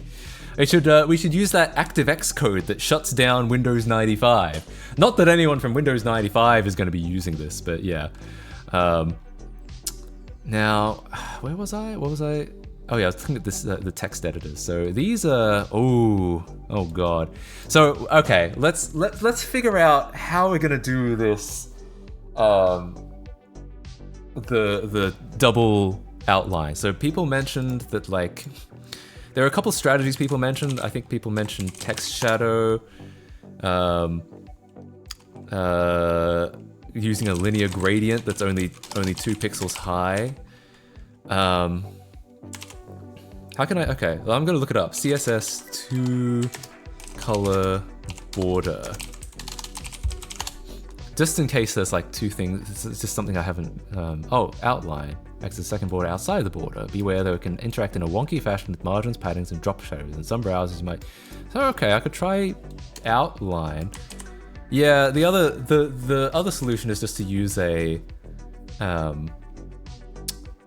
Yeah, is to just use another div sort of wrapping around them, but I'd like to try to avoid that if I can.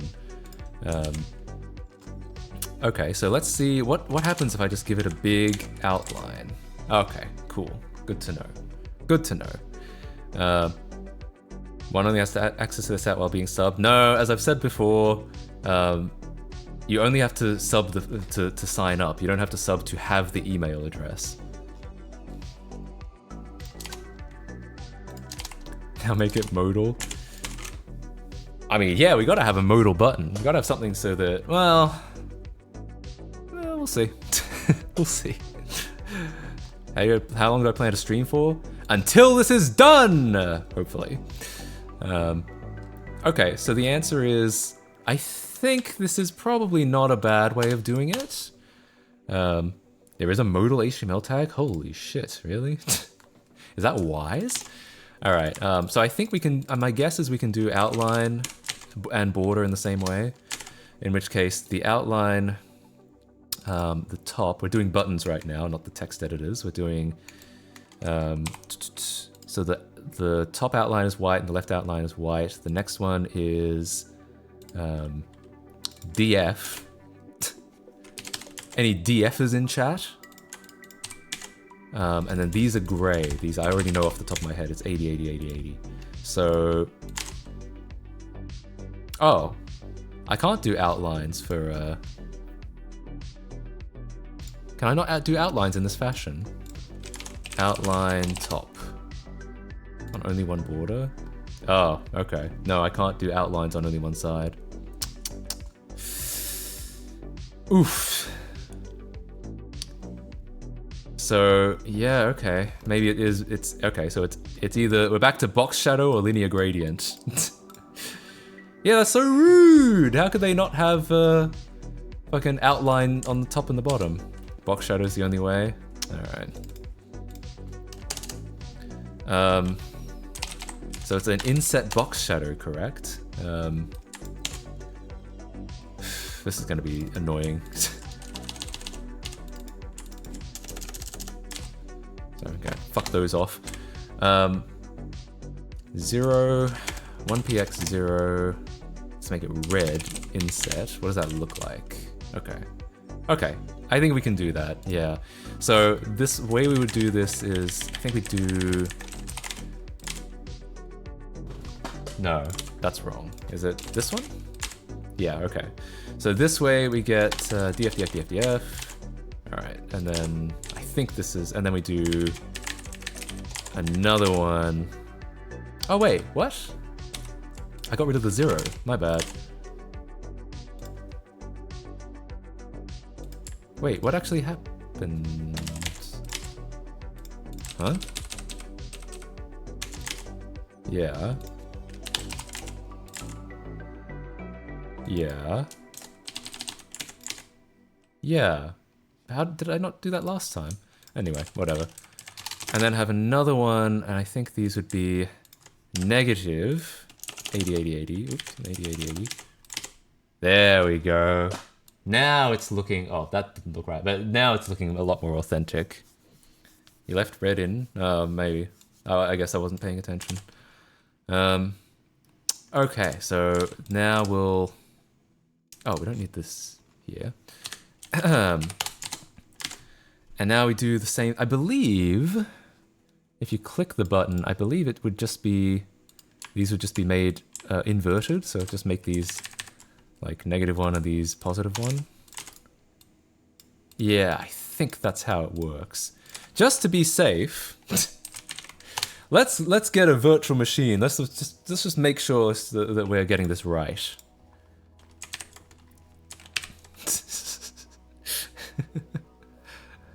All right, hang on. Hold. Never passes up the challenge to spin up a Windows 95 VM. You know it! It's just where I wish I was all the time, in a Windows 95 VM. It does look right. The text needs to go down. I don't know how I would do that, though. I wonder if I can do, like... Can I really do something really hacky and be like...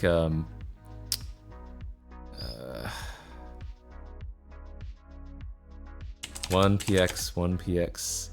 Wait, what? How does this work again? Adding CSS... It is, if I was to do it all in one, it's top, right, bottom, left. So I want to do like top and left. So 1px, 0, 0, 1px. Oh wait, what if I do like... I know you can do this in some CS situations, CSS situations, CS188 situations. I don't know if you can do it here. No. JavaScript to detect a click and then change it that way. Bring in the negatives. Yeah, I know. Shouldn't do it like that. I know that you can do negative padding. I know, and it's like a big meme, but hey guys, CS here. What happens if I do that? No, nothing. I just need the... I know I need the text to like go in by 1 pixel, but I don't know how to do that off the top of my head. My thought was that if I added like padding, but maybe I can't do padding in an active button.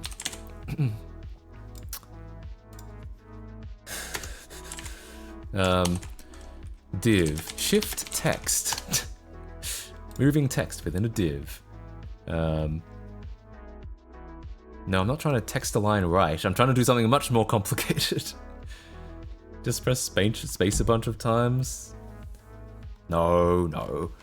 What's the domain for the sign-up website going to be? It's probably just going to be mail.mattkc.com/join or something like that. But I might make the sites no, because we need billgates.sex to be this. I was going to say I might make the site itself redirect to the mail to the sign-in page, but no, we need it to be this. I can't change that, right? I can't. Want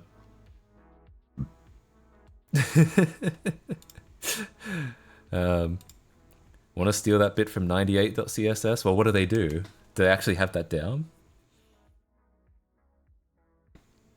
NBSP? No, because it's not just a space. It goes down a pixel as well. It needs to go down and right a pixel.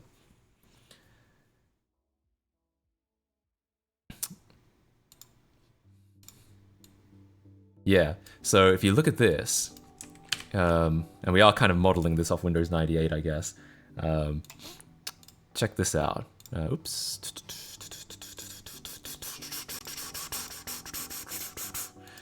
I don't have anything pre-cropped. Hang on. 3, 2, 1. Yep, it's my old 2017 Windows 98 VM. Hang on, I need to restart it real quick. Oh, it's taking a really long time. Alright, never mind. It may in fact be the case that this needs to be done with JavaScript. I'm not sure. Oh, custom cursor? True, good idea. I'm thinking about we may have to do this with JavaScript. We'll see. There might be a way to do it in CSS. Come on, hurry up.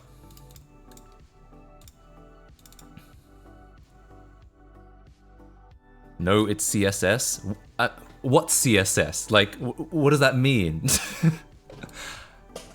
CSS has transitions. How does that help me?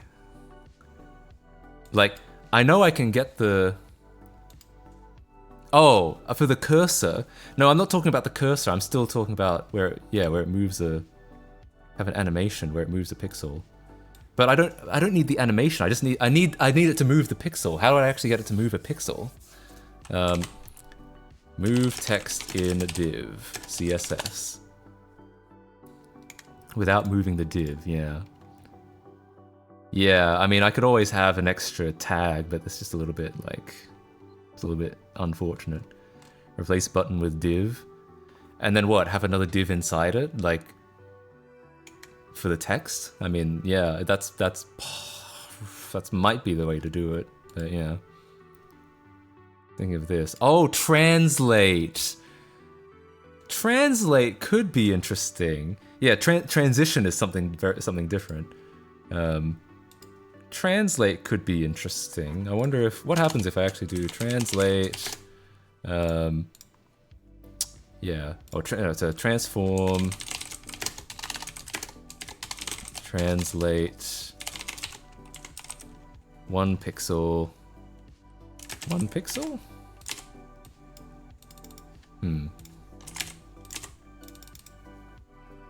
Wait, it's actually doing it! What the hell? Look, it's actually doing it! Holy shit! No way! Okay, alright, not bad. Not bad. Yeah, that's cool. Cool, thanks for bringing that up. I'd forgotten about transform. I've used it in stuff before, but I completely forgot about it. In which case, so we can also do the text edits now, so... which I believe... where am I getting messages from? Oh, yeah. Hey. Yeah, oh, okay. Never mind. It was so broke you didn't even notice it. Yeah, it took a second. I was just like clicking around and being like, oh, and I like look through like, wait, really? Yeah, it actually worked. Okay. All right, so let's get these going. So these I think are all the same colors. They're just used in different places. So we've got gray. I think we could probably just copy it from the... Yeah, just copy it straight from here into here.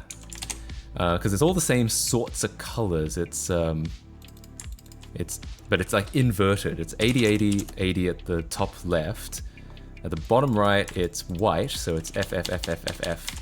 And the top left inner, it's black. And then in the top bottom right inner, it's DF, I think. Well, that certainly worked. Oh, it has to be a password as well. Cool. Cool. It's actually kind of getting there now.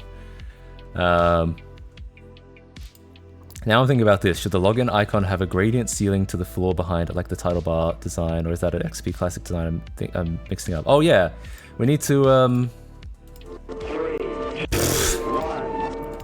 There's the damn. There is a gradient, yeah. There's a gradient from left to right, but not from top to bottom. If XP, I think, introduced the like more gradient. You know what I mean? This VOD going to be available because I'm going to need to sleep in about 30 minutes. Yes, it will be. It'll be on YouTube in a couple days as well, probably. Or I should get into the habit of actually uploading the same day. Tell you what, you guys hold me accountable. Put it up. Make sure I put up the VOD tonight, okay? Because there's no reason not to. It's ME that had the gradient. No, 98 had the gradient. Had the left to right. Oh, you mean a floor to see, like a top to bottom? I don't remember that from ME. Okay, anyway. Oh yeah, let's do the actual window now. So the actual window, here, 200% now. The actual window has a different style as well. It is, I think it looks like DF on the side. Yeah, it's DF on the side. I don't know what slang that is, but it's good, whatever. Anyway. Yeah, let's get rid of all this stuff. We'll replace it. So on the top and the left, it's DF. On the inside, it's white. And then on the bottom right, it's just black and gray. That's easy. And 80, yeah. Cool, that's looking right.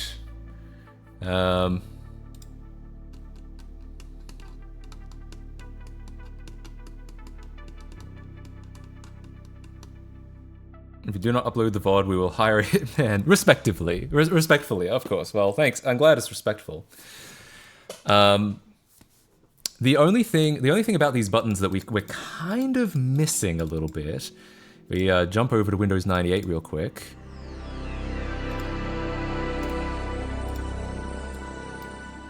Is that, and I think maybe 98 was the first to have this. I don't know if Windows 95, actually Windows 95 might have had it. You can see something that these buttons do, which is that when they're selected, they have this dotted outline. I think we need to have that. Oh wait, and that's actually slightly different than how we've got it as well. We need to, okay, yeah, my bad. Tell you what, let's get another screenshot real quick. It's actually, yeah, the button doesn't move quite as much as I thought it did. That's for active instead of focus. Yeah. Well, I want to add all of those. I want to add all kinds of functionality. So, what I'm gonna do, I'm gonna get a screenshot of it looking like this. Yup. And hang on. Let's let me. Fine, I'll get it in here.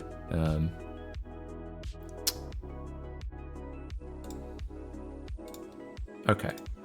And using that screenshot, I'll continue to try and get it as close as I can. It's quickly devolved into making a perfect 9x replica. I mean, if we're gonna, like, you know, go hard or go home, that's what I always say. If we're gonna do it, we may as well do it right, you know? Maybe I'll add that to this, to the title. Making a remaking Windows 98 in web form. Kind of.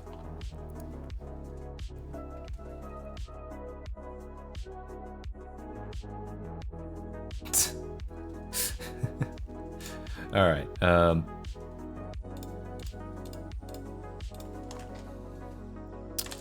think. All right. Enough Windows 98. We're gonna look at this. We're gonna pixel peep this screenshot instead. So I had it a little bit wrong. I thought it just flipped around. It actually does something a little different. I think maybe I'm thinking of Windows 95, but maybe 95 had it like this as well. So let's fix that real quick. It does go in. I was correct about it going in a pixel, but yeah, we need the we need it to look a little bit better, a little bit nicer than that. So we just go down to button active. It's actually black on all sides, and then gray on the inside everywhere. Oh, weird though. It actually moves though. Do you see that? That's strange. Did it always do that? And maybe we didn't notice before, or was that new? That's the only, yeah, that was the problem with using translate, is using before for that. What do you mean and before? What do you mean? I've never noticed that dotted line effect. I do remember it, but yeah. Can your mail service run 98x queues? That's a mail service I would sign up for. True. Yeah, now I think we've kind of run into a bit of an issue with the translate, which is that the whole thing moves, not just the text. So I mean, we could. You can create pseudo element that contains and style them to not have an extra div and such.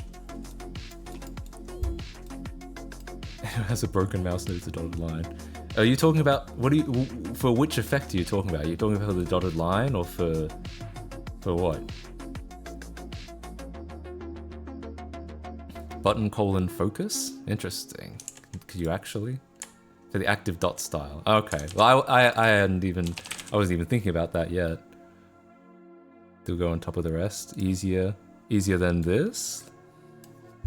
Oh, the problem with because we need it on the inside, so we're not on the outside. I'd be interested in seeing what this looks like, but yeah, I think we might need something a little bit more complicated. Yeah, that's on the outside. We need it like on the inside, yeah, like this. So if there's like a before thing, maybe.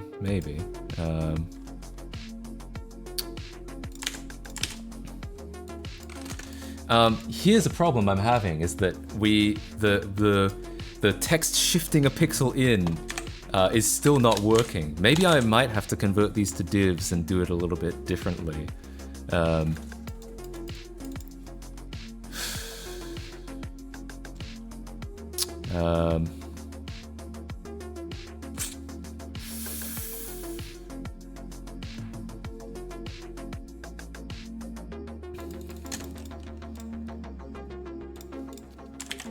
Without moving div.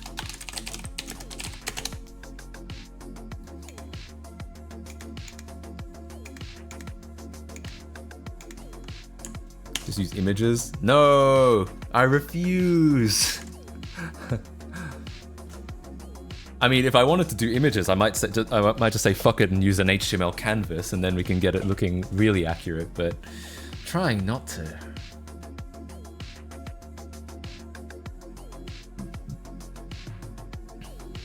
Can you not have two button text and swap out the visibility? I guess. It's a little hacky, but yeah, maybe. The thing is, I'm trying to do this like, because if I have to have two elements for each button, it feels like it's kind of it's making a lot of work. Like if I want to add another button, then I have to add two buttons. It's like, well, that's kind of bullshit. Changing the line height, but wouldn't that only change like vertically? Wouldn't it, we need it to change both.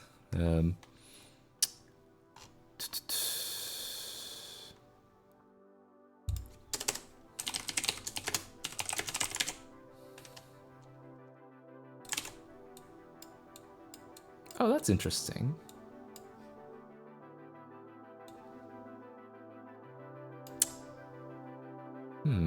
I'm getting an idea. Position relative, top one, left one. But doesn't that need to be like a div inside the button then?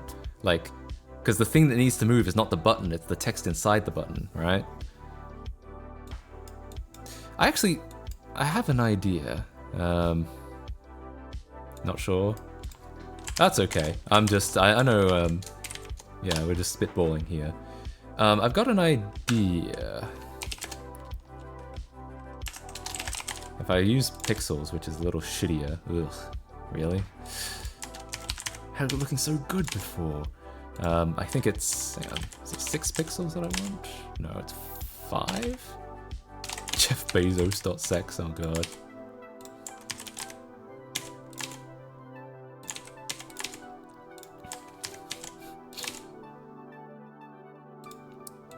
It's definitely not 24 pixels, I guess. It's probably, I'll just leave it 0 for now. Yeah, that's fine. Actually, that kind of looks a bit better, I think. Alright, so my point with doing that, wrap your button in a span and then translate the span only.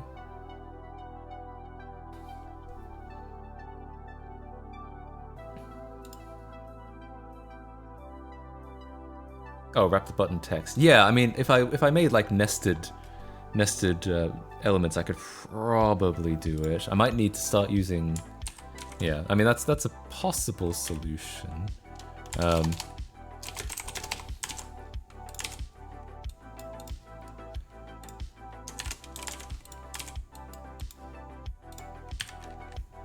How did this work again? Like CSS padding, yeah. How did this work again? It's top, right, bottom. So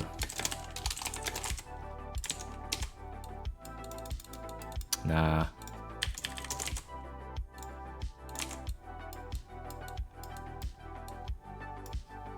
Oh, hang on. No, it'd be like 4px. Alright, well this is a really dumb way to do it, but I guess it works.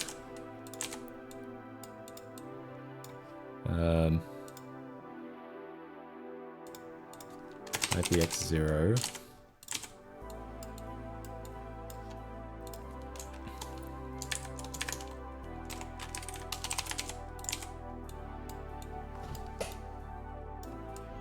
God, that's dumb, but it does work.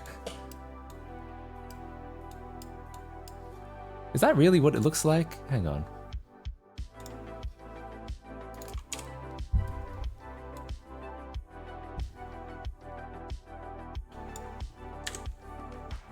Plenty of solutions that work that are dumb. Yeah, I guess so.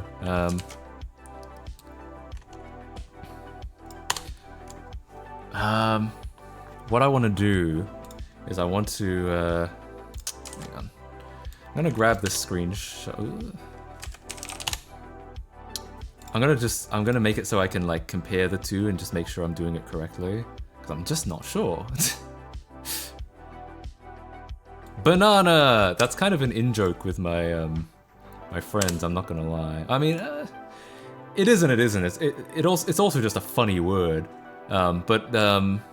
There's a guy at my school who we used to call Banana.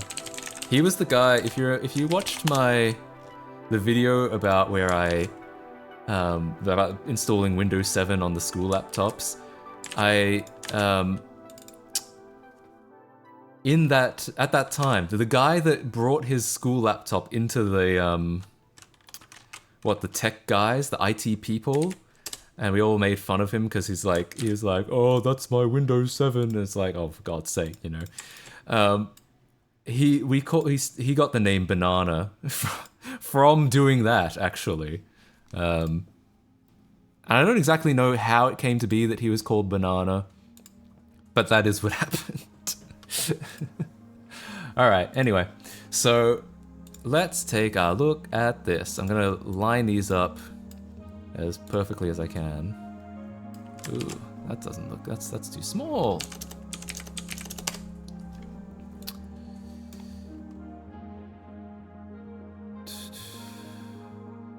Alright. And then line this up, drop the opacity to line it up, and so now we can really compare. How many pixels is that going in, actually? We're at the top, from the top, we are 6 pixels. Alright, yeah. And now we're one pixel in, right? This is 23 from the left, and this is... Oops.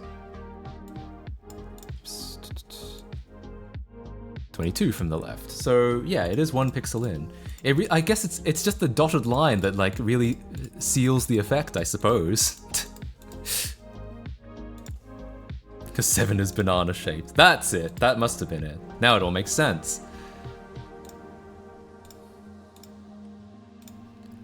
I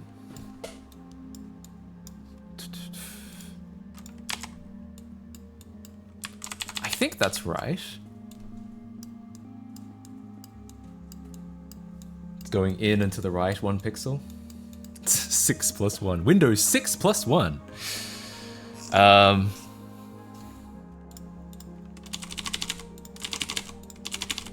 Oh yeah, hang on. Isn't there actually an input type email? Input type email, and then that renders properly on mobile. You'll get like an @ button on your keyboard. So I'll have to fix that real quick.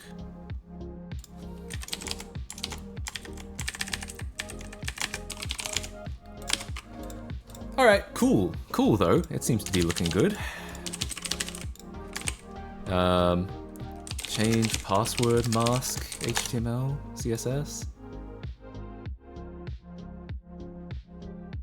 No. I was gonna look up if we could change it from dots into asterisks, which is what Windows 98 would have rendered, but I feel like that might just be too complicated. You also changed the outline of the drop-down to match and disable the text box highlighting. CSS, disable text box highlight. You don't need an input type email. Oh, I guess you're kind of right that we have the @ here already. I mean, the input type email does have certain advantages, but you're right that, like, because we already have an @ then I guess we don't need it. Yeah.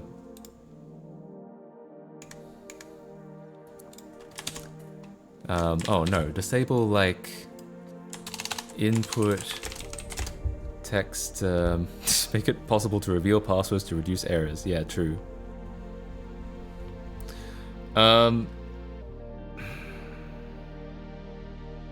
Input text border when focused. Oh, focus border. That's a good way to. How to remove focus border. Oh god. Oh, so I can just make it outline none? I don't know, my nose is like doing this to me right now, but it's yeah, that's not good. Make them donate if they forget the password. Oh god. Alright, so I add :focus to these. There we go. Beautiful. And then these buttons down here need to have a bit more padding. Actually, these buttons here...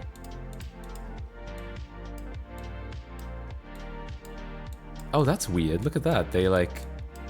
they like shift the layout around. That's strange.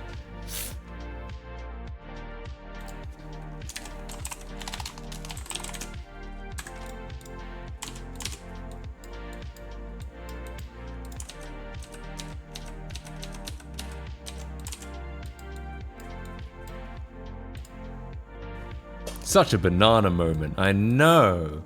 What was I thinking? God, okay. Button. Make it, no, make him like 150.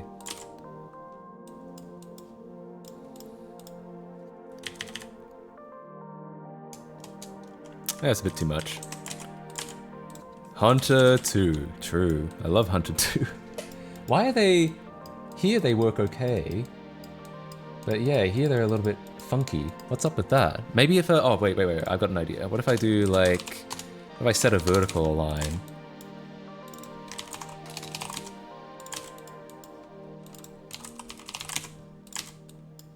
No. If I set a line height?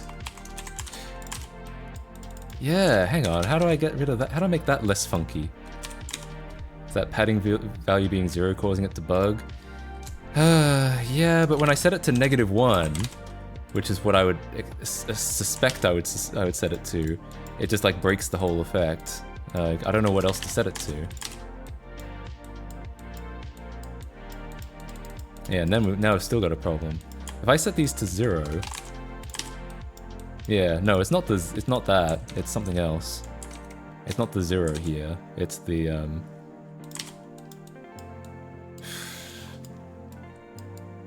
It's something about the like the vertical not being happy.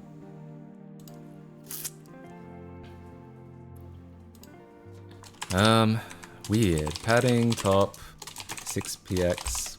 Padding bottom. Wait, is it because are these border box? Maybe I should make them not border box. No, still does it. Huh.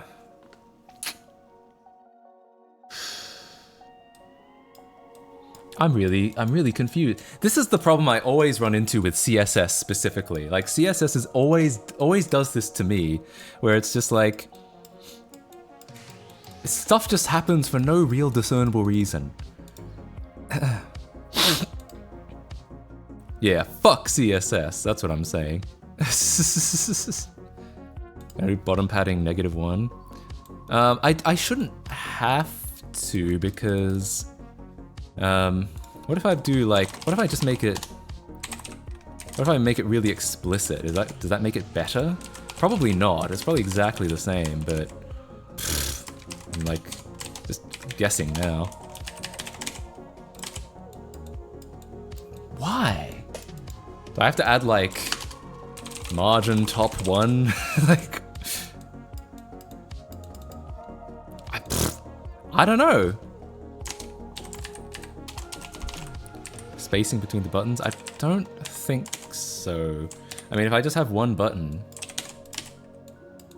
Oh, that's interesting. Wait, what if I nest them in their own divs? Like, what happens then? Well, I mean, I guess the first thing that'll happen is they'll be put on different lines, but now, can I undo just to get back to, because okay, so we've gotten some answers, I think.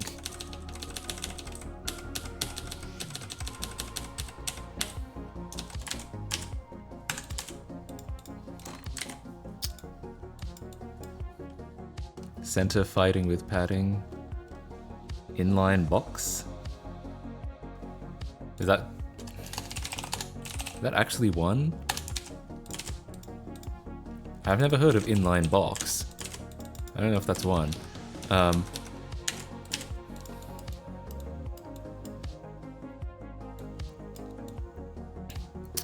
on, I've got an idea. So if I make this, I'm gonna make this explicit for a second. Well, I genuinely feel like it should be vertical align bottom.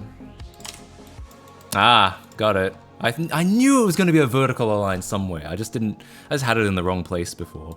My bad. Yeah, okay, it's good now. I knew it had to be a vertical align, but I didn't know, like, yeah, I put it in the container rather than on the actual object itself. Okay. Gosh, we're getting pretty damn close. Crisis averted, I know. We need to get like a combo box because this still isn't styled yet. I think it'll look relatively similar to this, so I might be like throwing in select in there and see what happens. Well, it's better. Oh, I should have the font there as well. Yeah, it is. It actually is just black magic. Like, that's actually unironically true.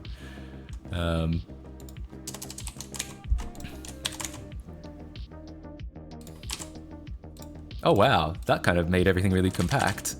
No, we actually need a bit more padding than that.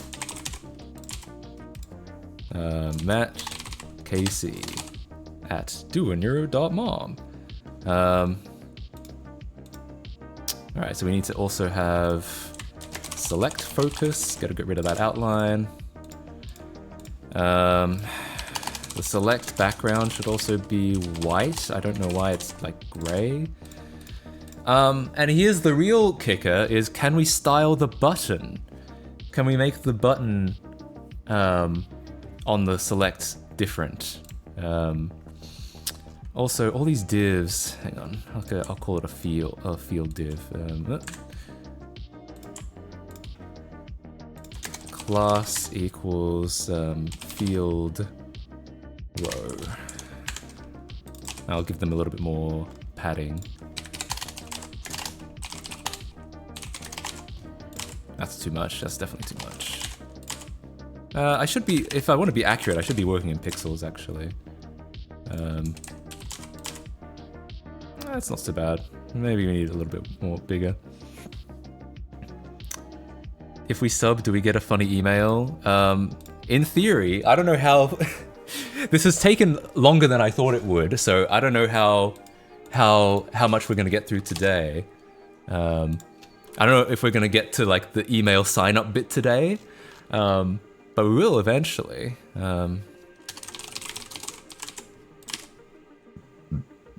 Huh. That's weird. Where's all that padding coming from?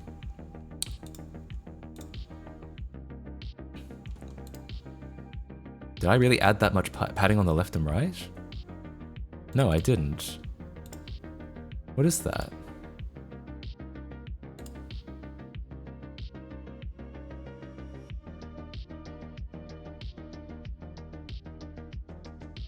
Huh. Or maybe it's justify. Maybe I have to add like justify. Oh, hang on. I hate. Yeah.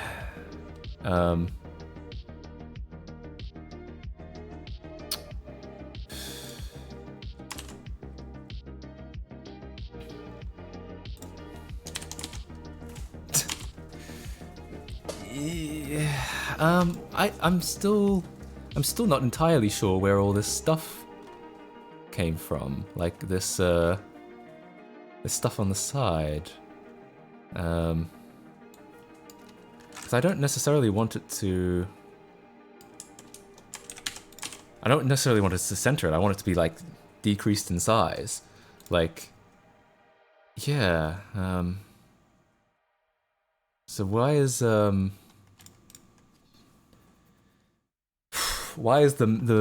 main dialogue so wide? Why does it feel like it?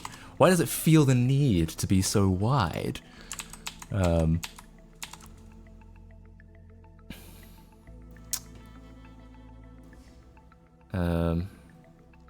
if I like just get rid of this? Oh, is it because of the title bar? No.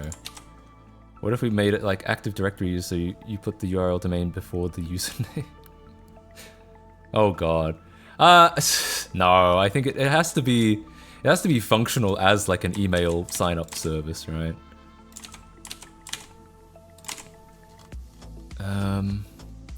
I'm just trying to find where this phantom padding is coming from. Yeah, okay, it's not coming from there. Oops.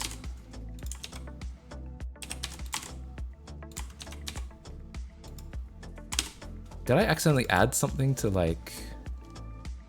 This is just buttons. So... Where's that main right? Width 20%. Text align center. I guess if we're doing flex, we don't actually need these widths. It's more just like... Oh god. No, it was better with the widths, but... Oh, I think what I need to do is I need to just say like this is gonna be 80%. And then like, yeah, I think that'll fill it out. I think. Oh, actually what I'd probably do instead, I'd probably do flex grow 1.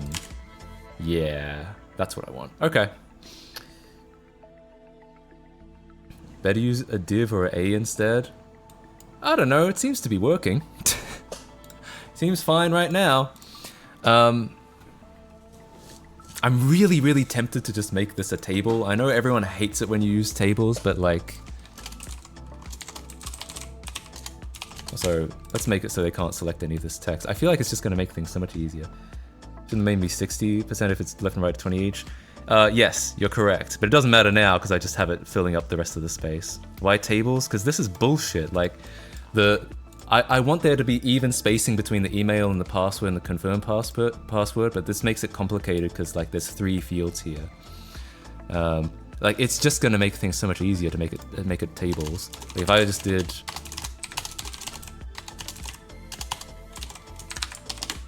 CSS grid, how does that work? I've never used the CSS grid. Alright, fine. Fine, I know everyone has a real vendetta against tables. Alright, fine. How does the CSS grid work?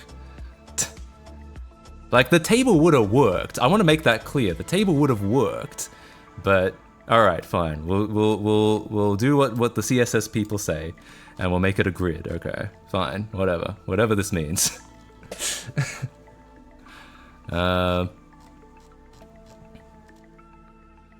And declare a layout. Oh gosh.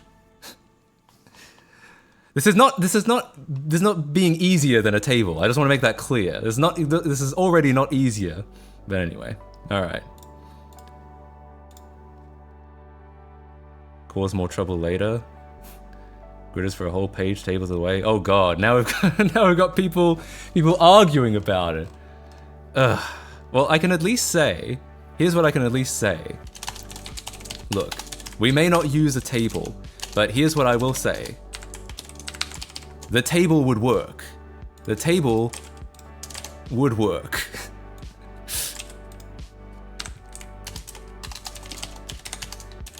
Well, we might find a better way to do it. But, look, the table would work, and it wouldn't be hard, okay?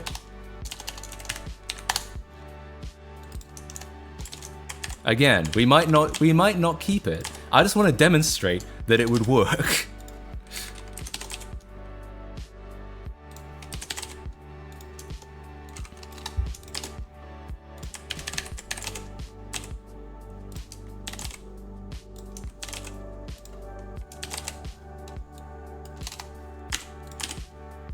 Oh.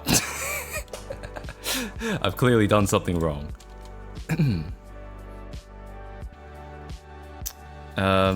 What have I done wrong, actually? Oh, I ended the TR too early.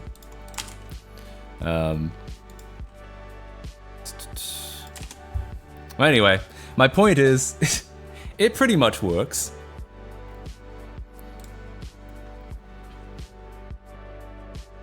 We don't use tables anymore because semantically it is wrong, so it will fuck up for assistive technology for disabled people. What does that mean? Like, if the computer was reading the web page, it would read it wrong? Well, it doesn't look good. But if I went through and set all the widths properly and set all the table stuff properly, then it would work. Ableist Mac KC. That's right. You disabled people are getting in the way of me and my tables.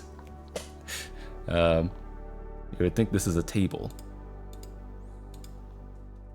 Anyway, alright, so now that I've gotten that out of the way, I just wanted to get that out of my system, that the table would work. All I would have had to do was say, was just adjust the columns, the cells of this a little more, and it would have looked fine, okay? I just want to make that clear. That's all I would have had to do, and it would have looked fine. But, okay. We will make it a div. We will make it a grid, alright? And I will not use this website because it's so unbelievably complicated looking. Okay, here we go.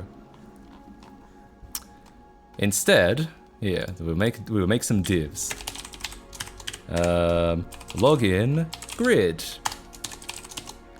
plus equals I guess just login grid item. I guess they're all just that. 1, 2, 3, 4, 5, 6. Do I have any Crocs? No. I have friends. Crocs were never something I had.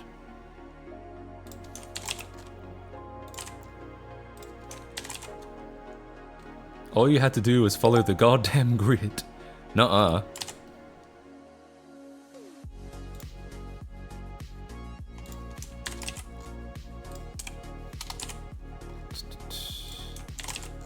Okay.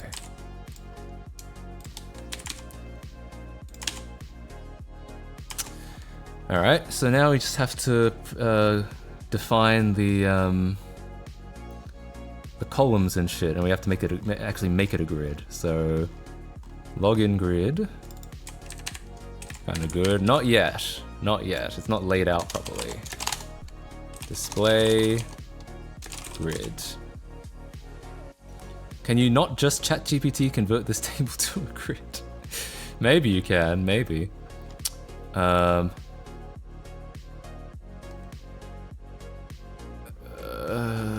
So where do I actually set the rows and columns? Like, how do I actually set... Why is this not the first thing on this page? How do I set how many rows and columns I have? I'm gonna leave before Matt realizes how shit the CSS grid API is. Oh, believe me, I already hate CSS. My opinion of CSS cannot get any lower. Can I link you a tool to generate the grid? I guess so, but I just feel like this shouldn't be hard.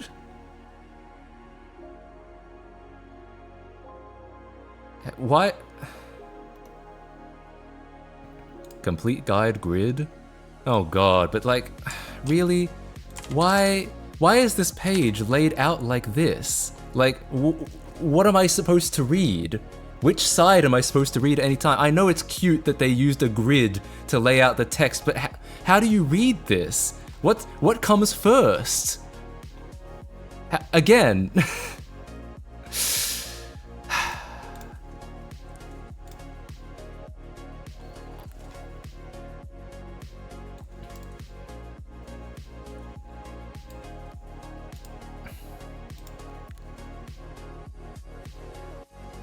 Like, how do I actually just set, like, how many rows I wanted to have?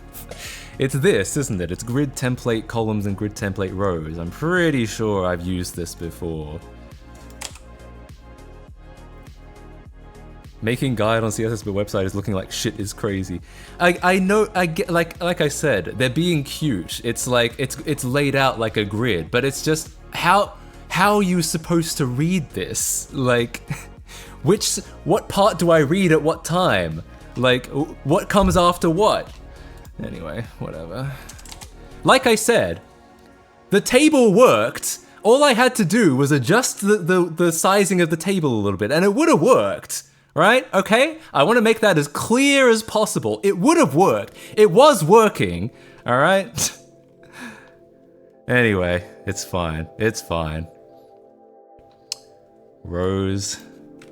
It's only the columns that I need. Like,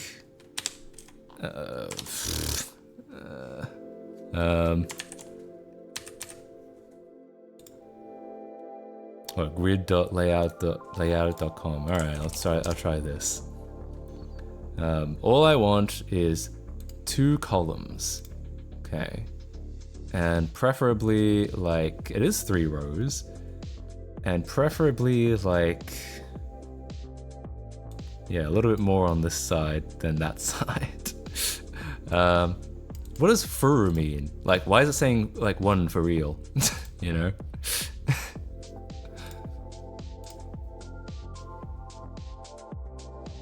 Yeah, I'd prefer percent, I think. So it'd be like, well, if anything, actually, what I want is like almost like a flex thing where like the right column would just flex scroll, just expand as much as possible. I don't know if you can do that though. I guess if you maybe set this to, no. Max content? No. Min max? No. What if you had it, I guess maybe if you had like this at 100% and then this at like auto? Maybe that would work. Fractions. Oh, okay.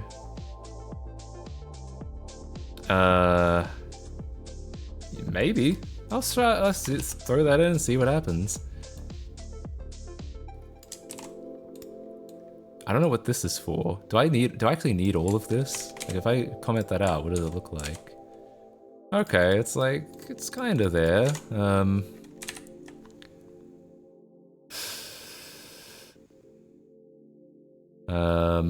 It's the template? What do you mean by the template? Like, oh, like the text? Like what is actually in these strings? If I don't need them, I don't need them. I guess in that case, I could try to make this as grid template areas probably isn't needed for your case. God, I don't know. You should ask the chat. They're the experts. Gonna leave the stream on while I stream. Fun night debugging and buying domains. Hell yeah. I'm glad you enjoyed it. Define columns and rows instead of doing it the old manual way. Well, haven't I already added the columns and rows here? Yo, Tim BKK88, thank you so much for the tier 1 sub. I really appreciate it. Hell yeah. Okay, so in login grid input, I guess I'd want to make these like roughly, ooh, but only the password ones. Ooh, what? Huh?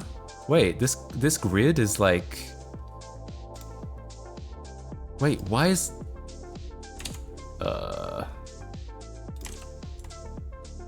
why is this extending beyond the grid?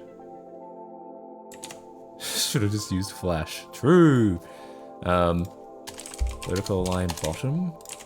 How do I get this text to like... Because the text is like... Oof. Or maybe that needs to be like login item. Login item. It's escaping because you need a long password. Yeah, I guess. Align item center. Does that work if it's not flex? Or like, where do I put that? Like, put it everywhere. Oh, okay. On one of them it worked. I don't know which one, but I'm guessing it's probably this one. Okay, fair enough.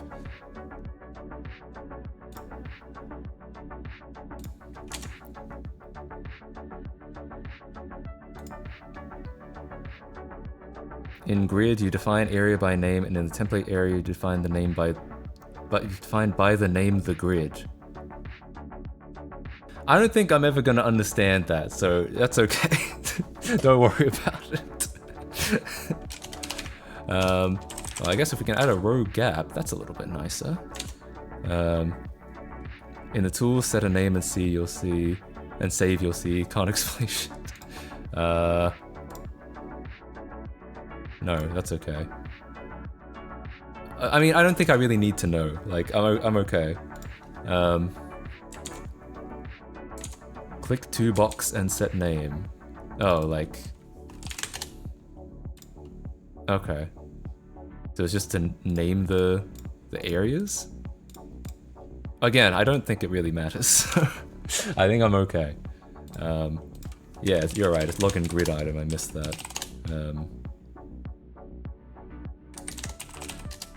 Can I make this relative? Does it? Why is this? Yeah, why is this escaping the grid?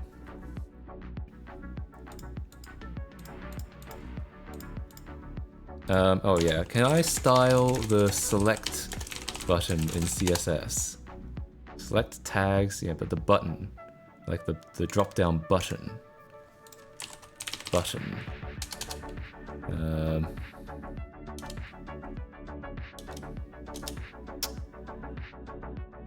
Oh, do I just make another div and call that the button?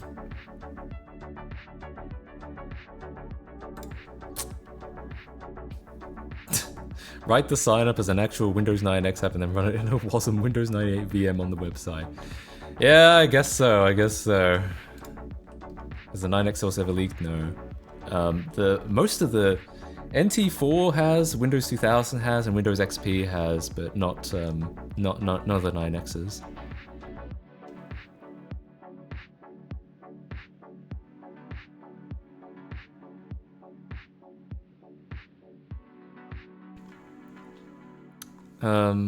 Okay.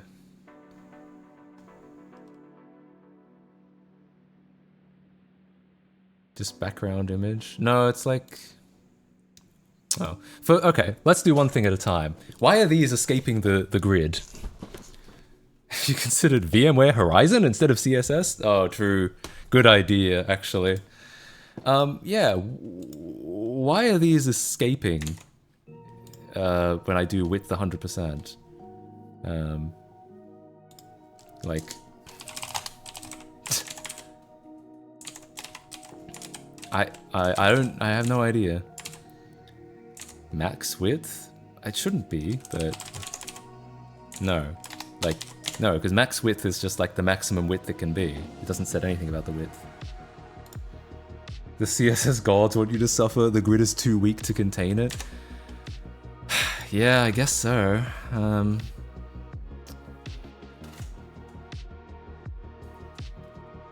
This is why I hate front end. Well, CSS specifically is just a fucking disaster.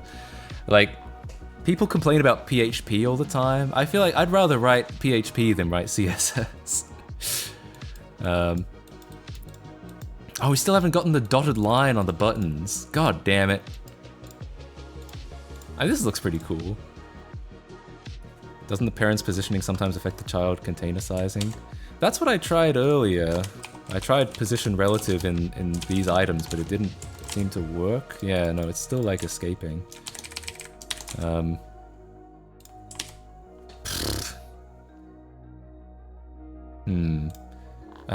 Okay. Input escaping div. I guess it's, I'm not sure if it's just escaping the grid or it's escaping the div. Input width overflowing grid div. Yeah, how to stop input and div items overflowing out of a CSS grid column. Input elements are overflowing. Yeah, I know. I fucking know what the problem is. What, really? Into the... I feel like this might be something else. Yeah, no, they're not overflowing quite as hard as they're overflowing on my end. I don't know. What if I add this to all of them? What happens? Nothing. Isn't your middle main set to grow? Maybe that's that? That could be. Let's see. Flex grow. Nope. Still not happy. But what if I made this position relative... No.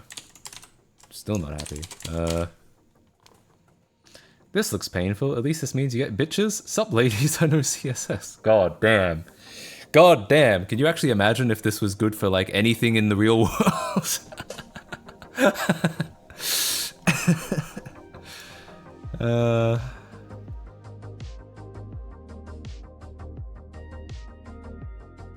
Max width 60%, but I don't want to, like, I don't want to arbitrarily set the width, right?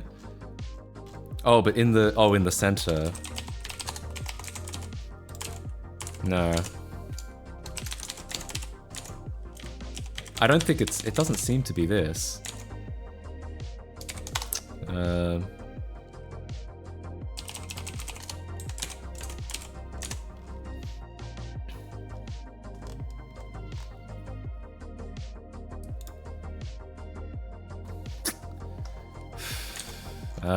Okay, I'm gonna do something really dumb for a second here. What if I... What happens if I just set this down here to width 100%?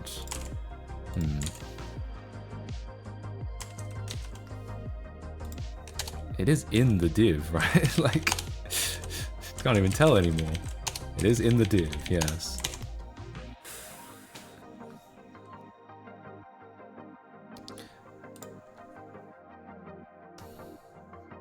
All of this for Bill Gates.sex and doing your mom emails. Worth it though. I mean, yeah. Gotta do something fun. Your grid would look something like this. Oh, if I did the whole thing as a grid? God, I don't know if I want to, like... I don't know if I want to wrestle with redoing the whole thing as a grid. I feel like it's fine as it is. It's just a matter of, like, this one thing isn't working. But thanks for putting in for working all that out.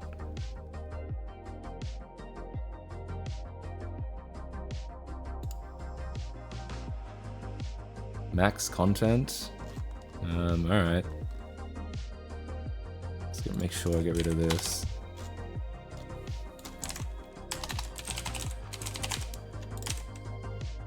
No. Width 100%. Overflowing container. Cheat by doing width calc 100% minus 69 pixels. No, I don't think so. I don't think so. I already tried border box. Like, I think they're dealing with a fundamentally different problem than I am. God, I don't want to do that. I really don't want to do a CSS calc. God, could this be different? Could it actually be different to do min width and max width? I know that wasn't indented properly. No. Got any further than the login screen? No. This is all we're doing. When I meet people in clubs and other social scenes in general, I don't tell them I'm a programmer, I just describe myself as a growth expert for startups. Yeah, true. Use the browser box model view. I mean, okay, let's see.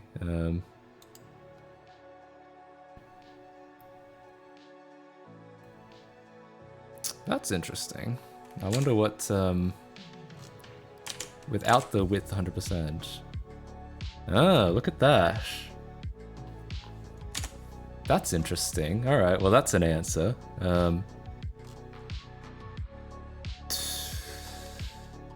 So it's actually the whole grid is expanding to the side.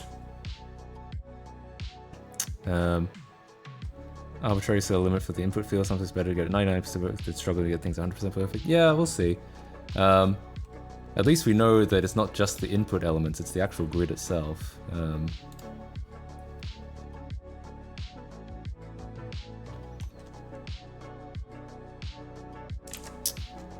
Who... You know, I think if this was a table, I would have finished it by now. I just want to throw that out there. I think if this was a table, it'd be done by now. I'm just saying. I'm just saying. Okay? Now we can get, now I got that out of my system. No,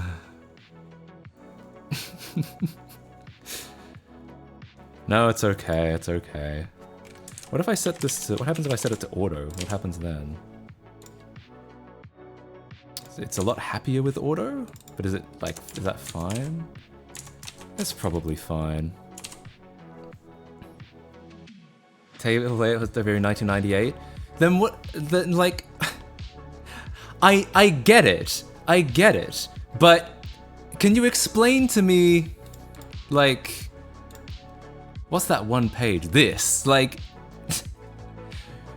are you trying to say that in like?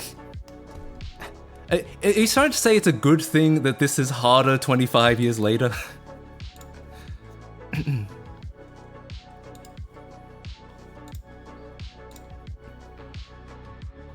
Anyway, it's fine now. I think it's fine now.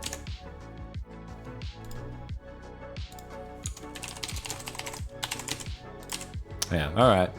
And how am I gonna do this? I guess what we want is we want the combo box to be as narrow as possible. I'm saying it'd be on theme to use the table for layout. Okay, well yeah, I mean, from that perspective, yes, you're correct. Here's gonna be a tough one. Do I have to make this flex just to do this? I want to make this field fill up the remaining space that's not taken up by this combo box and this @ symbol, but I feel like I might have to use flex to do that.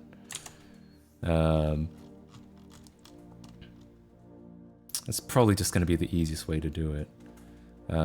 So I'll make another div and I'll call it email layout. Email field layout.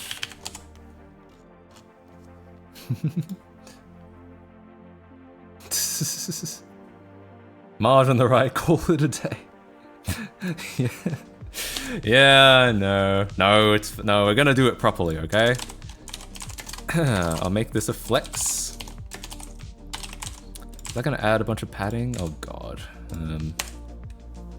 This flex direction row.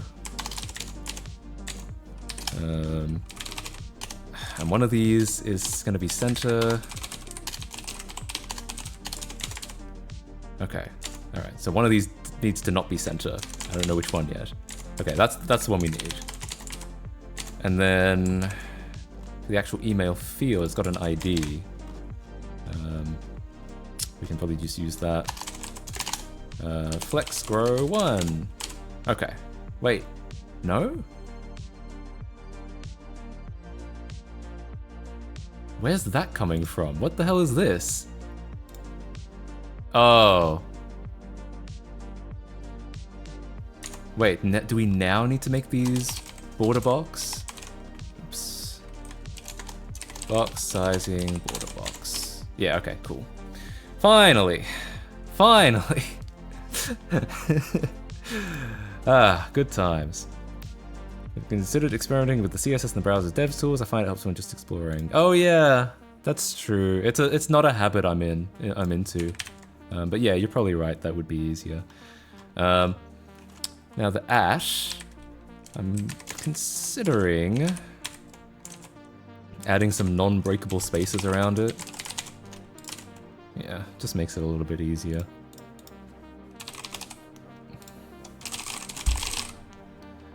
All right. Oh, we need the dotted line and the title bar still. Okay. The title bar, I think, will be relatively easy. Sign up to Matt Casey Mail. Alright. Currently it's in completely the wrong place, but that's okay. Oh, okay, I think we're gonna need to nest these. Div class, I'll call it main window.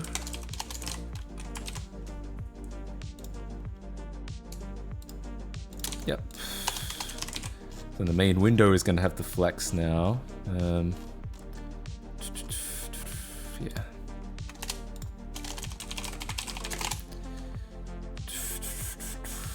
I think all of this probably goes in here. Yeah. Yeah. Okay.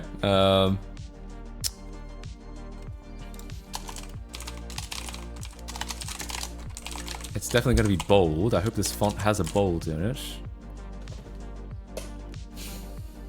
Well, it's not exactly correct, but alright, it'll do for now. And then the colors we want are going to be... hang on. Let's just make sure we're getting the exact left pixel. The leftmost pixel. Ugh, what kind of cursor is this? How am I supposed to know what to click? Ooh. Oh god. There we go. Alright, I guess this is it. And we're gonna do a linear gradient. Oh, it's gonna be background linear gradient to right. Oops. I think this is how we would do it. I think I'm supposed to specify stops at some point. And then grab this side, which is this color. Actually, I've got a better idea. Oh, but this doesn't even have the two colors. What the hell is going on there? Active title bar. Oh, weird. Hang on. Let me get a different Windows 98 running. I think there's something wrong with this setup where it doesn't do that gradient, but most of the time they do. I don't know what's wrong with it. Open. Hang on.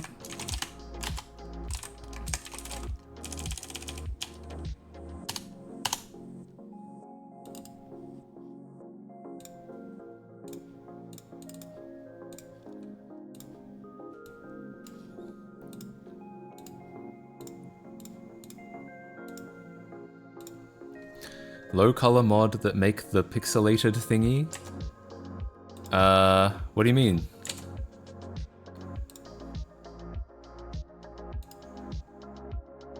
I can't recall where the gradient is. I know where it is, it's just that that one Windows 98 setup is kind of fucked up, I think. Okay. So, what are the actual colors we're using in the active title bar? It is 00128, that's 0080 in hex. Just write that in. Cancel. 000080. And the two color is... Oof, 16, 132, 208. RGB to hex. Oh, wow, Google does this now. Okay, well, it's 16... Art stream. True, it is an art stream. 16, 132, 208. 208. And the hex is this. Oh, what? Why did that change? Did I accidentally drag that slider by mistake? 16, 132, 208. Copy. Alright. Now. Alright, that looks pretty good. Just need to add some padding to it. Oh, I didn't semicolon that. More than that. Ooh, not quite that much though.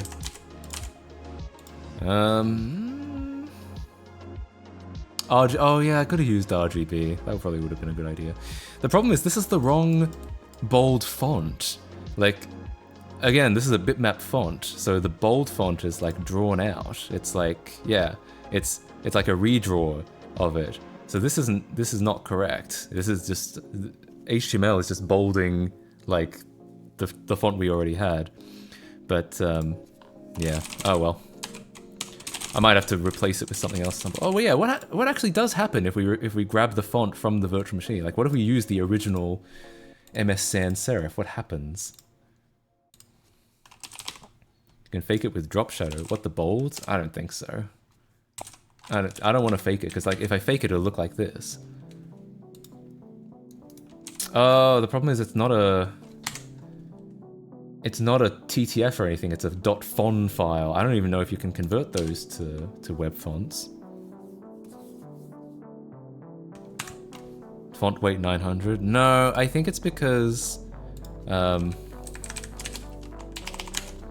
it'll never look right. What we need is like an MS Sans Serif bold font specifically.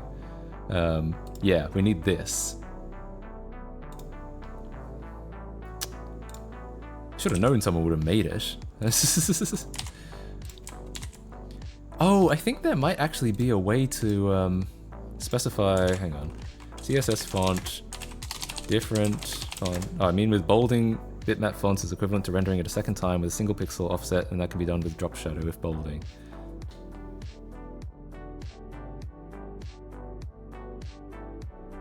I don't know if that's how this font is done though. I feel like this font they might have actually redrawn it in bold. But I don't know, I mean, I couldn't tell you for sure, but I think that's how they did it.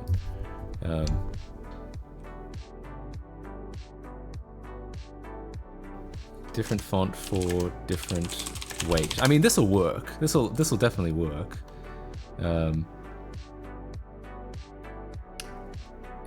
Yeah, I think that is how you do it. So if it's like font weight normal, and then font weight bold, and I call it bold, I think that's how this works. Yeah! Hell yeah! Finally! Okay, so what's the actual padding we're looking for? It's, in theory, it's 4 pixels from the top. Probably 4 pixels from the bottom, because we're adjusting for font descent, and then 2 pixels from the left. So I was kind of correct with the 4 pixels, though it looks too high here. What did I set? What did I actually set on the title bar? I set 3. That might be correct. Oh, something's going on with this though. Like it's cutting off some of the window. You can kind of see. So hold on. I might have to, yeah, for main, I think maybe I'll set this to a flex as well, just to make it easier. Display, flex direction column. Let's see what that does. No?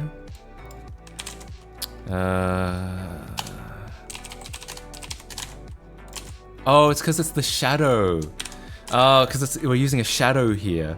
So because of that, I think we're gonna have to actually just cheese it and make it margin top 1px. I think, yeah, that might be the best way to do it. And then the same on the left and the right. In fact, maybe I'll just do margin in general. Oh no, but the bottom is fucked. Margin 1px, I think bottom is the third one. Yeah. I think that's okay.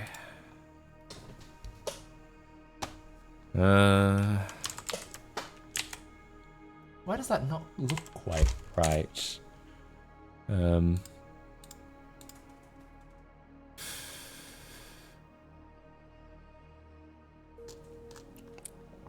Oh, it's because, oh, right. No, I know why.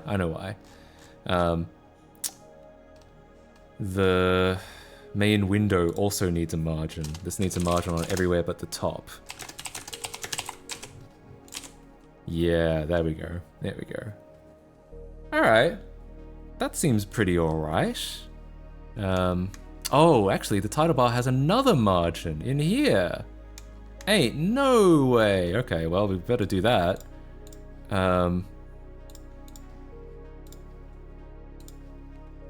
So the title bar is actually going to be two pixels on all sides except the bottom. Actually, I just realized it could just be 2 pixels, and then we just move the gray from, because currently it's on main window. It should just be on main, and then this can be margin 1 pixel. We don't have to worry so much about it.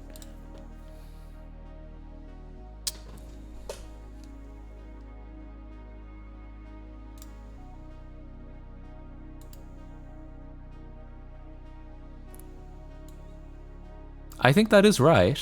Left is off. Off the title bar. No, I believe that is correct. Like you can see, there's this pixel here on the left. It's I think we have recreated that correctly.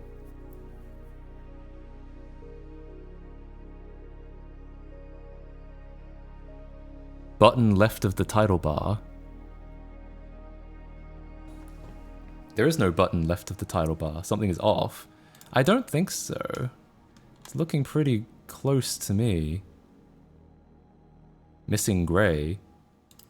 I don't think so. I feel like this is about right. In mine. What? Like...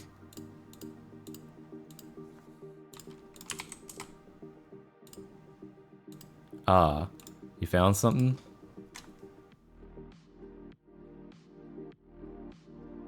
It's missing the X button. Yeah, we'll add an X button. It's a mistake of the original. Yeah, I mean, yeah, I said it's accurate, right? I don't know. I don't think it's a mistake. I think that they're doing that on purpose. Like, so like bright gray, white, window color, and then title bar. Then bright gray, white, window gray, and then title bar, right? The gray is on the right, but not on the left.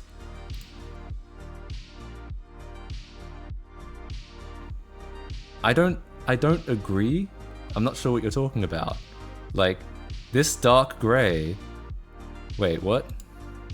Compare your text to welcome and take a screenshot to compare. When dotted line... Yeah, we do need the dotted line. I'm not alone see. I don't see. I don't know what you're talking about. Like... I actually don't. Hang on, so...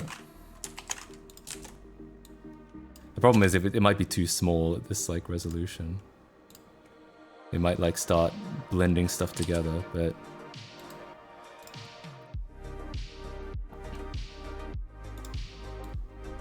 I'm fairly certain that's correct. Yeah, my left, minus the browser doing all this bullshit with the font, then I'm pretty sure that's correct. And then on the right side, yeah, ignore the font blending.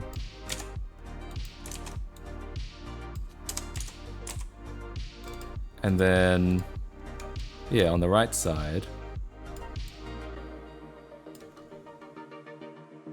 Oh, there is like a gray pixel here. I don't know where that's coming from. But I think otherwise it's about right. Title bar is a pixel taller. I mean, whose title bar? You have to be more specific than that. Whose title bar is a pixel taller?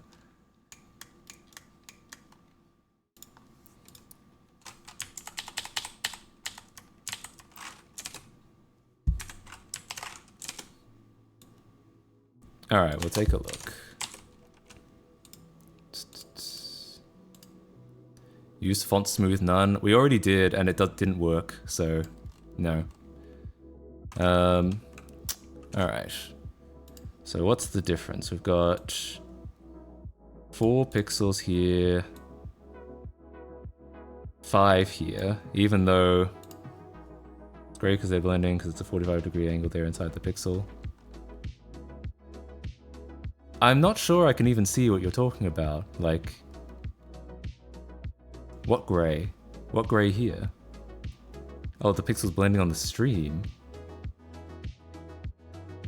I don't see it. If it's on stream, I don't see it. Anyway, It is true, though, that there's like 5 pixels here instead of 4, even though I've specified 4 as my padding. Okay, what's the actual... The actual height is 18, and the actual height of mine is 20. So essentially, I should just be able to drop it down to 3, and it should be correct. Because we just drop a pixel on all sides. The top right grey pixel I'm talking about. For God's sake, just let me fucking switch back to the app. Why? Oh, okay. Oh, the top right grey pixel. Yeah, yeah, that's an issue.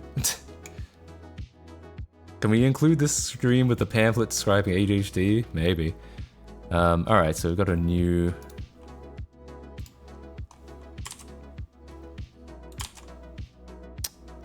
Damn it. Just copy it, damn it. Alright. Okay.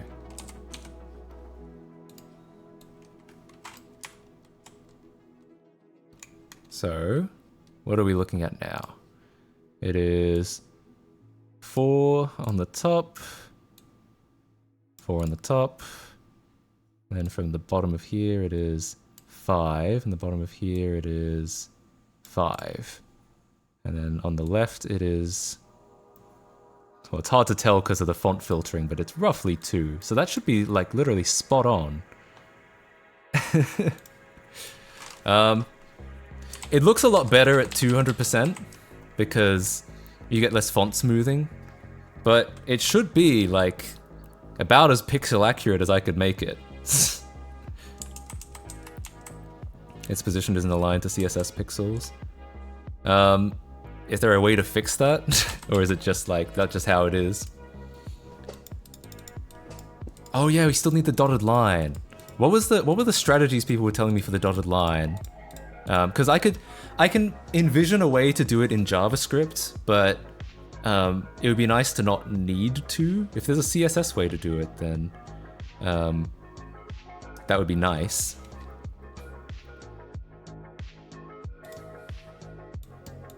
I know that there's like a dotted line, but like we need it in a very specific place. We need it around the text, not around the button.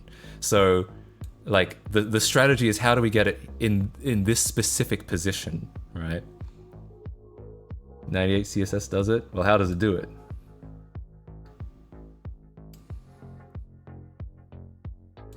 Yeah, I know how to get a dotted line, but we need a strategy to get it here, not outside the button, but inside the button.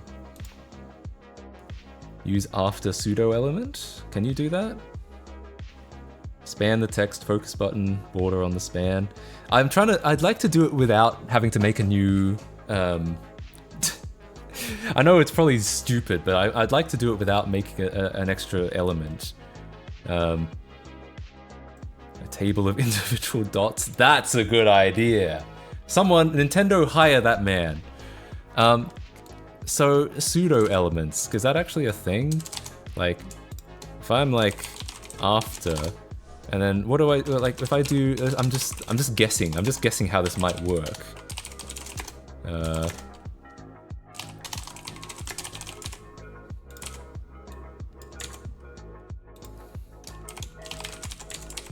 Yeah. Okay. So I have no idea.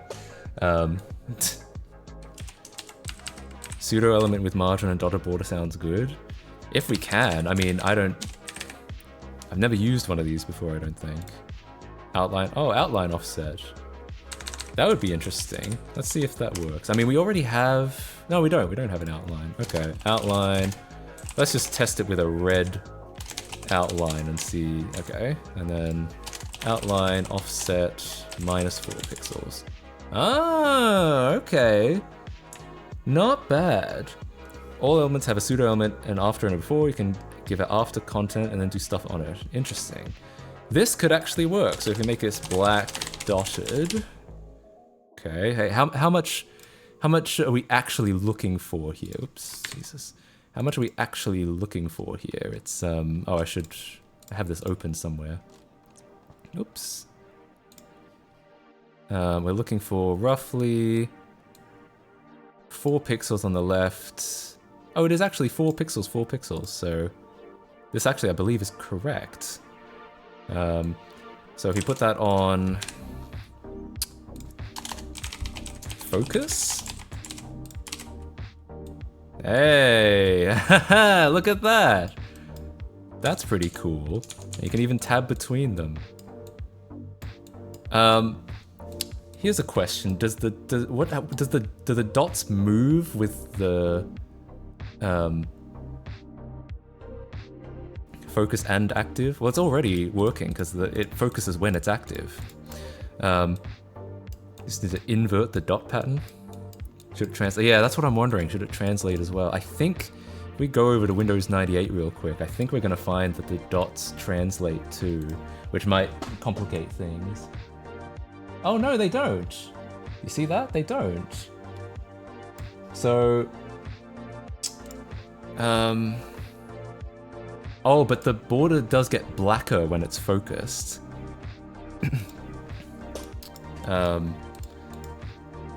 So, okay, so we don't have to worry about shifting the dotted line. That's good. But something does happen to it when it's focused. It gets an extra outline of some kind. And when you come back to the page, I don't know what you mean by that. Translate in the sense it's going to make a translation for about 200 languages. No thanks. So yeah, that seems... Yeah, but when it's focused, it also... Yeah, it also becomes a lot bolder around the border. So I might have to grab a screenshot. And pixel peep that again.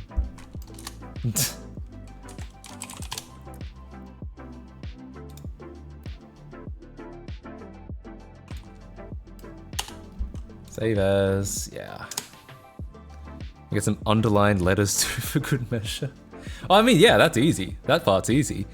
Alright.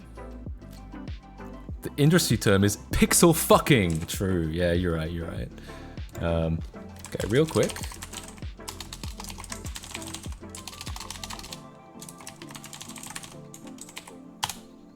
Yeah, I know what the underlining is for. I mean, I don't know if it would have any functionality here unless we wrote functionality in with like JavaScript, but we could.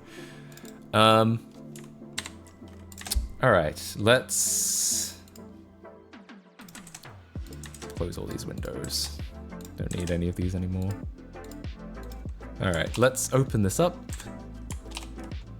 New screenshot just dropped. Oh my lord. Now we have... This is getting out of hand. Now there are 3 of them. There are 3 pixel borders. There's black, white, and then light gray, black, black, and then dark gray. Okay, I think I can do that. I think we can just get this. So, oh, but it's got to be button, focus, and not active. And they have the same height. Yeah, they're all gonna have to be. I think it's all gonna have to be through shadows. So, for now, hang on, can I actually do that? CSS button focus, but not active.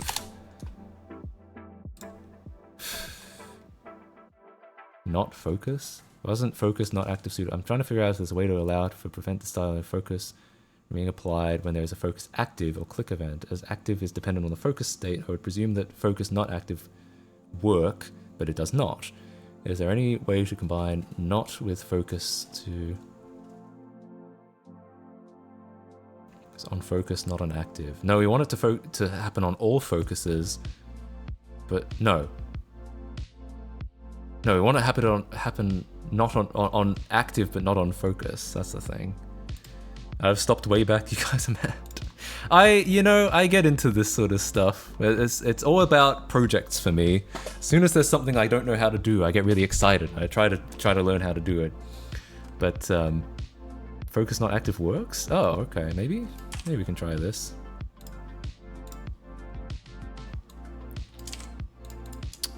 Focus not active. Let's see. Oh, but we can't do 2 outlines, can we? A man without a project is a boy! Yeah, we can't have 2... Yeah, because we need 2 outlines. Oh, no we don't. No we don't. We're doing it entirely through borders and text shadows, my bad. So basically the whole border is black now, so just do that. And then we're gonna have a 1-1 inset. I think it's gonna be white. And then another one that's black. Alright, how's that look? Oof, yeah, I got them the wrong way around. Oh, someone made it in the chat, or made something in the chat, but I'm gonna do it anyway. Okay, and then we need, yeah, we need 2 pixels in from there.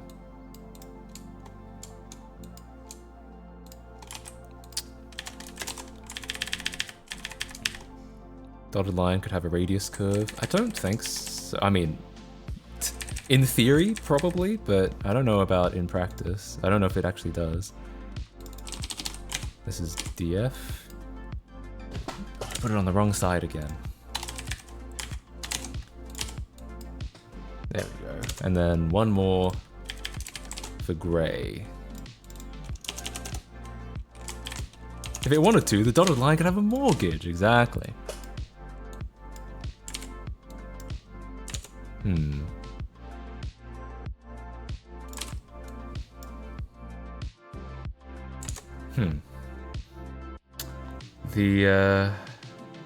Oh, I forgot the minus. There we go. I think I might. Does it? If I put these before that, does it actually like prioritize it before? Because that might be what I need to do for some of these. Because I know that in a lot of them, the gray actually is predominant over the white. So yeah, okay, cool. That's actually better. God, if we're really gonna pixel peep it, yeah. If we're really gonna try and get this right, then yeah, the gray. Yeah, the gray takes slight precedent. Oh wow, it's an OK button, but it's slightly different. No, we don't need this anymore. Yeah, this is what I was looking for. Yeah, so that looks right. The white and the light gray, but the gray takes precedent over the light gray, but the black takes precedent over the white? No. Oh, but I guess the borders, we can't help the borders. The borders are just going to be what they are. And so on here, again, yeah, the gray takes precedent over the white, which I don't have on mine. We can do that real quick.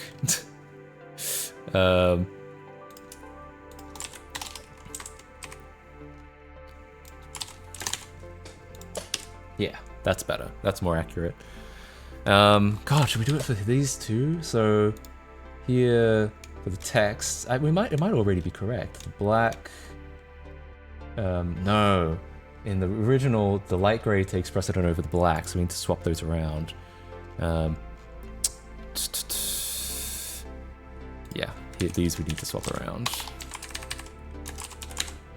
4K screen users are gonna love your site if they zoom into it like me, and there we go. So light gray takes precedent over the black. The white takes precedent over the gray, which we can't exactly approximate here because we're using borders. Though I guess if we were using text shadows, it might work. And then... Oh, the dots are circles. The dots are circles in HTML, because of course they are. I guess that's fine. There's not much, I don't know if there's much we can do about that. So is that correct behavior? That seems right to me.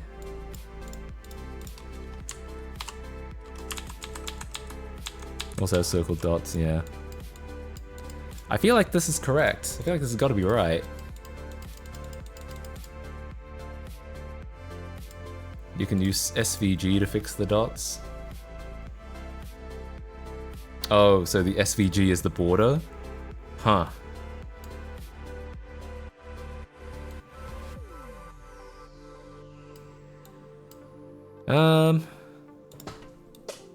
I don't know if I'm gonna bother. I think at certain, unless you really zoom into it, you can't really tell. Like, these look pretty square to me. The only thing missing is the X button. Beside the X button is the inverted dot pattern. Can you explain what inverted dot pattern means? Like, which part of it is inverted? SVG allows setting stroke shape and offset, yeah. Compare your dots to the original ones. Oh, like that it doesn't start from the top left, but it does here. Is there anything you can do about that apart from making the making a custom border with SVG? It's fine, I wouldn't bother. So, okay, so to do that, it would be to get, we'd have to create a custom border, which, yeah, maybe we could do. I wonder if I should make the X. The only thing about the X is it might be, the thing about the X is I think that's a situation where it probably is, like, I don't know how you would get that X shape, because I don't know what font that is, or if it's even a font. That might just be a drawn graphic, so that might be a circumstance where it's like, you might just make it an image, right? Generates the CSS plus SVG for such a border.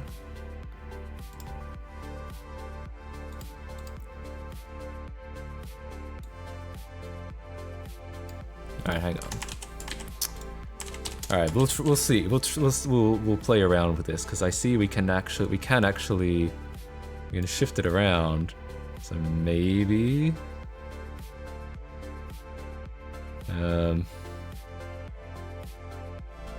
but like, okay, I don't know. I don't know if I'll get something that's like good enough. Dash offset, border radius. But how do we get these to just be like dots? Oh, like that. Okay. So if it's 6, it looks like it's...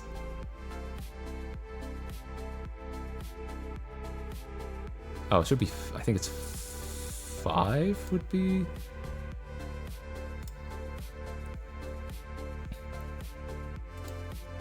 One, 2. Oh, okay. And then would the offset just be 1 then? Yeah, okay. Stroke width 1. Okay, don't worry about that. Doesn't do anything. Square? No. Round? What is this?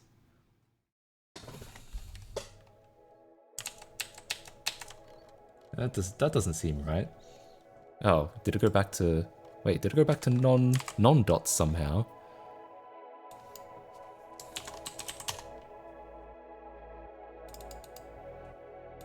Huh. I guess I was just, 98 CSS uses an SVG, maybe you just want to copy that. I don't know if we really need the X button. Like, not all Windows had an X button. I think we can probably get away without it. See if that works. But where do I actually put this? It says background image, and then trying to dodge work. It's more elegant without it. Yeah, I mean, plenty of Windows didn't have one. I think something I might want to do is rather than have it right smack dab in the center, I might want to have it like,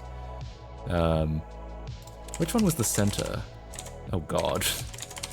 Oh god.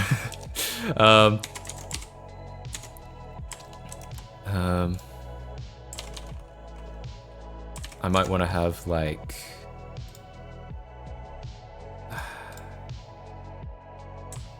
how do we like flex? I want to have it like just a third at the top and a third at the bottom, but I'm guessing I might have to just make divs to do that. So I guess what I can do is just be like div class top spacing. I can make it draggable. Oh my god, that would require JavaScript. Have it be draggable. All right. Well, if we're throwing JavaScript into it, then in that case, it doesn't really matter what I do here, as long as this is So no JavaScript. Well, we're gonna need to have JavaScript to make it draggable. For it to be function, it needs to be JavaScript anyway, doesn't it? It does. I'm gonna use jQuery because it makes things easier. I get the impression people don't really use jQuery anymore. I guess it's all become no, people don't like jQuery. Does jQuery fall in the way of PHP? No one uses it. I use it a lot. I think what happened is React replaced jQuery in every situation. I guess I don't have to use it. HTMX? It's grids all over again. Is jQuery really considered like old now? I guess I don't have to. What's the JavaScript in general? Oh, well, we need JavaScript in general if we want to make it. There's going to be no way to make this draggable without it being JavaScript. Don't add JavaScript, please. I don't get it. Why? What's the issue? It will need to have JavaScript eventually. TypeScript replaced it? Maybe. Draggable is bloat? I mean, keep in mind, we have a login with Twitch button here. There's gonna be some bloat anyway. Eventually when this is done.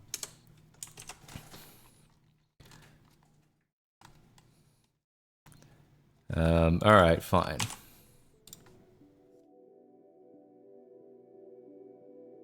Other than making it draggable, why else would it need JavaScript? So let's say, for example, you get some of this shit wrong, and you press OK. Well, it'll probably need to show an error message. That'll probably need to be JavaScript. I don't know. If we want to make any of these buttons interactable, it'll need to be JavaScript. Like, there's just server-side what? Server-side error message? Like, it needs to show up on the screen at some point. Like, there's no way to do this without JavaScript, at least somewhere. Error message separate page? No, fuck you. Honestly, no. I refuse. I absolutely refuse. I think that's dumb, because I think it would be so much cooler to show like a Windows-style error message on the screen, and we can do that with JavaScript. So I actually completely disagree. I'm going to completely ignore everything that you just said. Okay. Anyway, all right. I'm going to use jQuery because it makes it easier.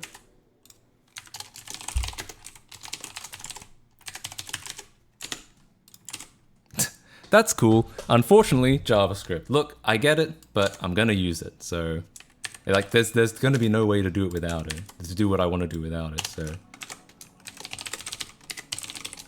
do it in assembly. A browser pop. I mean, yeah, of course. But a browser pop-up is also JavaScript. At least use an old. What? Did something happen? Was there some jQuery drama that happened that I don't know about? Anyway, okay, so in that case, offset. We're gonna do this now.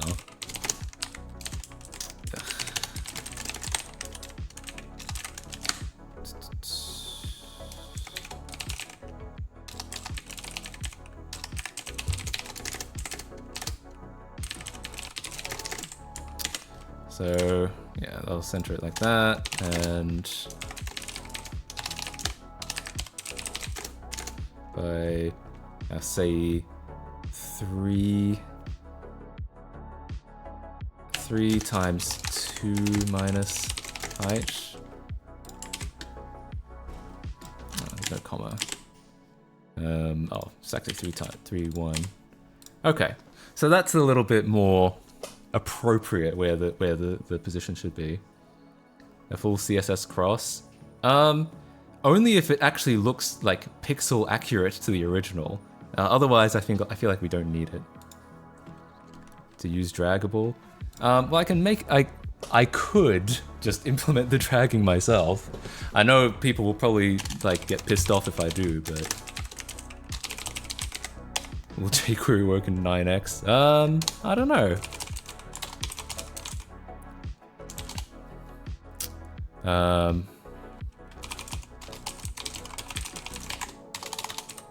Yeah, see, I could do it if I really wanted to. No, it will not work. I'm 99% sure I've done this before. Like, when you say it won't work, like, it's code. I can make it do what I want it to do. I've written a ton of like custom dragging implementations in the past. I worked on a video editor for fucking 5 years, for God's sake. Alright, so jQuery mouse down event. Oh yeah, maybe when I backport Chromium, then I'll get to do that. Then I'll run JavaScript. Implement the window move animation where it shows a dotted window. Ah, I guess I could. I actually, see, when I use Windows 98, I actually turn that off, or I turn the window dragging on. Like, God, where is this VM? Yeah, I actually turn the window dragging on, because you can, like, oh yeah, VMware is glitchy. Really glitchy, because yeah, you can actually turn on show window content, and I find it kind of annoying that it's not on by default. I mean, I know why it wasn't on by default back then, it's because it's like, you know, computers were slower, but yeah. I think there's a way to invert colors. Yeah, I mean, you could do it with a canvas, but yeah, I know you, I get it's a joke, but I'm taking it seriously. You could do it with a canvas, but not without a canvas, I don't think. Let's rewrite 98 in JavaScript. Bro, someone's gonna do that one day. You say that like a joke, but someone's gonna do that one day. Do I need more padding? More like row gap? I feel like I need more row gap, yeah. I'm gonna add more row gap. What the fuck?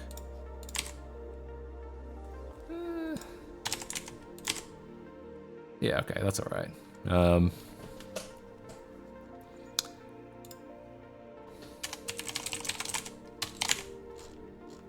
Another thing I'm gonna do, because you can see it's like, you can see it like mess around over there. I'm gonna make it so it doesn't appear at first. Oh, except that completely fucks it. Never mind. Because already it has to be an inline block, that's why. Use filter invert. Oh, that's interesting. So maybe it could be done. It could be done, maybe, but yeah, I don't know.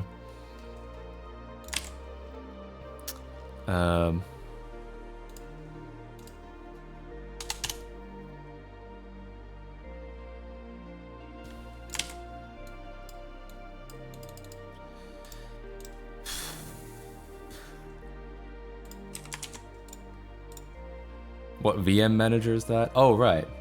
It's just VMware, which used to be good for 9x, but now it isn't. Not anymore. Oh yeah, we still haven't done this because I didn't know where to put it. Like, where do we actually put the outline on? But anyway, whatever. Go to sleep, Sue. Just wanted to suggest this dithered picture as a favicon. Oh, interesting. I don't know if it would scale down, but like something like that could be cool for sure.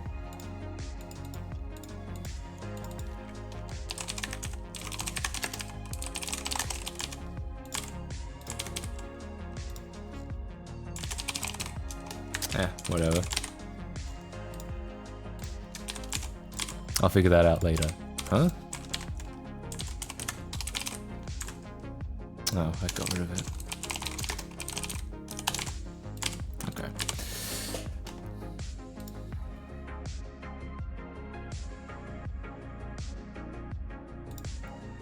I mean, I know you can do DOSBox in a browser now, so from that perspective. Alright, so jQuery mouse down. So the event, I think, gives us a... how do we get the... Oh, I guess it doesn't really matter. So old offset equals main dot offset. And then it would have to be dragging equals true. Actually, it equals false. Dragging equals true. Oh, actually, instead of that, I guess I could add and remove event handlers. So, hang on, how do you remove event handler in jQuery? Off. Okay, got it. Document. Hang on. Handle drag.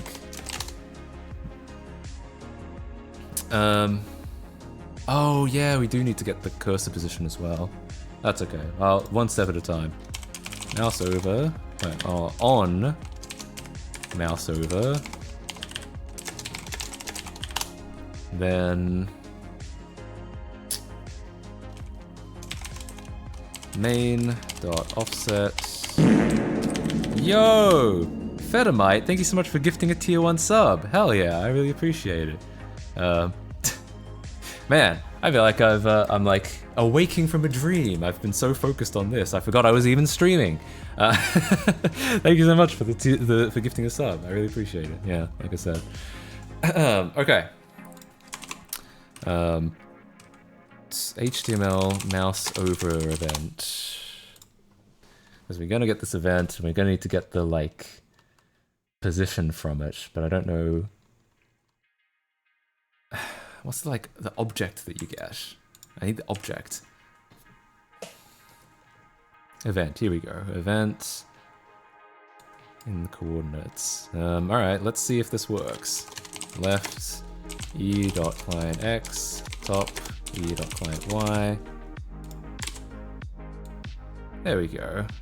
It's sort of working.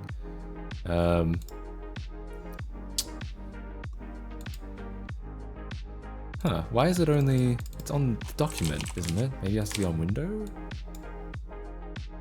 Oh, it's because I'm not like... It's because I released the mouse, so... on, mouse up. Oh yeah, Windows 93 is fun. We did that on stream once. And then we make this off. Oh yeah, that's what we need to do. On, mouse over, do that. Then off, mouse over, I think. Is that how this works? The other thing we need to do is we need to grab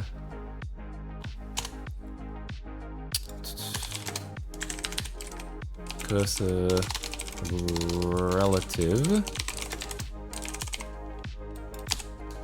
Cursor relative equals e dot. Let's make it a whole object. Left is going to be e dot client x minus old offset dot left, and then top is going to be the same thing but in the y.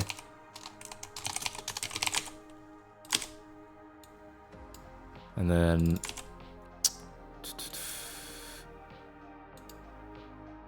handle drag is going to be this plus cursor relative.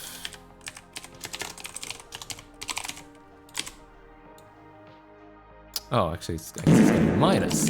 Yo, TimBKK88, thank you for gifting a tier 1 sub to Jorpy. And then you accidentally opened a picture that wasn't a good idea. Yeah, somehow I had never seen that before. Alright, it's kind of working. In actual fact, maybe what I would do is rather than... Wait, is there like a... No, mouse move event rather than mouse over? Yeah, that's actually what I want. I want the mouse move event. The fart sound is not back. It's yo, the Coppinger. Thank you so much for the raid of 32 people. Hey, welcome to the stream. We are creating a Windows 98 style sign up page. There we go. That's what I wanted. A Windows 98 style sign up page for people who want to make emails at doinyour.mom and billgates.sex. I don't know how I fell into doing this. It started by I was just going to make a form, and then people were like, make it 9x style, and everyone was like, that's a really good idea. And I too was like, I also agree that is a good idea. And then 3 hours later, we're still doing it. So welcome to the stream. Hello everyone. I hope you like really, really nerdy deep dives into dumb shit like this. You want to email those domains? Hell yeah. Well, as soon as this is set up, it's going to take a little bit to still, because we're only doing front end still. So yeah, we're working on it. We're getting there. But yeah. Yeah, but welcome to the stream. And as soon as it's ready, I'll let you guys know on stream. There we go. Nice. Look at that. Beautiful. I have to get rid of those scroll bars though. Hang on. Body, user scroll. Oh wait, overflow hidden. That's what I need. There we go. There we don't have any scroll bars showing up. Cool. So yeah, you can even drag the window around now. Sick. Striving for perfection. We have been pixel peeping the fuck out of this shit. Like it's. I think it is about as accurate as we could have made it, given the limitations of a web browser. I feel like it's pretty damn good. Yeah, it's looking super nice. I think, in my opinion, you can even like tab between stuff, and like it like looks like it did on Windows 98. Yeah. So yeah. So there. Well, thanks for raiding. Thanks for coming in, hanging out. Limit the drag so the window cannot leave the document, but where's the fun in that? It's not an authentic Windows 98 experience if you can't do this. Yeah. Such good work, nice job. Hey, thanks. It's like I said, there's been a lot of staring at the screen. But yeah, I'm happy with how it's turned out. Someone registered Bill Gates sex in 2022. It was me. Yeah, I've had these domains for a while, and people have been, oh, don't worry, this isn't my email. This is some temporary bullshit email. I've had these domains for a while, and people have been saying like, yo, what if we get like an email going on there? And I was just like, you know, true, good idea.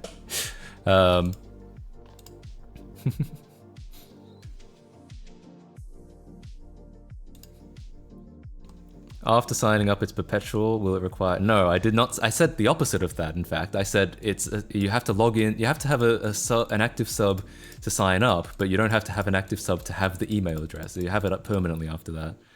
Or unless you meant perpetual, as in like you have it perpetually, not that you need a perpetual subscription. That could go either way. But yeah, no, it's not. You don't have to be subbed the whole time. Have a BSOD if you try. I might have a BSOD if you click cancel, because we don't have anything else that happens if you click cancel. He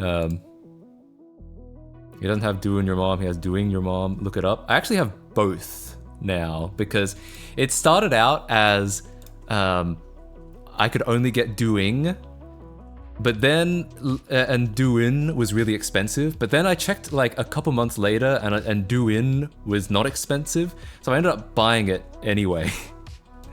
And so now I have both, but I assume that my guess is that without the G it's funnier, so I'm just gonna keep this one and let the other one expire probably. So yeah, I have both now. Why is .mom a TLD? The same reason .dad is a TLD. I don't know. It's for like mother related things, like I don't know, breastfeeding or whatever. Anyway, cool. So it is draggable. Nice. I love dragging. I fucking love dragging. Doing your dad. I think we can unironically get doing your dad if we wanted to. But that's okay. I don't need this many domains like the doing your something. Oh, we're already adding a couple more to these later on. We're going to be adding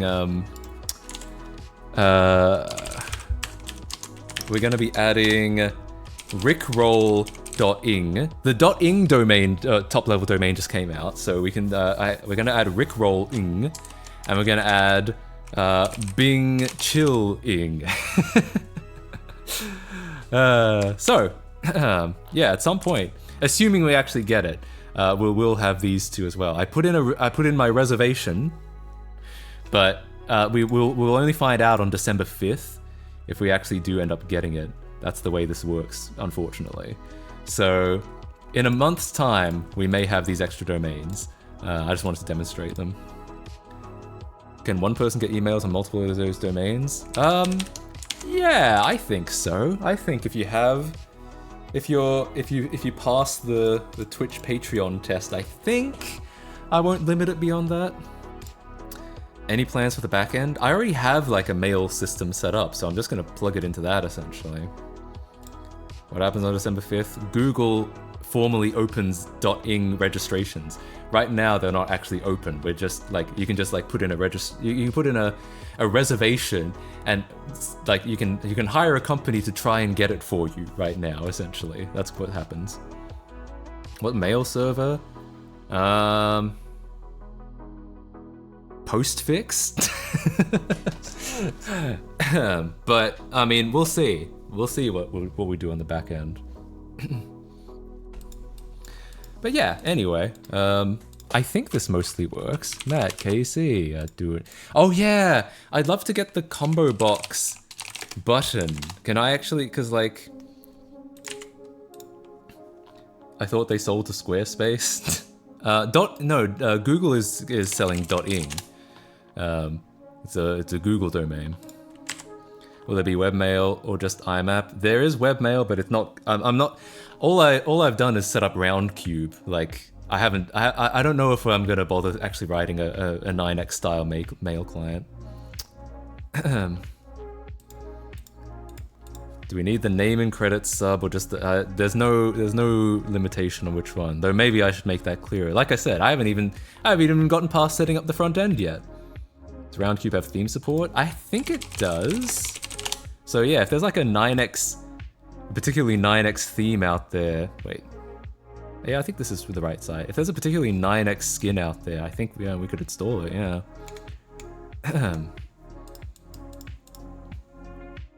Lego Island is available. Yeah, I know. I've known for that was originally like, I've known for a long time that we were considering that before we got LegoIsland.org. But there's just something about getting. I feel like they can keep adding these top level domains. They can keep doing it, but there's not going to be anything like the original three, the .com and the .net and the .org, or the .gov and the .edu. I feel like there's never going to be anything quite as like nice as that. Oh, Google domains died, but Google registry didn't. Okay, yeah, I forgot that Google domains was even a thing. So yeah, there's like, Google still owns and provides registration for domains, but they're not like, I guess they're not necessarily a registrar. They go through other registrars now.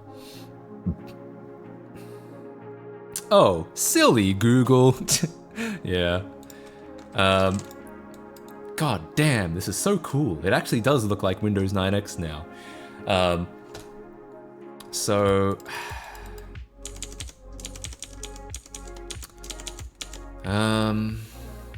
Oh yeah. So I wanted to see if I could get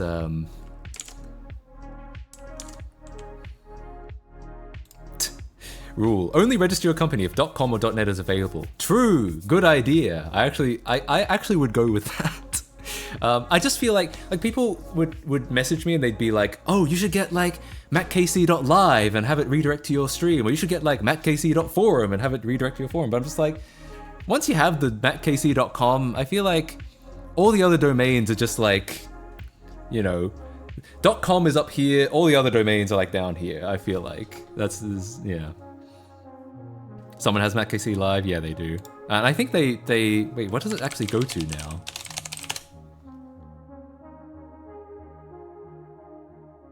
I feel like .net is a vanity TLD for some reason. Well, it was I believe the initial idea was that it would be for ISPs, like as in companies that provided networking services. Yo, Tim BKK88, thank you so much for the the 5 tier 1 subs. Hell yeah, holy shit. That was a big booming fart with reverb. Hell yeah. And it's an appropriate booming fart with reverb for such a oh man, no mattcasey.lie. For such an event. Thank you so much. I really appreciate that. That's really, really nice of you. I need to add more alert sounds because currently we only have notify.wav, which is the Windows 98 notify sound, and then we have fart with reverb, which is clearly a crowd favorite. But we gotta add some more memes so that like people can there'll be some there'll be some variety. But hell yeah, thank you so much. mattcaseylive.com is the toppest level domain. What about clive.com? Honestly, that's what we gotta go to. Oh, Clive Christian portal, perfume. Clive Christian perfume. Oh yeah. Little known fact about me, I actually have a perfume business on the side, and I'm, you know, as you know, I'm very religious. Yeah. Anyway,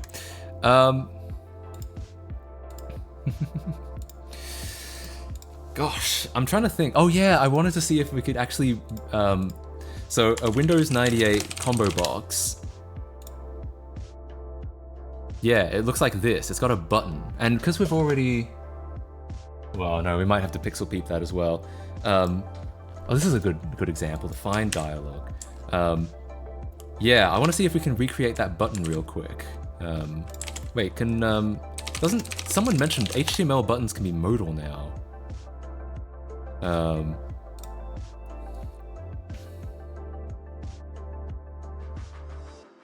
Maybe not. 98 CSS is styled that way. Okay, but yeah, so I'm trying to figure out how we would do that. Style, try after pseudo element, but like how do we make sure it's the button specifically, right? CSS style, select button.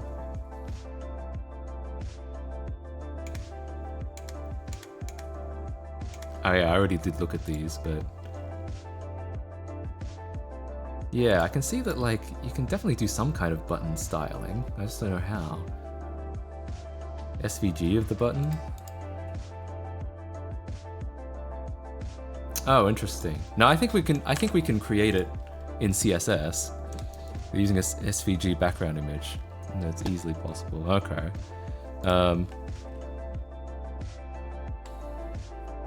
But somehow they got this, which is pretty like, that's pretty custom. So I feel like there must be a way. Yeah, and this has like a custom thing for the button. All right, let's look at the CSS for this. Get this fucking shit out of here. You have to add after to the parent of select because select doesn't allow after. Right. Right, so you would add like the button as like an add-on? It doesn't use any JavaScript though, so... Oh, interesting. It's like, hang on.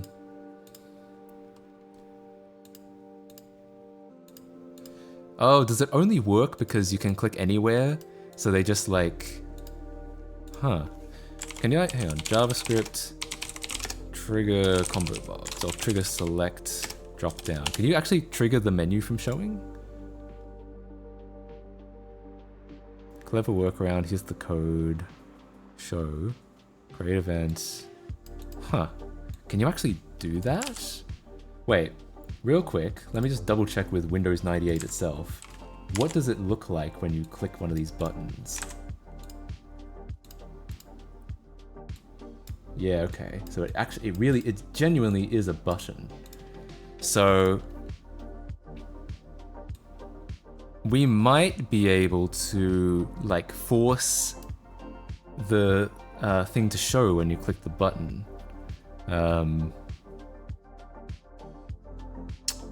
Interesting. Let's try that real quick. So I'm gonna have to just make a button real quick. Let's see. Next to here, button. And I know there's a Unicode down arrow that probably looks close enough. Maybe even ASCII. I do get excited when I don't know. I get excited when I feel like something can be possible, but I've never done it before. Here we go. This is probably good enough. It's probably something even closer, actually. Oh, hang on. What's this? We've got a Wikipedia article about it. Oh, VM on screen. Right, you're right. Right. Alright, trying to look for some arrows, some down-pointing arrows. I saw one that looked pretty good. I think it was this one. But, there's just so many symbols in Unicode. Like, it's unbelievable. Tell you what, I'll start with this for now, which is, UBC, I guess, 0? Yeah. 0, 1, 2, 3, 4, 5, 6. So it's 2BC6, I suppose? I don't even know the syntax for this. Is that right? Yeah. Why is it so fucking big, though? I guess I'll make a class. Search button.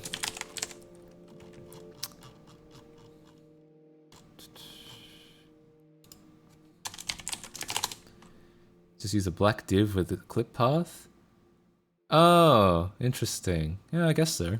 How many EMs is it? It's clearly more than one. It's, not quite 2, though. And it's Y. Actually, no, we can just get the exact... 1.9? Yeah, okay. And we'll get the exact width. Hang on, let me get a screenshot of the find dialog real quick that we can pixel peep. Then I think I hate to say it, I honestly might finish for the day, even though I haven't done any of the back-end stuff yet. Just because this ended up taking a lot longer than I thought it was going to, which is not bad, because I think we've done something really fun here, but I think we might have to come back to it another day. Even 1.8? No, I think that is correct. It looks a little odd but like, all the borders I think are lining up. Oh, right, I can drag it over. I think that is lining up, but... Oh, but it needs to be inside the border. Ah, shit. Ah, shit. Looks good. Hey, thanks. Yeah, we're getting there. Okay, so we're getting the, Wait, what? How did I just do that? How did I get rid of the taskbar? Oh, it crashed. It crashed. Okay, fair enough. Alright, so... Yeah, I'm trying to get this find dialog. Oops. And I'm going to grab, real quick, grab the screenshot of it. I think I saved it on here? Yes, I did. Good, good. Okay, I'll load this into Critter. Okay. Balding. Oh god. I mean, that's probably a good marketing strategy, if I'm honest. Like, we always need some damn... Oh, ignore this glitch. We always need some damn fucking...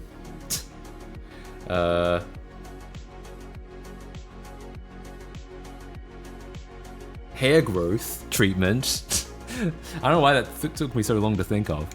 Okay. So for a search button, how many pixels wide is it? It is about 16. Oh, that's easy. 16 pixels. Oh, can we... There like some vertical align shit we can do here? Oh, it's because of the padding, right. Yeah.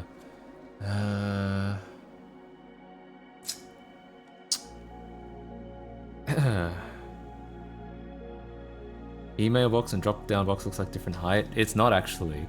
It's an optical illusion. Like if I bring this into the thing, if we pixel peep it, it's actually literally on the same... Oh, maybe it's like... Oh, it's 1 pixel off here. But I think the reason why it doesn't look quite right is because in the original, the button is actually embedded into the rest of it. That's the problem. Needs to fit in the box. Yeah, I know. I mean, like, I never said this was done. I'm still working on it. Okay, so the email name box. Oh, these. I don't know. It's possible the select is bigger than the text box. Yeah, it does seem to be.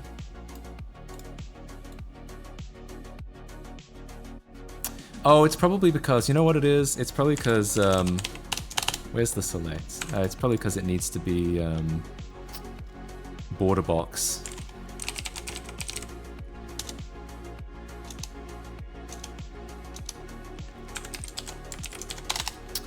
I'm gonna guess just like all of this can be border box.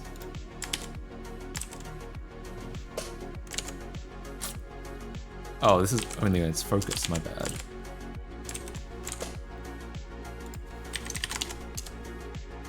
So the button's a border box and the input's a border box. It still doesn't quite look right.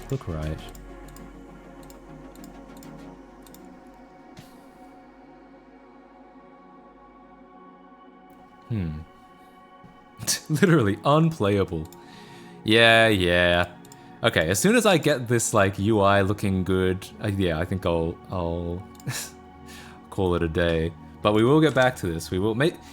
What do you guys think? Should I finish the backend off stream or should I do it on stream? I'm not actually sure how much I can do on stream because, like we'll be getting into like server config stuff, and I don't know if that's like smart. Nothing ever off stream. Yeah, all right, okay. I'll try to do it on stream. If I can do it on stream, then yeah, we'll do it on stream. Okay. Anyway, except for like server config. Yeah, okay. We can probably do that. Nothing will end badly. That's, yeah, obviously. Doing things in the shower is more efficient. In the shower on stream, it might be against TOS. Is that for tomorrow? I think it's gonna be Wednesday. I think I have some stuff I do have to sort out tomorrow. Could the button be on top of the select so the width of the drop down is correct?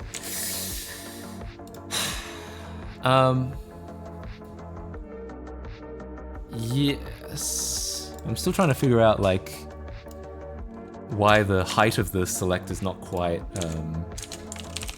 is slightly different, or if we can. I guess what we can do is a bit stupid, but like, what if we just made it height 100? Why does it keep like bouncing around on the screen? That's weird. Yeah. Oh, I think I know what we should be doing. I feel like the way to make this... Yo, is Wets! Thank you so much for the gifting the sub. I don't know why... Oh. Right. Something happened with my auth token. I don't know, the notification didn't happen, but yo, thank you so much for gifting a sub. I really appreciate it. Hell yeah. Hell yeah. I feel like in order to get this to look right, we need to have it like...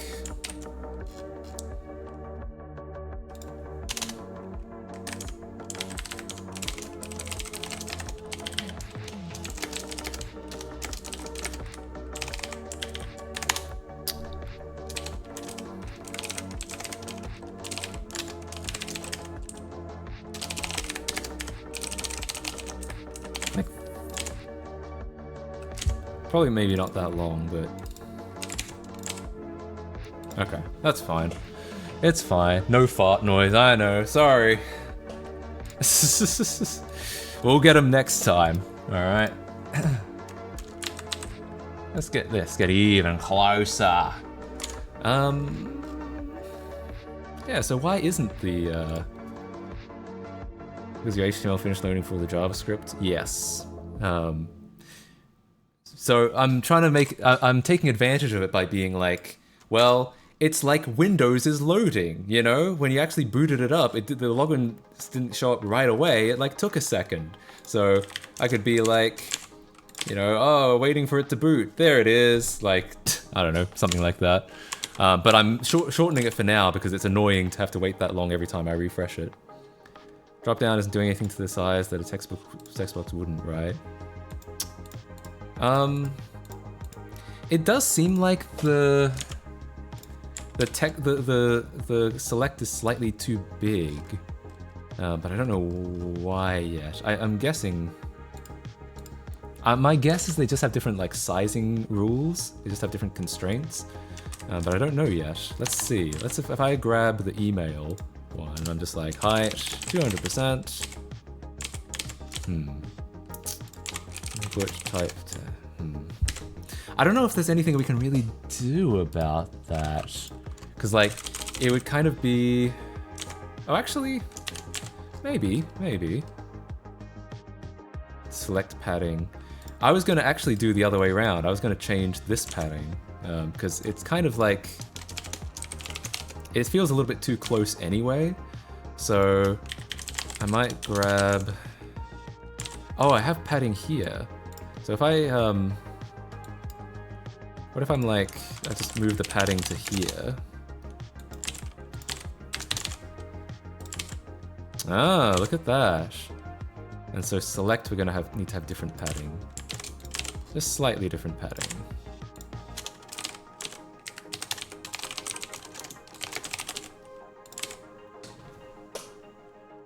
Yeah, I guess so. How much padding would actually be accurate? So, like if I log off on my VM,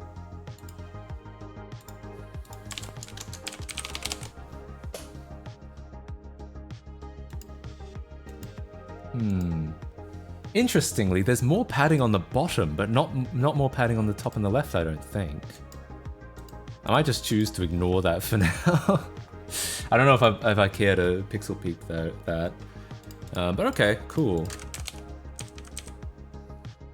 Real ones look worse? Maybe. Yeah, okay, so we're really close. I'm just gonna try and get this button to work. I don't have a strategy for it yet, though. HTML, so I'm gonna search this again. CSS, can you style the button of a select? Windows 98 is before Apple forced Microsoft to take US and presentation more seriously. Yeah, for sure. How to style a... Styling select elements for real? No, the thing is, they're all like, here's how to style a button, or to style a select. I'm trying to get the button in the select. Drop down button, maybe. Drop down box, yeah. Select option. No, I don't think so. Arrow? Yeah, maybe. Style the arrow of a select. Arrow. In the code, we've employed the border trick to create both the up and down arrow indicators. By utilizing CSS borders this way, we have designed arrow shapes that suit the... alright, so... What, so if I have like, I don't know, select... Quote button and select so it forces both to show up. I feel like... Yeah, maybe. We'll see. After. I don't know, background red. What does that actually look like? Nothing. Yeah, I don't care about that. I'm not trying to make the options different colors.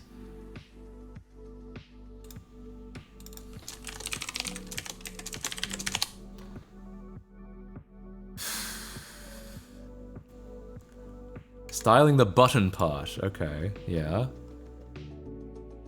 We can apply CSS properties to select. With this, we can pretty quickly go from the default style to... Okay. Styling the button part works. Does it mean, is it saying the button part is in the whole thing? It's just 1 colon, is it? No, it's 2. Okay, starting the list box part. Right, okay, so it thinks the button part is this whole thing. Is there a thing with pseudo elements needing a content to keep them from being empty and removed? It's so good. What do you mean? Okay, so like adding content like that? Hang on a sec. I gotta go take a piss. I'll be back. But we'll get this. We'll get this for sure.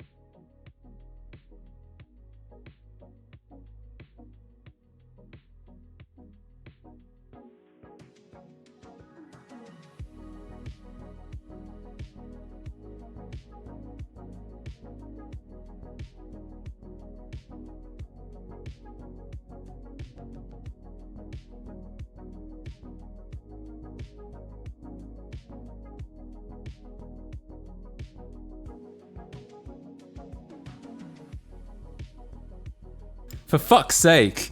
I forgot. What I was gonna say is, yeah, someone said they like my my Rode microphone. I was saying this thing is nearly 10 years old. I think I bought it January 2014. So in 2 months' time, I will have had this for 10 years. It will have been, it's recorded like every YouTube video for the last 10 years, every song I've made for the last 10 years. It's been a real trooper. Real nice.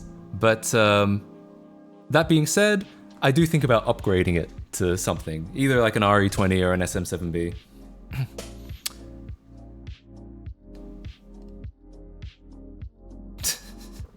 As a quick piss, you know how it is. I was just, I gotta get back to this, right? I'm in a hurry. Yeah. Sounds pretty good. Yeah, I think it sounds perfectly fine. Yeah, it just might be nice to, I think it might be nice to have something a little different. And I think there are certain qualities of the SM7B and the RE20 that would be nice. You don't need an SM7B, you're not a singer. Technically, I am a singer, actually. I have a music channel that I sing on, but otherwise, yeah. Crispy Logitech camera mics, true. But anyway,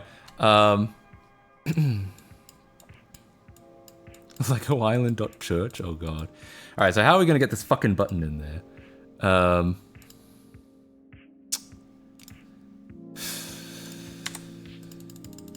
doinyour.mom. Finally, some good content for my Windows 98.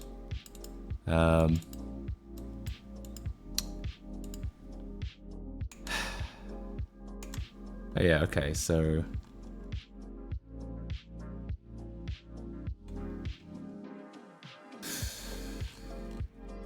Microsoft blog you were looking at also uses a background and image for like 98 CSS. Which Microsoft blog? Is this? Oh, this is a Microsoft blog.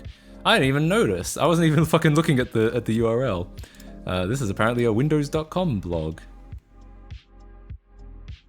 The only downside of something like an SMSB or RE20 is they don't pick up when you move away, which can be good for isolation, but when you're doing stuff like modding, it might not work very well. Yeah, possibly. I kind of like that idea just because in a room like this with, what would you call it? Suboptimal acoustics, I'd probably get a less echoey sound out of my microphone if there was more, a narrower field. Yeah, so that's kind of something that I think about. File selector button. You mean to tell me there's a file selector button in CSS, but there's not a select drop-down button? Change the cursor to a 98 one. How do I CSS change cursor? Because I could actually get the cursor from my VM, like RN. I did so much shit with cursors back in the day.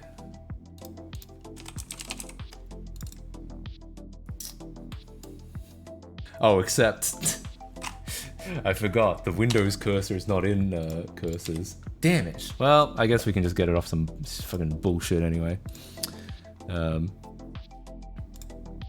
Spray cheese on the walls for sound dampening. That's great, except for when my lease ends. Like, I think that's always going to be the problem, is that I'm never going to get exactly something that I want, because I can only afford like cheap apartments, so I don't get a lot of control over like, I mean I can get as much control insofar as I choose the apartment that I live in, but like it's not like I get a whole dedicated room to streaming. I'm not that wealthy yet.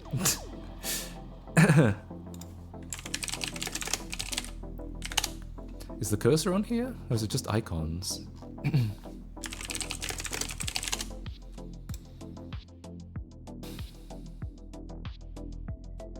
It's,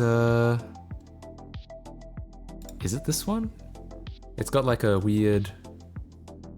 I couldn't tell if that this cross is part of the cursor or part of the,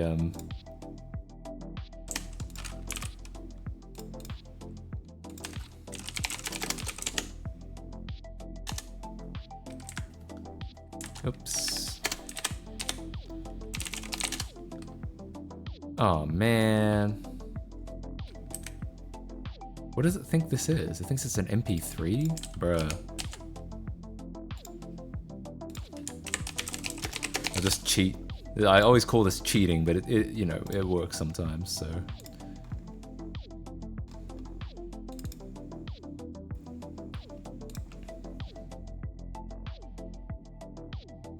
I wish the infomaniac was my .dad. Jesus. Alright, what do we got?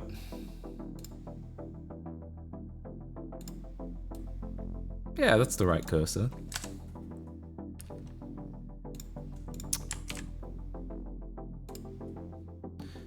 The only thing is, the setting, can we set like a cursor for like the text fields? How deep does this go? Michael Jackson recorded his thriller album on the SM7, SM7B, yeah.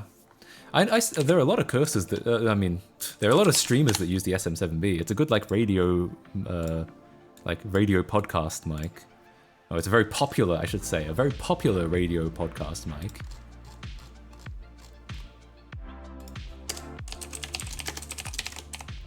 Live Split Mario 64, you've been speedrunning lately? No, Live Split was for Shrek. Did we actually do Mario 64 anything recently? Oh, that was to compile Mario 64 for the GameCube, I think. I think that's what that was for.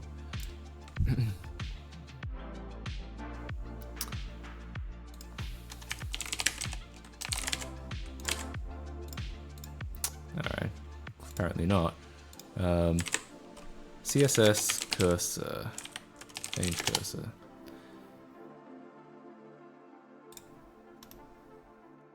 Oh, creating a custom mouse cursor. Here we go. Oh yeah, you. Huh. Okay. Custom cursor. Here we go. Cursor URL to PNG auto. What does the auto bit do? Oh, it's the fallback. Gotcha. So that should be working, but it's not.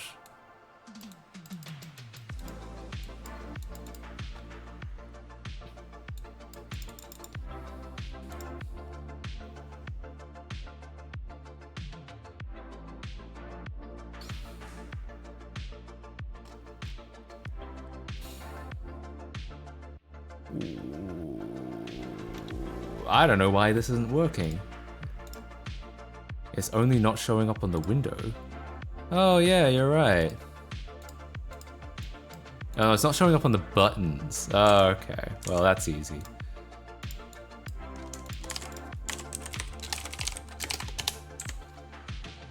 I think the buttons probably just declare a different cursor by default. Okay. So all this looks good. We just have to get a new one for the oh, and the select.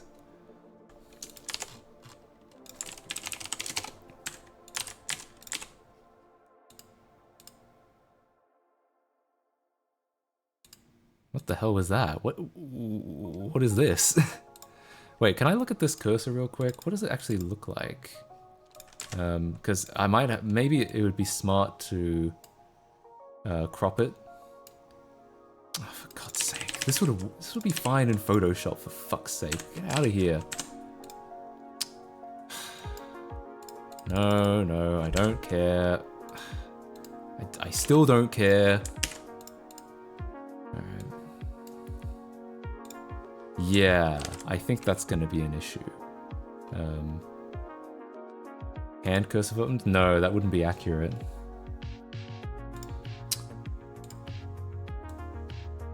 I do need to get a cursor for a separate cursor for the text boxes, but I think that's it. I'm gonna crop this, even though this is, I think this is accurate to how it was presented in the operating system, but they had a way to like say what part of the cursor was the hotspot point, and I'm not sure I do, and I think this is gonna be easier to trim it.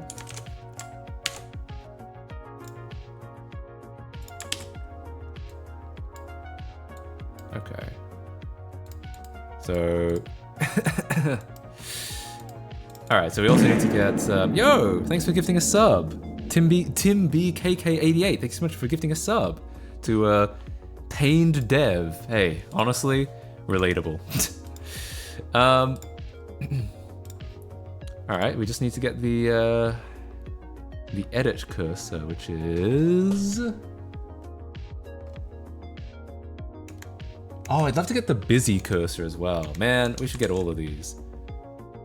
What is this? I think part of the problem is that the actual Windows 98 edit cursor was transparent. It was completely just an inverted cursor.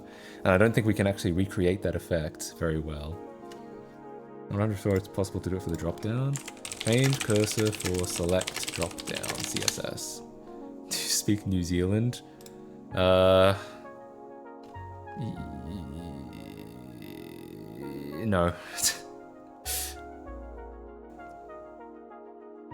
Huh. There's like a CSS hack we might be able to do here. No, I don't know. Yeah, maybe not. What am I? What am I from? Oh, VM, yeah, right. I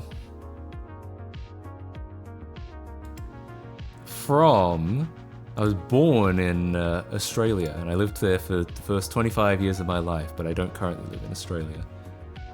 He's from Lego Island! Cool, nifty.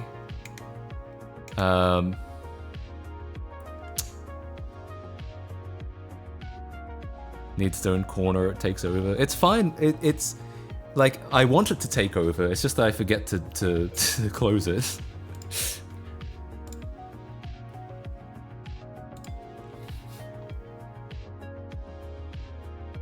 Australia's another name for Lego Island. Yeah, in that both of them are fictional.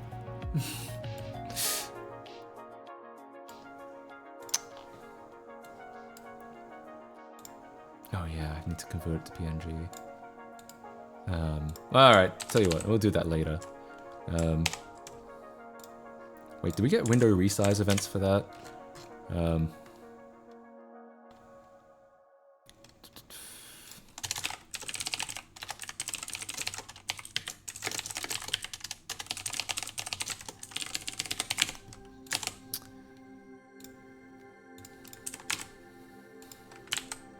We do.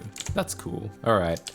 I'm going to use that to anchor the window to the center of the screen by saying...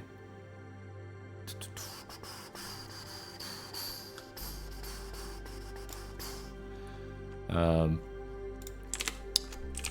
resize event object.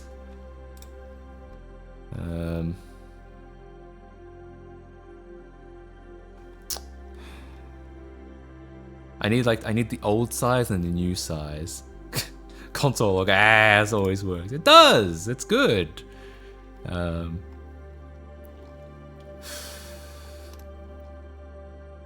Yeah, the resize event. I need to know what's actually in the event.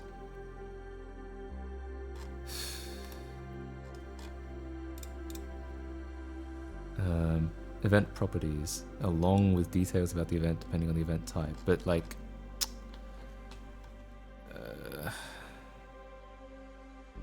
key code? No, but like, I actually need...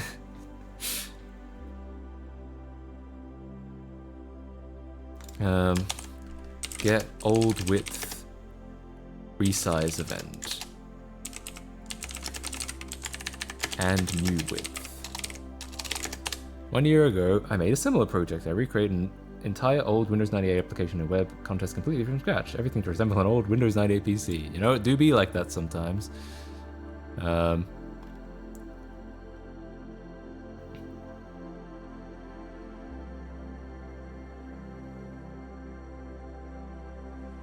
Get new width and last one.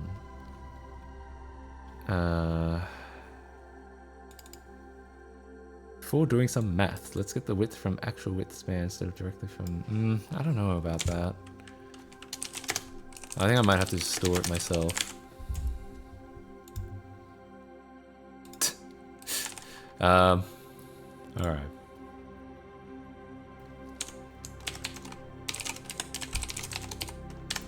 Why do I use var and not let? Because I started learning JavaScript in 2006 before there was a let, and it's only within the last couple of months that I even knew there was a let. So, yeah, so it's just old habits die hard. Yeah. Old width equals that. What's the difference? Apparently, let has a different scope from var, so it's considered a little bit neater to use let. But like I said, when I started writing JavaScript, there was no let. So yeah, I just haven't, and I don't write JavaScript frequently enough that if I was a full-time JavaScript developer, then yeah, it would probably be good to do it. But yeah, I don't know. Can I show you my project? I guess you can link it.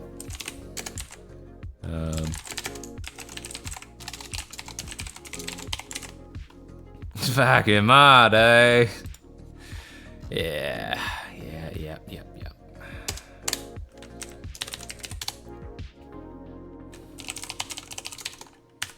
It'll be old width, just to test.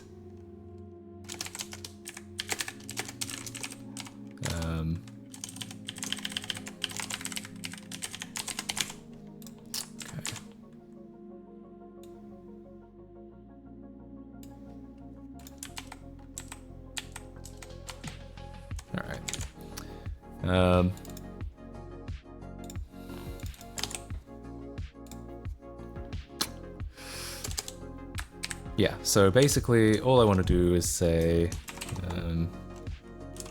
dot main dot offset.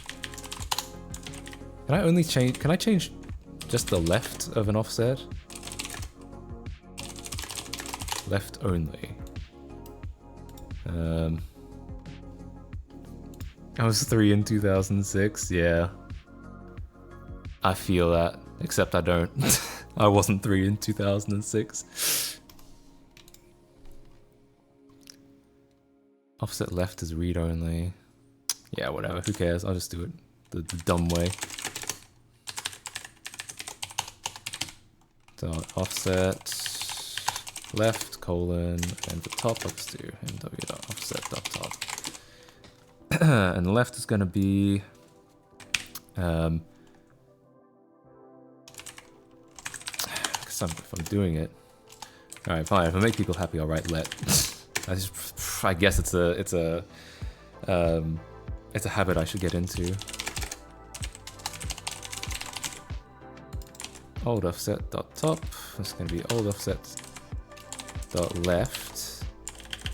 It's going to be old width divided by 2 minus plus new width equals this. New width plus new width, I think. I don't actually know if that math works out. Oh, my bad. 7 hours? No, I started working on this like halfway through the stream, so it hasn't all been 7 hours, no. Divided by 2. That's definitely wrong. Is it this way around? There we go, that's what I wanted. I just wanted it so that if you change the width of the page, it should. Oh, apparently it doesn't. Oh no, I'm changing the wrong width. I'm changing the width of the virtual machine. How embarrassing. Yeah, I just wanted it so if you change the width of the browser, it anchors it to the center. When am I porting Lego Island? Honestly, as soon as the fucking decomp is done, then yes. Should be 7 more hours though, since content. Honestly, yeah. Wait. Oh, right. Okay. God damn it. So I'm still working on this fucking button over here. Man, should I just just take the L and not do the button? I'm just like, I don't know if this is actually going to be possible to do it the way I want it to. Oh yeah, you sent a link. I completely missed the link. There's no giving up in this stream. Yeah, I know. It must be possible. I want to post link, but if you search C6 Messenger online, the first result is my project.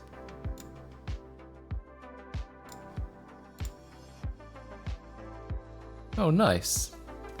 It looks pretty good. Hang on, I'll bring it up.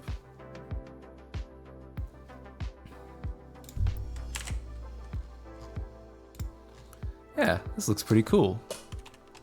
What happens if I zoom in? I'm only doing this because, yeah, because I was zooming in and out on mine all the time. Cool though. Internet Explorer. Can we watch Matt KC? Oh, here it is.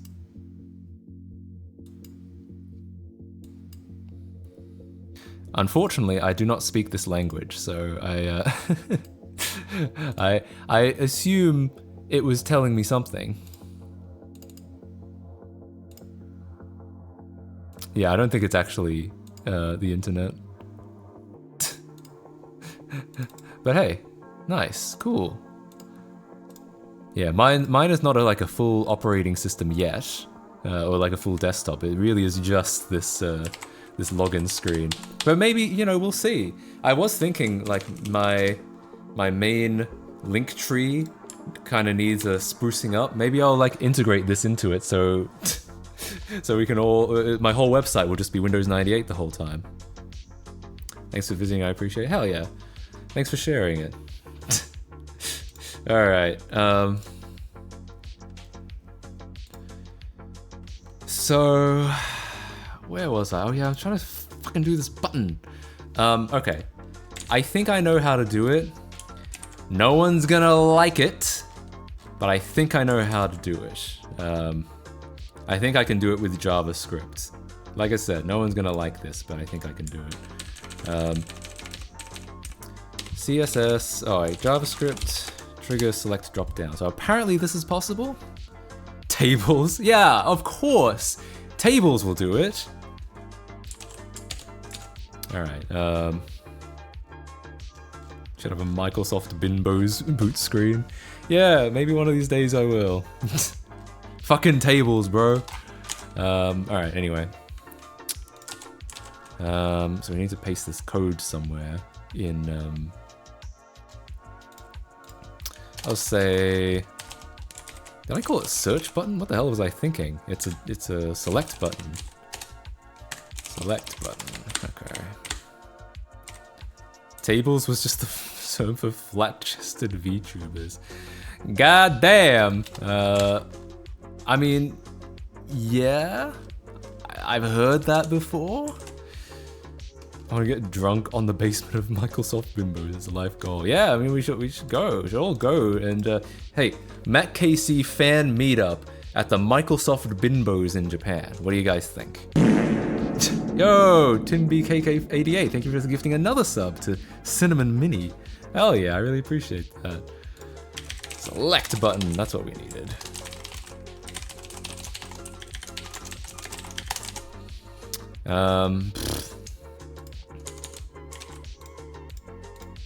Oh, I see what's happening here. In the words of Dwayne "The Rock" Johnson, I see what's happening here. So we probably don't want to just blanket select all of them, though it is the only select on the screen, so I guess we could just try it and see what happens.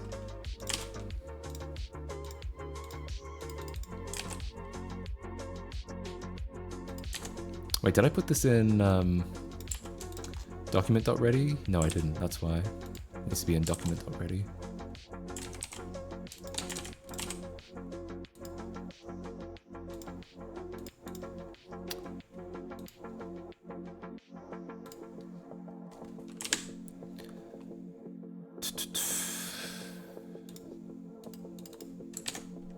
Select button, click.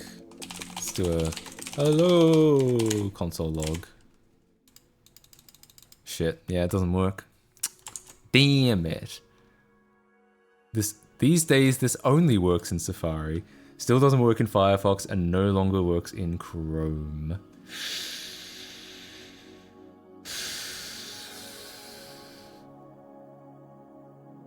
Cannot be triggered in this way. Apparently it used to be, just not anymore. And I guess it makes sense, it's probably very abusable. Probably the only real way to get this styled exactly how I want it is to, yeah, just to implement a completely custom drop-down box. Because this menu too, like this menu, I don't think we can, like, it's not quite accurate. We could probably make it accurate if we implemented it completely custom. Browsers have the stupidest features and then actually fun stuff is not allowed. True. The background image method. Maybe, I just feel like if we already have all this like code for doing the buttons, it would be nice to be able to reuse it, especially because in the real Windows 98, and I don't know, I didn't try the other one, but I noticed that like these buttons do move when you click them, kind of like what we've got. It would be nice to be able to like reuse what we've got there. But yeah. Need to simulate inserting 35 floppy disks over and over to recreate that classic Windows installation vibe, like the Windows 95 initial release. Yeah, definitely. Is there no way to have a button layered on top that isn't clickable? Oh yeah. I wonder, could, like, that's what I was thinking as well. But I was thinking the reason why I was doing this triggering thing is because like if we had the button on top of it and just had the button trigger the drop down, then that would work. But yo, Jeronic, thank you so much for the tier 1 for 4 months. Dams. Hell yeah, thank you so much. I really appreciate it. Oh yeah, the VM. I keep fucking forgetting to put the VM away. Yeah, if we had this button over there and could somehow propagate the click event through to the drop down, that would probably be fine. So what if we had like Bootstrap CSS has a drop down with the button separate, so it should be possible. Did they make their own drop down, or like what did they do? Can make the select itself transparent and the button behind it. Maybe. And then like have a white background, maybe. Yeah, the problem is, I don't know, can we get rid of this arrow? Hang on, CSS hide select arrow. Remove the default arrow. Oh, it is a background image. On IE. Fucking who's using fucking IE in 2018?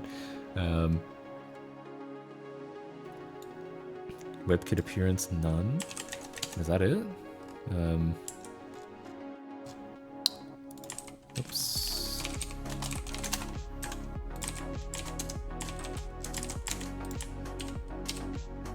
Oh wow. I mean, I guess. Blank 1 pixel PNG as a background image. Yeah. Wait, so how... Okay, so... We have this. I make the background transparent. Alright, and then we have to make the padding 2 pixels again. And then we add like... Oh, it'd be 2 pixels on everything except for the right, which I think is this one. This would be 18 pixels. Oh no, that's... Really?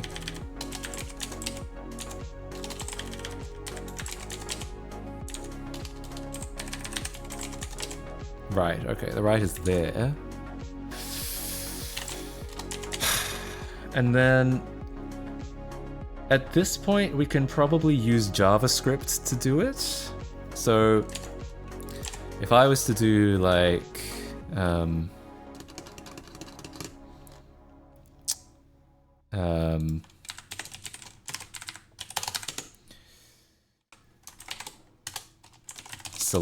select dot each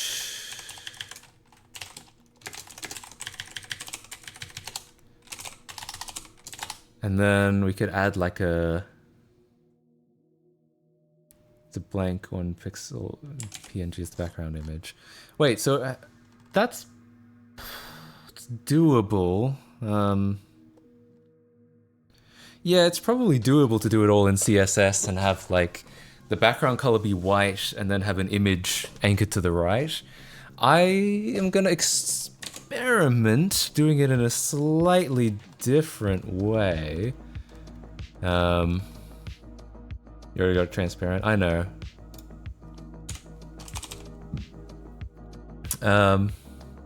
What happens if I make like a background div? I give it a bunch of CSS to say like, you know, I'll make the background color white, and then I make it like, I have no idea if this is gonna work or not.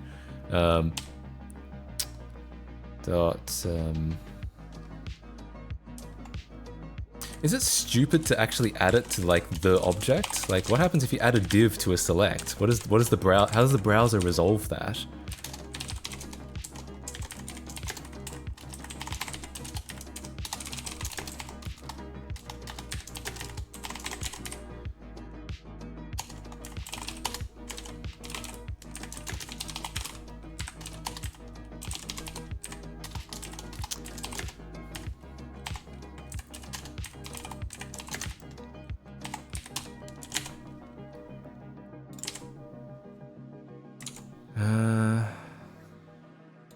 Oh, hang on. No, it doesn't seem to like that. Yeah, of course. So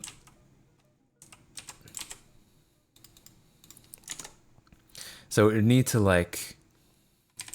So rather than doing it like this, I would just be like... dot offset, le dot offset. And then... Does jQuery have a size? Yeah. Oh, no. I might have to do like width. I don't know if there's a better way to do it than this, but we'll try it. Oh, it's got to be $LE on everyone, and then body.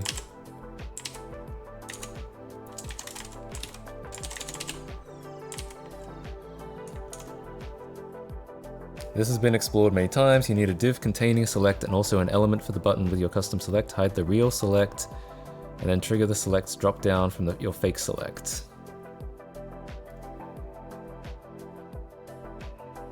Interesting.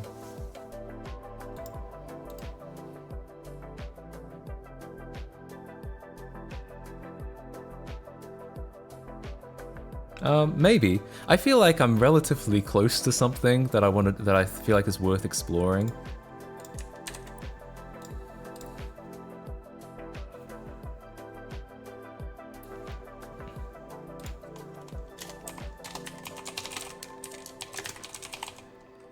Unless you make the select have opacity 0 and be on top. Yeah, maybe. But then we're just re-implementing the whole look and feel of it, right? Or the whole like visual appearance then at that point. I think at that point we may as well just make the whole select ourselves.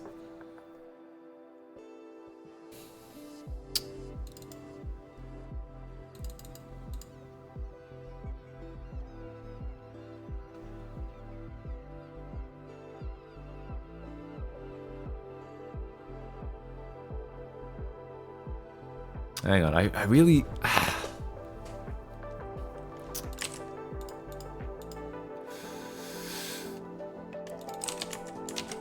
Why is this not appearing? Oh, really? Maybe I have to, maybe it's because it's not, hang on. If I set it on a timeout. You're spending more time trying to figure out how to avoid the solution than the solution. I mean, what's the solution? That like none of the solutions are necessarily good, right? They're all varying degrees of pros and cons, right? I didn't think we'd come to the solution, right? Or unless the solution is just rewriting it, just implementing our own dropdown, which yeah, probably. Solution is to use tables. Yeah, true. You're right. I mean, we could just implement our own dropdown. Like, it's not necessarily, it's not undoable.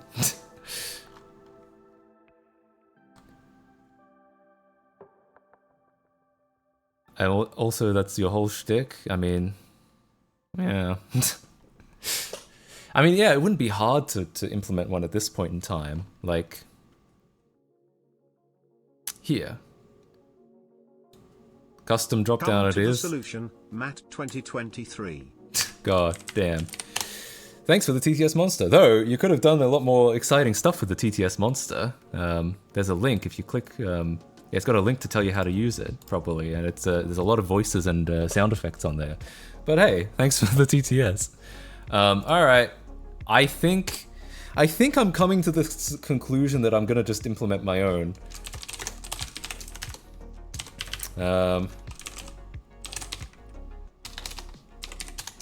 I forgot. Yeah, don't worry. Which is a little silly. It's very silly, but I mean, we're already using JavaScript, so whatever. Like, we can completely implement this, essentially. So I will hide all of that. Replace this with dot select and dot select focus. To make this white. And because we're now not using any of that appearance stuff, we could do it like that. Dot select, get rid of that. Alright. Oh, actually, never mind. We do still need custom padding. Oh wait, no, we don't. Oh wait, yeah, we do.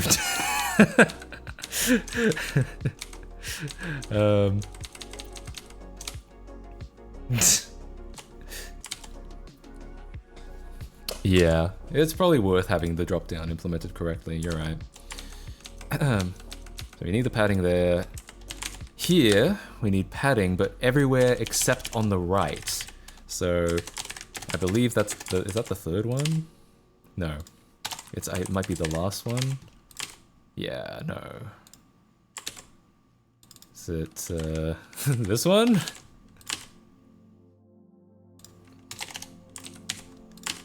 Okay, yes, that last one. Oh, here we go. Something like this. Yeah, your way. Yeah, exactly. All right, select button. We're actually doing it now.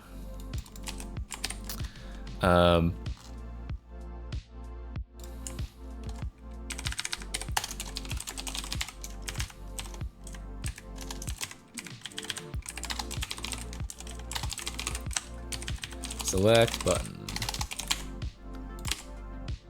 Okay. So now we go to select button. We don't want any of this except for width 15. Oh. Oh no. You woo. Hey, thanks for the TTS. My god. Maybe actually the way we might do this, we might go like -2 pixels on the top and the bottom. I think that'll actually work. Or not. Alright, well, in that case, yeah, we can actually only have padding on the left.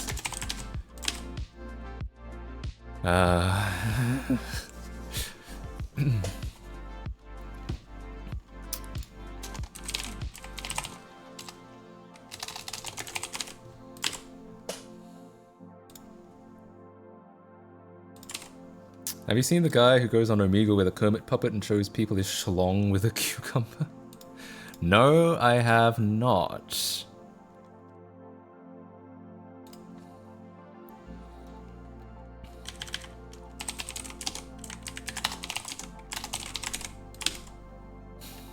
I'm already feeling like this was a bad idea, but whatever. Might actually be better if this was a div.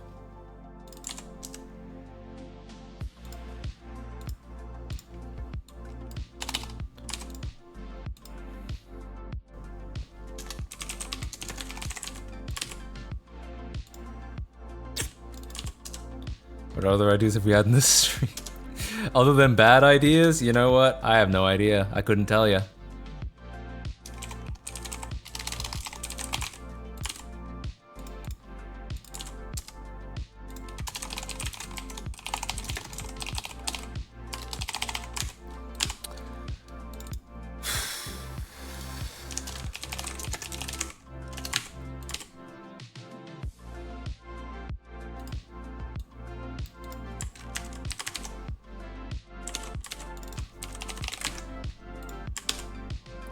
What was wrong with the regular select? We couldn't quite get the button that we wanted. You can't like customize the button, essentially. Oh, I could probably do a negative margin. That's what I should be doing. So, as a matter of fact, I'm gonna make this 2 pixels, and then I'm gonna make this -1, -1, -1. Or should it be -2? No. Ah! Will each Twitch username only get 1 email? As far as I don't know. I haven't decided yet, but I believe everyone you'll get to. I don't have any current plans for a limitation beyond just having a like. I don't think there will be a limitation, but I guess I haven't decided yet. But currently, no limitation. Yeah. Yeah, I still have to get CSS to do what I actually want it to do.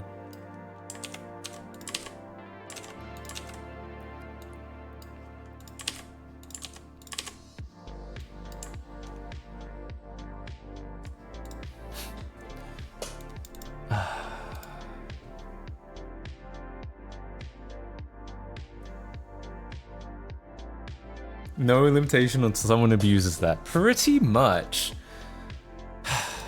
God. Maybe I should just, honestly... maybe it's getting a little late and I should just come back to this next time. I actually kind of... You're gonna think I'm crazy. I actually feel like I was getting somewhere with the regular select. Like, I just have to figure out how to get a white background. Can I play Lego Island on this? Not today. Not yet. I actually feel like I can do this, but it's just, outer width, put everything to table. I actually feel like I can get this done with the... Yeah, it's just about, like... .main.add that.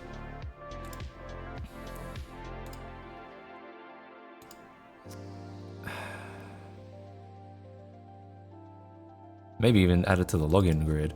I really feel like I can get this working. It's just like, I just don't know, I don't quite know how yet. Like, oh Jesus, I accidentally closed it. Like, if I just ignored all of this and I was just like, top, 0, left, 0, width 100 pixels, and then height 100 pixels. Yeah, okay. Do I just have to do it like through this? Maybe this is just how I have to do it, like... Okay, I'll call this E and I'll make a new one called there. That'll work. I don't have to do this over and over again.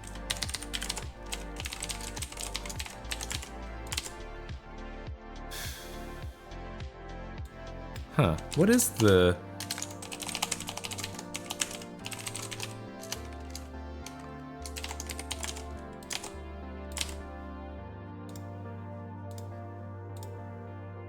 Undefined?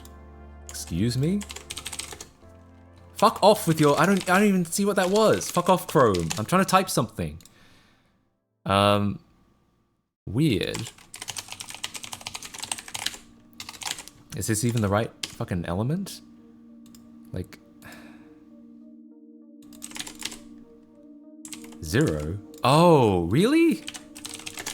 Is this how it has to... God, that's the stupidest fucking thing.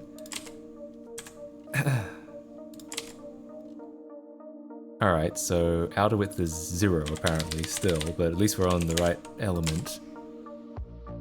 Width? No? Yeah, it being undefined, that might explain it, yeah.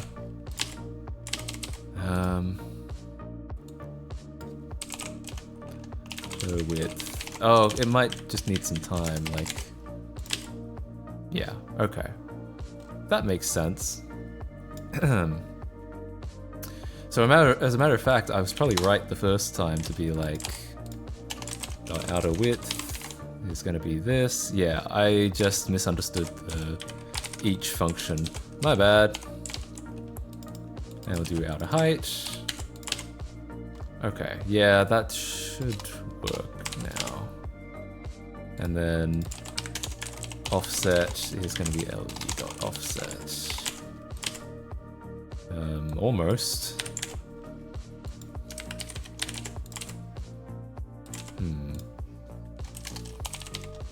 Is it actually better if I do it through CSS?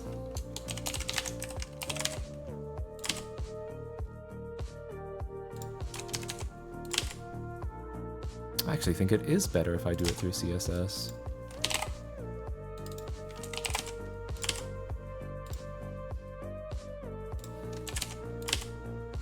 Oh. Except when it's not. Maybe it has to be position, because we're doing it kind of relative. There we go. Wait, if I made it like position and position, then... No. Okay, I think that's better. Alright. How to... Oh, wait. Jesus. Something's happening outside. And then how do I, like, put jQuery put element behind another, or before another, yeah. Insert after? Maybe there's an insert before. The crackdown, yeah, apparently. Insert before? Wait, what?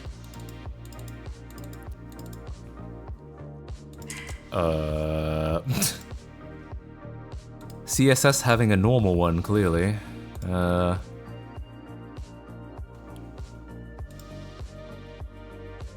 Or is it the other way around? Is it actually supposed to be insert before Ellie? Okay, there we go. Yeah. It was a dog of some kind, yeah. I don't know what that was.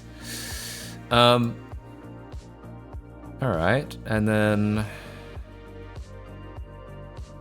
Yeah. And then I guess we can probably do the rest with the Z index. So if I'm like, select, and I say, I don't know, Z index 1. There we go. There we go. And then all I have to do is make a button. Make a select button. So,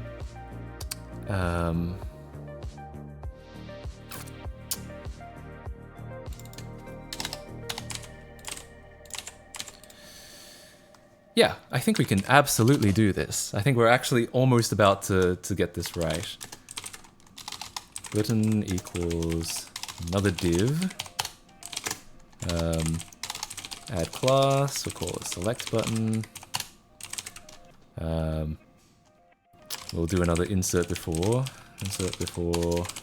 Ellie. And then .html, give it the good old cum. Oof, it's really like fucked everything up, but that's fine, that's fine. Just need to add some more CSS. Actually, we have select button. Yeah, here we go. It's already, that's why. Background color 0.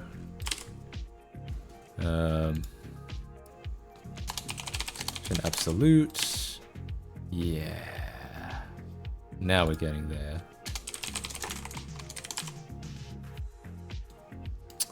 I guess if we're going to be doing the CSS in JavaScript anyway, we may as well just do like button.css. May as well just do it all here then. I mean, the CSS in JavaScript are already going to do that. We may as well just do it all here.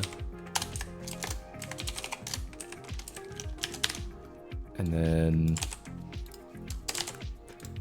width, we already know is going to be 16 pixels. Height, I guess it's going to be... Wait, what if we do like... yeah, the outer height is equal to the inner height. I wonder if that will work. And then this will be... Oh, let's see what this does. There is an error! That's because I've forgotten a comma somewhere.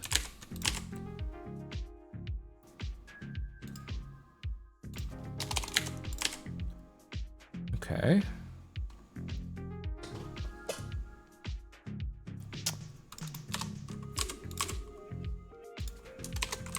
Oh man, we are so close. I think it's actually gonna work. Yeah.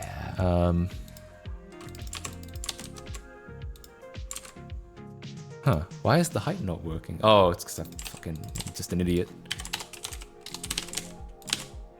Yeah, that's looking pretty good. And then we would want to do like left plus le dot. Nice to be able to see the progress. Oh, I guess it's behind the chat.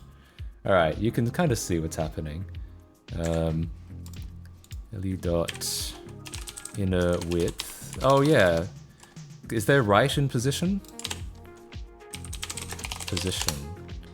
I think right might only provide top and left.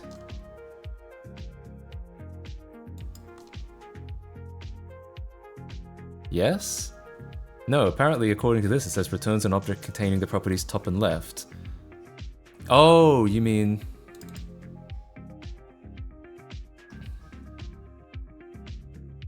Yeah, I mean, I guess using right in that CSS is probably what we'd want to do, but... Dot position, dot... I think we still need to do this though. Inner width.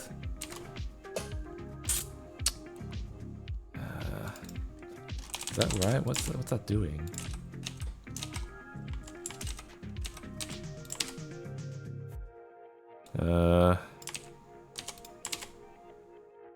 It's just gone. It's just disappeared. Okay, there it is. Right 2px? But it's not anchored to this object is the problem. So like, if I did right 2px, yeah, it's all the way over here. It's not anchored to this object, it's anchored to this object.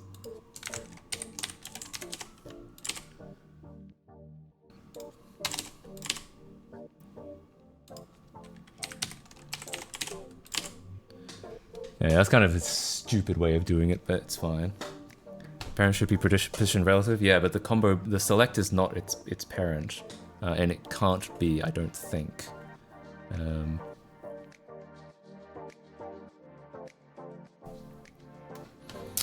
Anyway, it's good enough. Would it actually work if I did right instead here? No, apparently not. Anyway, whatever, it's fine. So now, yes, it can, but it's not the parent. Like, it's not the parent.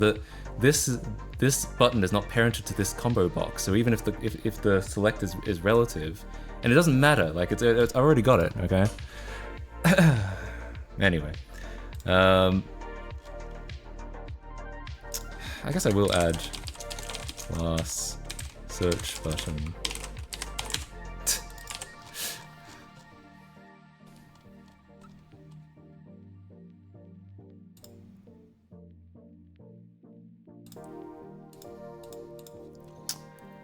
And yeah, so now we just need to add button things, and I think the combo box is like it's like a button, but not really. So here, yeah, I'll just copy the stuff off here.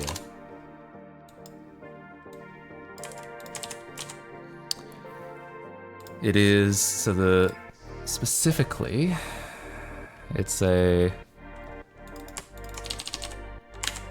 light gray at the top, it's white, and then it's dark gray, and then it's black. I think that's right. Oh god. Wait, I've changed the wrong one. Damn it.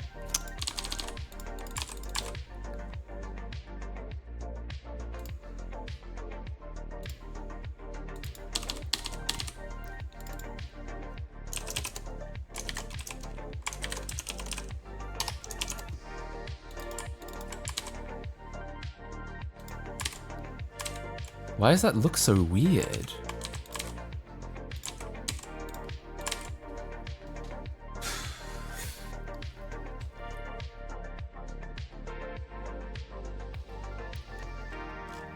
It's got the most typos? Yeah, probably. Why does that... It looks so strange. I might have gotten the white, the inside stuff the other way around. Like the box shadow stuff the wrong way around.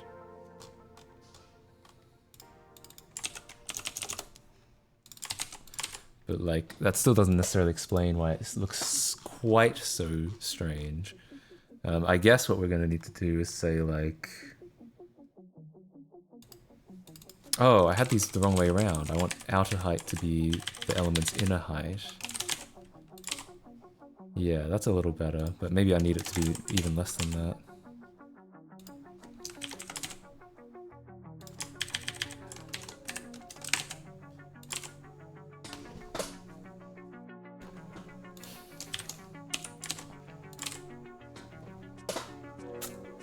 Okay.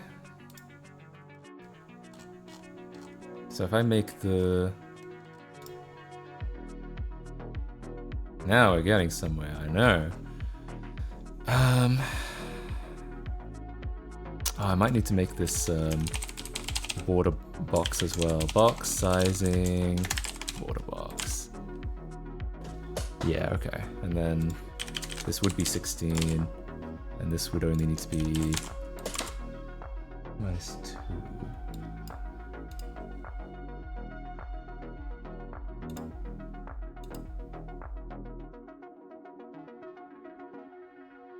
All right. And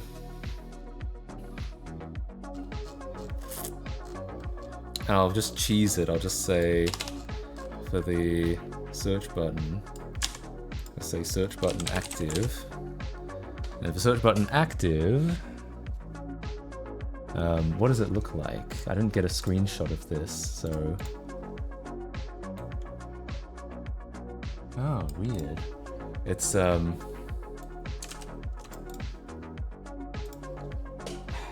it's just like a gray outline, I think, plus the translate. So does it just become border 1px solid?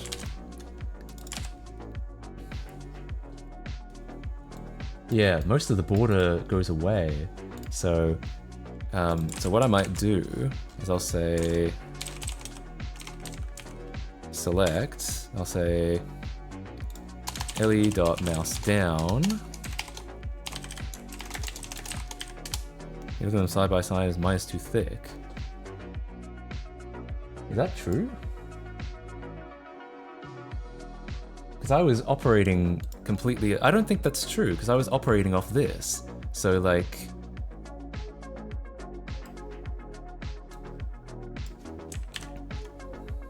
It's too wide. It's not too wide, because this is exactly the same width. It's more like it's not high, it's not tall enough. It's very clear. No, it's not. Look, I can actually prove it to you that it's not too wide. Like, yeah. Oops.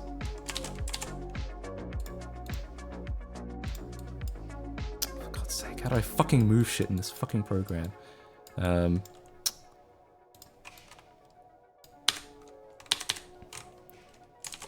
It is quite literally the same width. It's just not as tall. Theirs is much taller, which we could replicate for sure. It is relatively wide. Yes, I will agree. It is, but it's more accurate to say it's not tall enough. But anyway, so what I would do is I would say button.remove class, search button, and then add class, search button, active. Is most accurate to say the aspect ratio not perfectly replicated? Yes, I would agree with that for sure. And then switch these back, and I think that'll at least get us to... Yeah, but the thing is the distinction matters here because, yeah, there we go.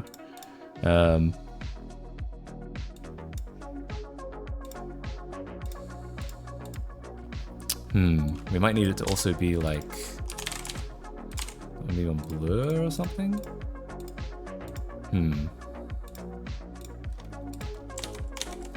Short king. Yeah, I mean, we can make the, this was a thing we had already, like, looked at earlier, that my text boxes don't have as much like padding on the bottom, and it wasn't a problem before, but right now that there's a button that we can see the difference a little better, then now it's a bit of an issue.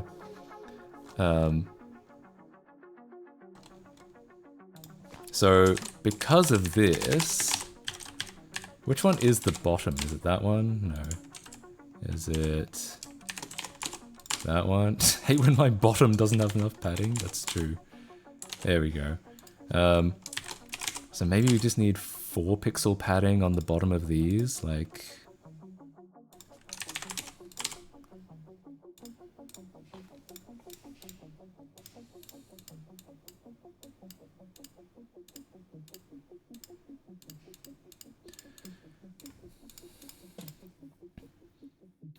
Still working on the UI? What is that supposed to mean? Like, yeah, we're trying to get it right.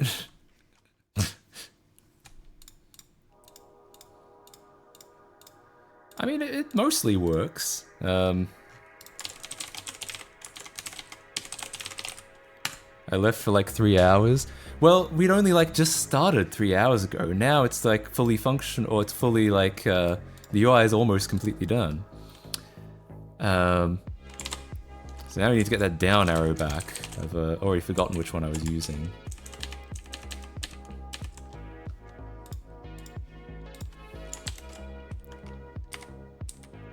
Left black line on the select is too wide? I don't think so. Oh, that's the problem, is that these elements don't resize.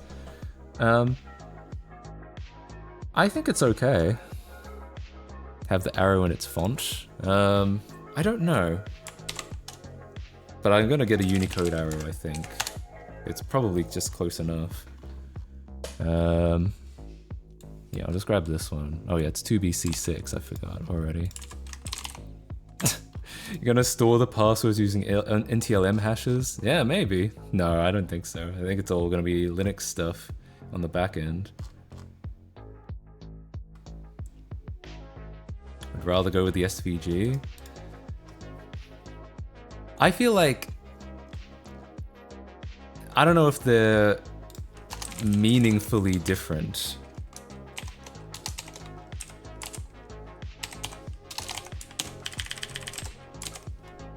Use 96662. See what it looks like. Alright, what is 9662? Is that the same thing in decimal, or is that something else? Oh, it's a slightly different one. I guess that works. I don't know, actually. When I look at it, I feel like the bigger one might be better, actually. I was supposed to get the authentic Windows 98 experience if I can't use John the Ripper to reverse password hashes. Oh, damn it. My bad. I mean, neither of them are... One of them's a little too big, so... Yeah, I mean, maybe it might be worth using an SVG at some point, or something more accurate. I wonder if it could be stretched. Well, it's clearly too big. Let's make the... Actually, we can probably add this to the... Some of this we can definitely add to, like... Yeah, because we don't need all of this to be in JavaScript. Search. So I guess I'd actually call this search button. At some point. You know, it depends. I might come back to the... Well, I'm definitely going to come back to this next stream, because we've only done the front end so far. Line center, font size 14. I'm going to call this up, and I'll call this down. So we'll add that and up, and then we have to rename all of these.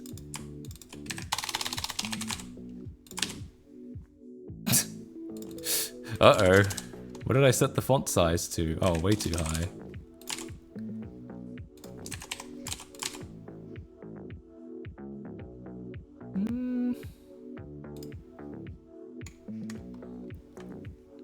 It's definitely wider in the original, but... When is next stream? Probably on Wednesday, 2 days from now. It's alright. I think, okay, I can see the argument for replacing it with a more shape-accurate SVG. But, I mean, it's mostly doing it. The only time it kind of fails is when I click out of it, like this, but there must be a JavaScript event for that, like select menu close event jQuery. When they were doing your mom last night, they went straight to the back end? Bruh. CSS font stretch?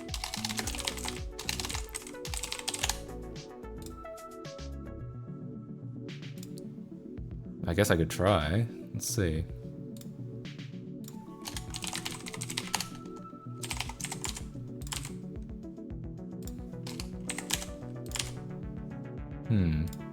Doesn't seem to be working. Try expanded. Doesn't seem like it, I'm afraid. But that's not that could have been a good idea. Oh, that goes up to 200%. It only goes up to 200%, but we did try that, didn't we? Yeah. Oh well.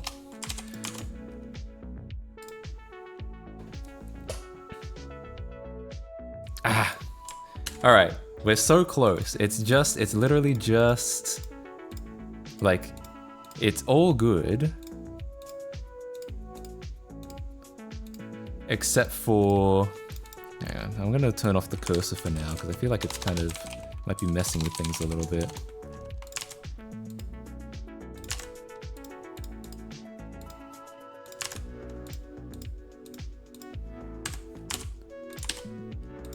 Okay, yeah, I think that messes with things a little less right now.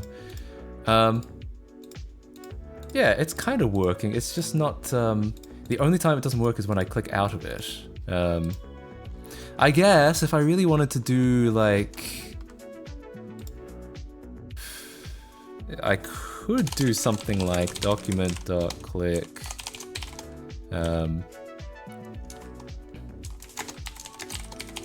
and just say, like, anything with select button down.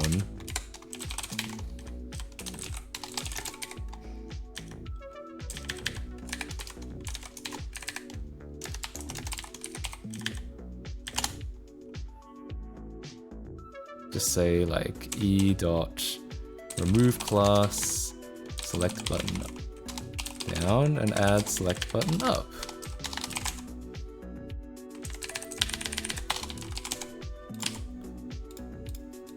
No?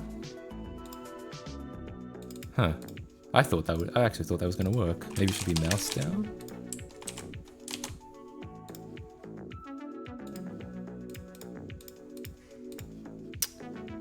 Oh, maybe it doesn't receive a mouse down event when you do that, actually. You need to do .document.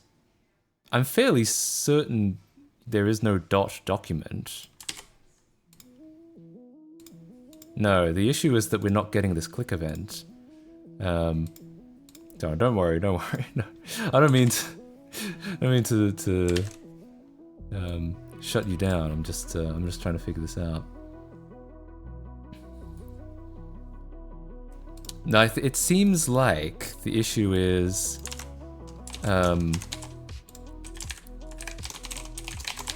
like, we just don't get the click event if this closes. We only get the click event here. That seems to be the problem.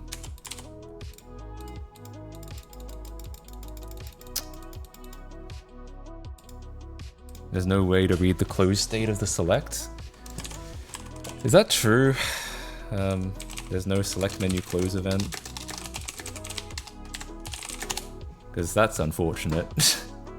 It was so close to being perfect before that. Man. How long does the button stay clicked?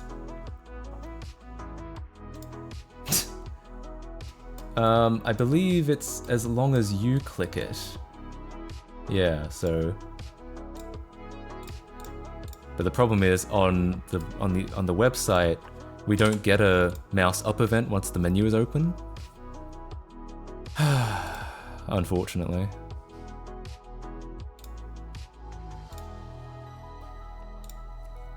Set tab index property for the element you wanna click. I think I might need some clarification on that. That's really unfortunate. I'm not sure how we can do this actually. If we don't actually get that event, that click out event.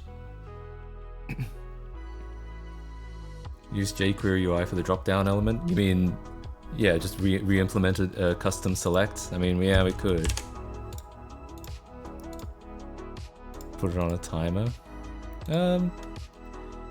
That actually might be a good hack. I'm not gonna lie. Like, assuming people don't. Oh, here's what we can do. I think. God, I've got something in my eye again. I guess we could do like we did. You have div element in the background, set the property tab index there, and you should get the click event.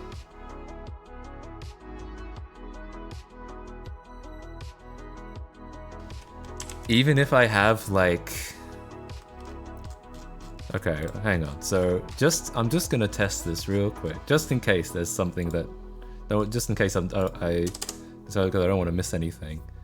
So, alright, so we have this. If I say tab index 0, I don't know if I should have it 0, it should probably be higher than that, but whatever.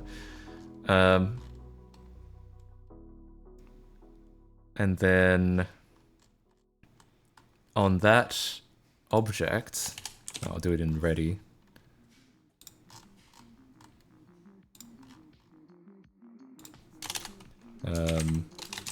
Dot outer dot mouse down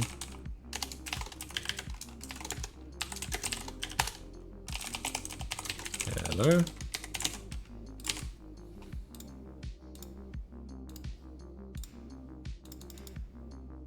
No, I still don't get it. So I click on it, I click out of it, we don't get a second event. I think this is just going to be a browser like issue, a browser incompatibility. Can't you just catch mouse up? I don't think I can catch any click, so hang on. Document, try on Firefox. Yeah, I guess, but it has to work on Chrome, right?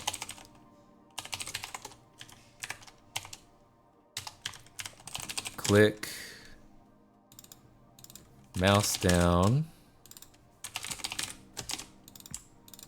mouse up. I don't think I get any of these events. I don't think this registers as a click at all, because it registers as a, like, you're closing the menu. The menu is modal and you're closing the menu. I think you just don't get a click event from doing this.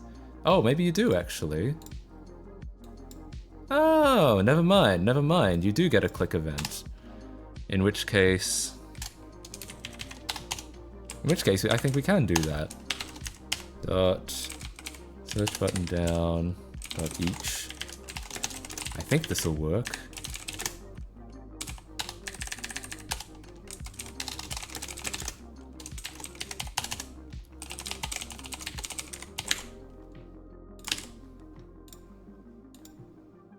Okay. So yeah, we might actually be able to do this.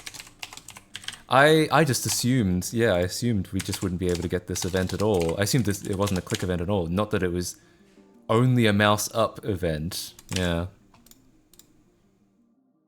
Oh, I need to add the class.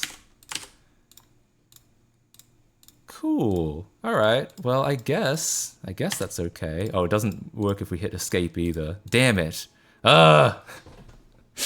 Everything goes wrong at once. Hang on, function, close all search buttons. Guess I'll just have to throw it into all of them.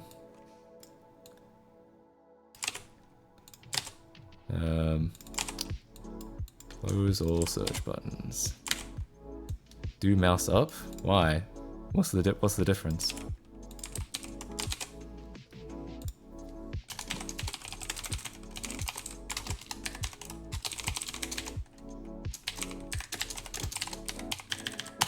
Like in Windows? What do you mean? If e.which equals So when you stop clicking the original button, it goes back to its unclicked state, but it already did that. Like, okay.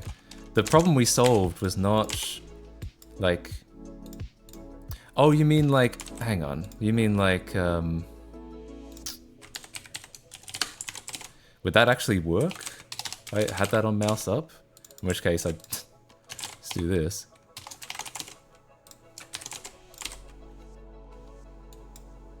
No, because we don't get the mouse up event on here. No, the way this works is, yeah, it works like a button, but apparently we don't get the mouse up event here. I don't think. Log. Hello. So we get the mouse up event everywhere. Yeah, but not here. So yeah, yeah. That's kind of what I was expecting for the like clicking out of the thing. I'm surprised we get a mouse up event at all. Oh, hang on, yeah, we'll console log it just because I forget what the escape key is. Oh, is it key down? Yeah, it is. Okay, if this is kind of silly. There's the fact that there's no real good way of doing this, but I'm just trying to cover like, yeah. Ah, we don't get that either. Unless, maybe it's a key up event. Oh, it's a key up event. That's good to know. Okay. Well, I guess that's about as good as we can get it. Well, the other way to do it would be... Wait, hang on. jQuery is mouse button down now.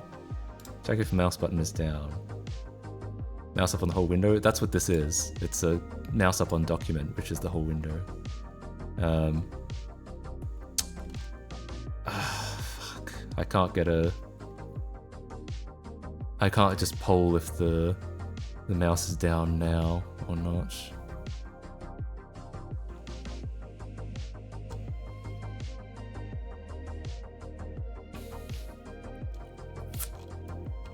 Here's a question. So if I have like mouse state equals 0, or if I had it like, oh maybe, I mean, to be honest, it's I'm assuming document is the whole thing, but maybe window has different behavior. Like there's certainly a non-zero chance that is the case. So yeah, maybe it's worth trying. Here's a question. If I do something like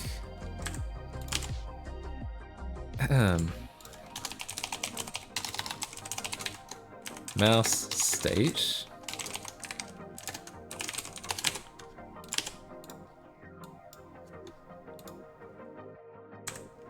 so I can artificially fuck up the mouse state by opening up a combo box. Man,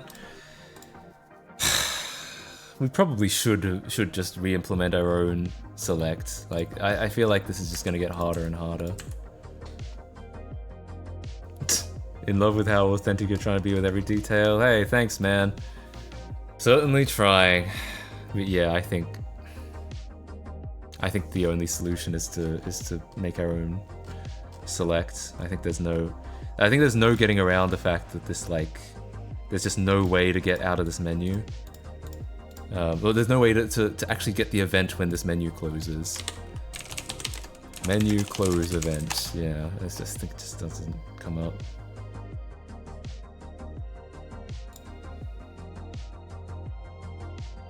Anyway, I might finish up for today. I think it's like, it's so close. It's like 99% there, right? It's just a matter of, and to be fair, yeah, the only way is to implement, yeah, I think so. I've come to that conclusion. I thought maybe we could do it 98% there, yeah. This is just too specific. I think so. Like, it's so close to working, but honestly, like, even if we did add a custom menu, we could make it even closer to Windows 98. We could, like, you know, we could get this stuff like this implemented. Like, this is not how Chrome's drop-down looks. So, yeah. So, in theory, it's probably best to have a custom implementation anyway, just because then we can get it like really spot on. Does catch up mouse up? Interesting. I mean, we can do it for now, but yeah, I think gonna head out. Yeah, I mean, I'll be getting off pretty soon. But hey, have a good rest of your day. Let's see. Let's get rid of all this. We don't need any of this. This is just me fucking around.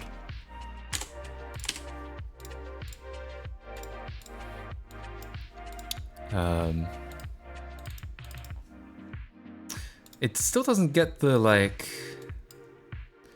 Unless you mean, with the mouse state stuff.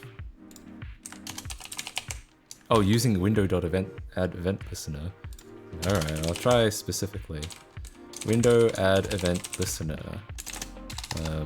What's the syntax for this again? Is it equals or is it actually a function? Alright. Mouse up.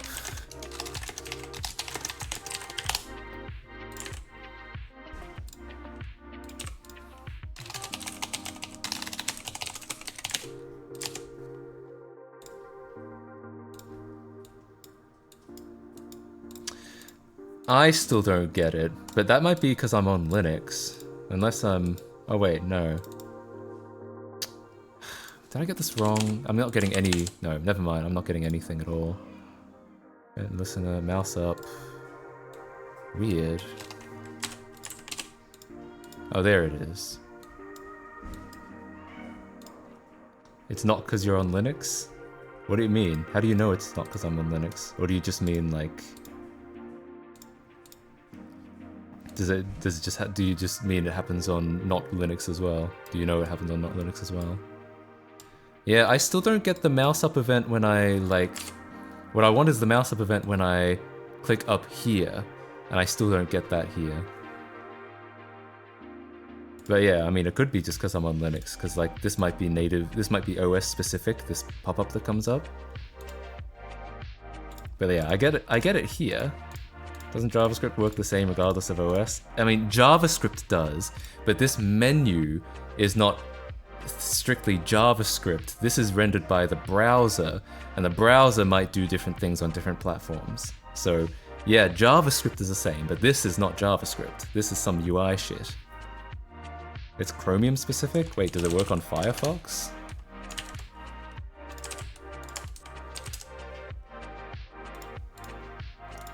Yeah, see, we're on a different browser now, and it's a completely different menu.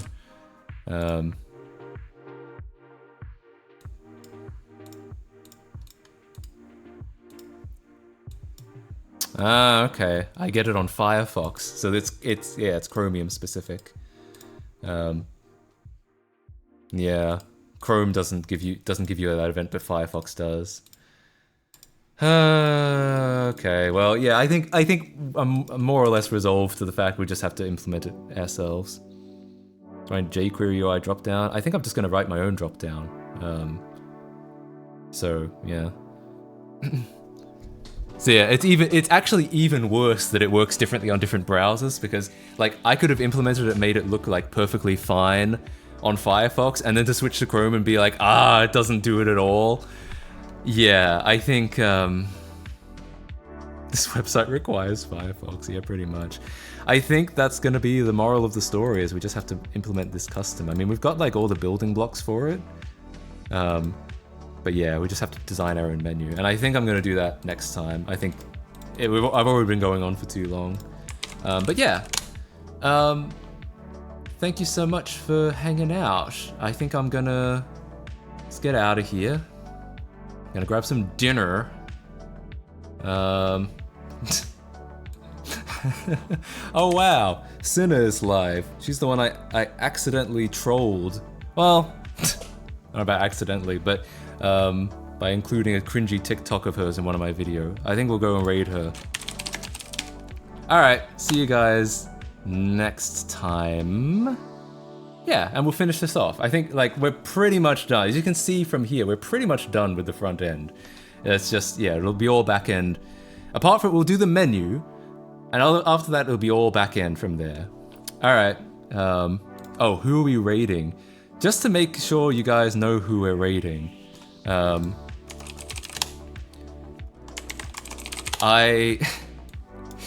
my Matt KC TikTok video, I needed a cringy TikTok to show for like TikTok, right? And we're gonna stream. So I could have just showed the logo of TikTok, but I was like, you know, it'd be much funnier to actually have like just a really cringy TikTok. So we're gonna raid the person whose TikTok I used. Where even is this? Why is it not in here?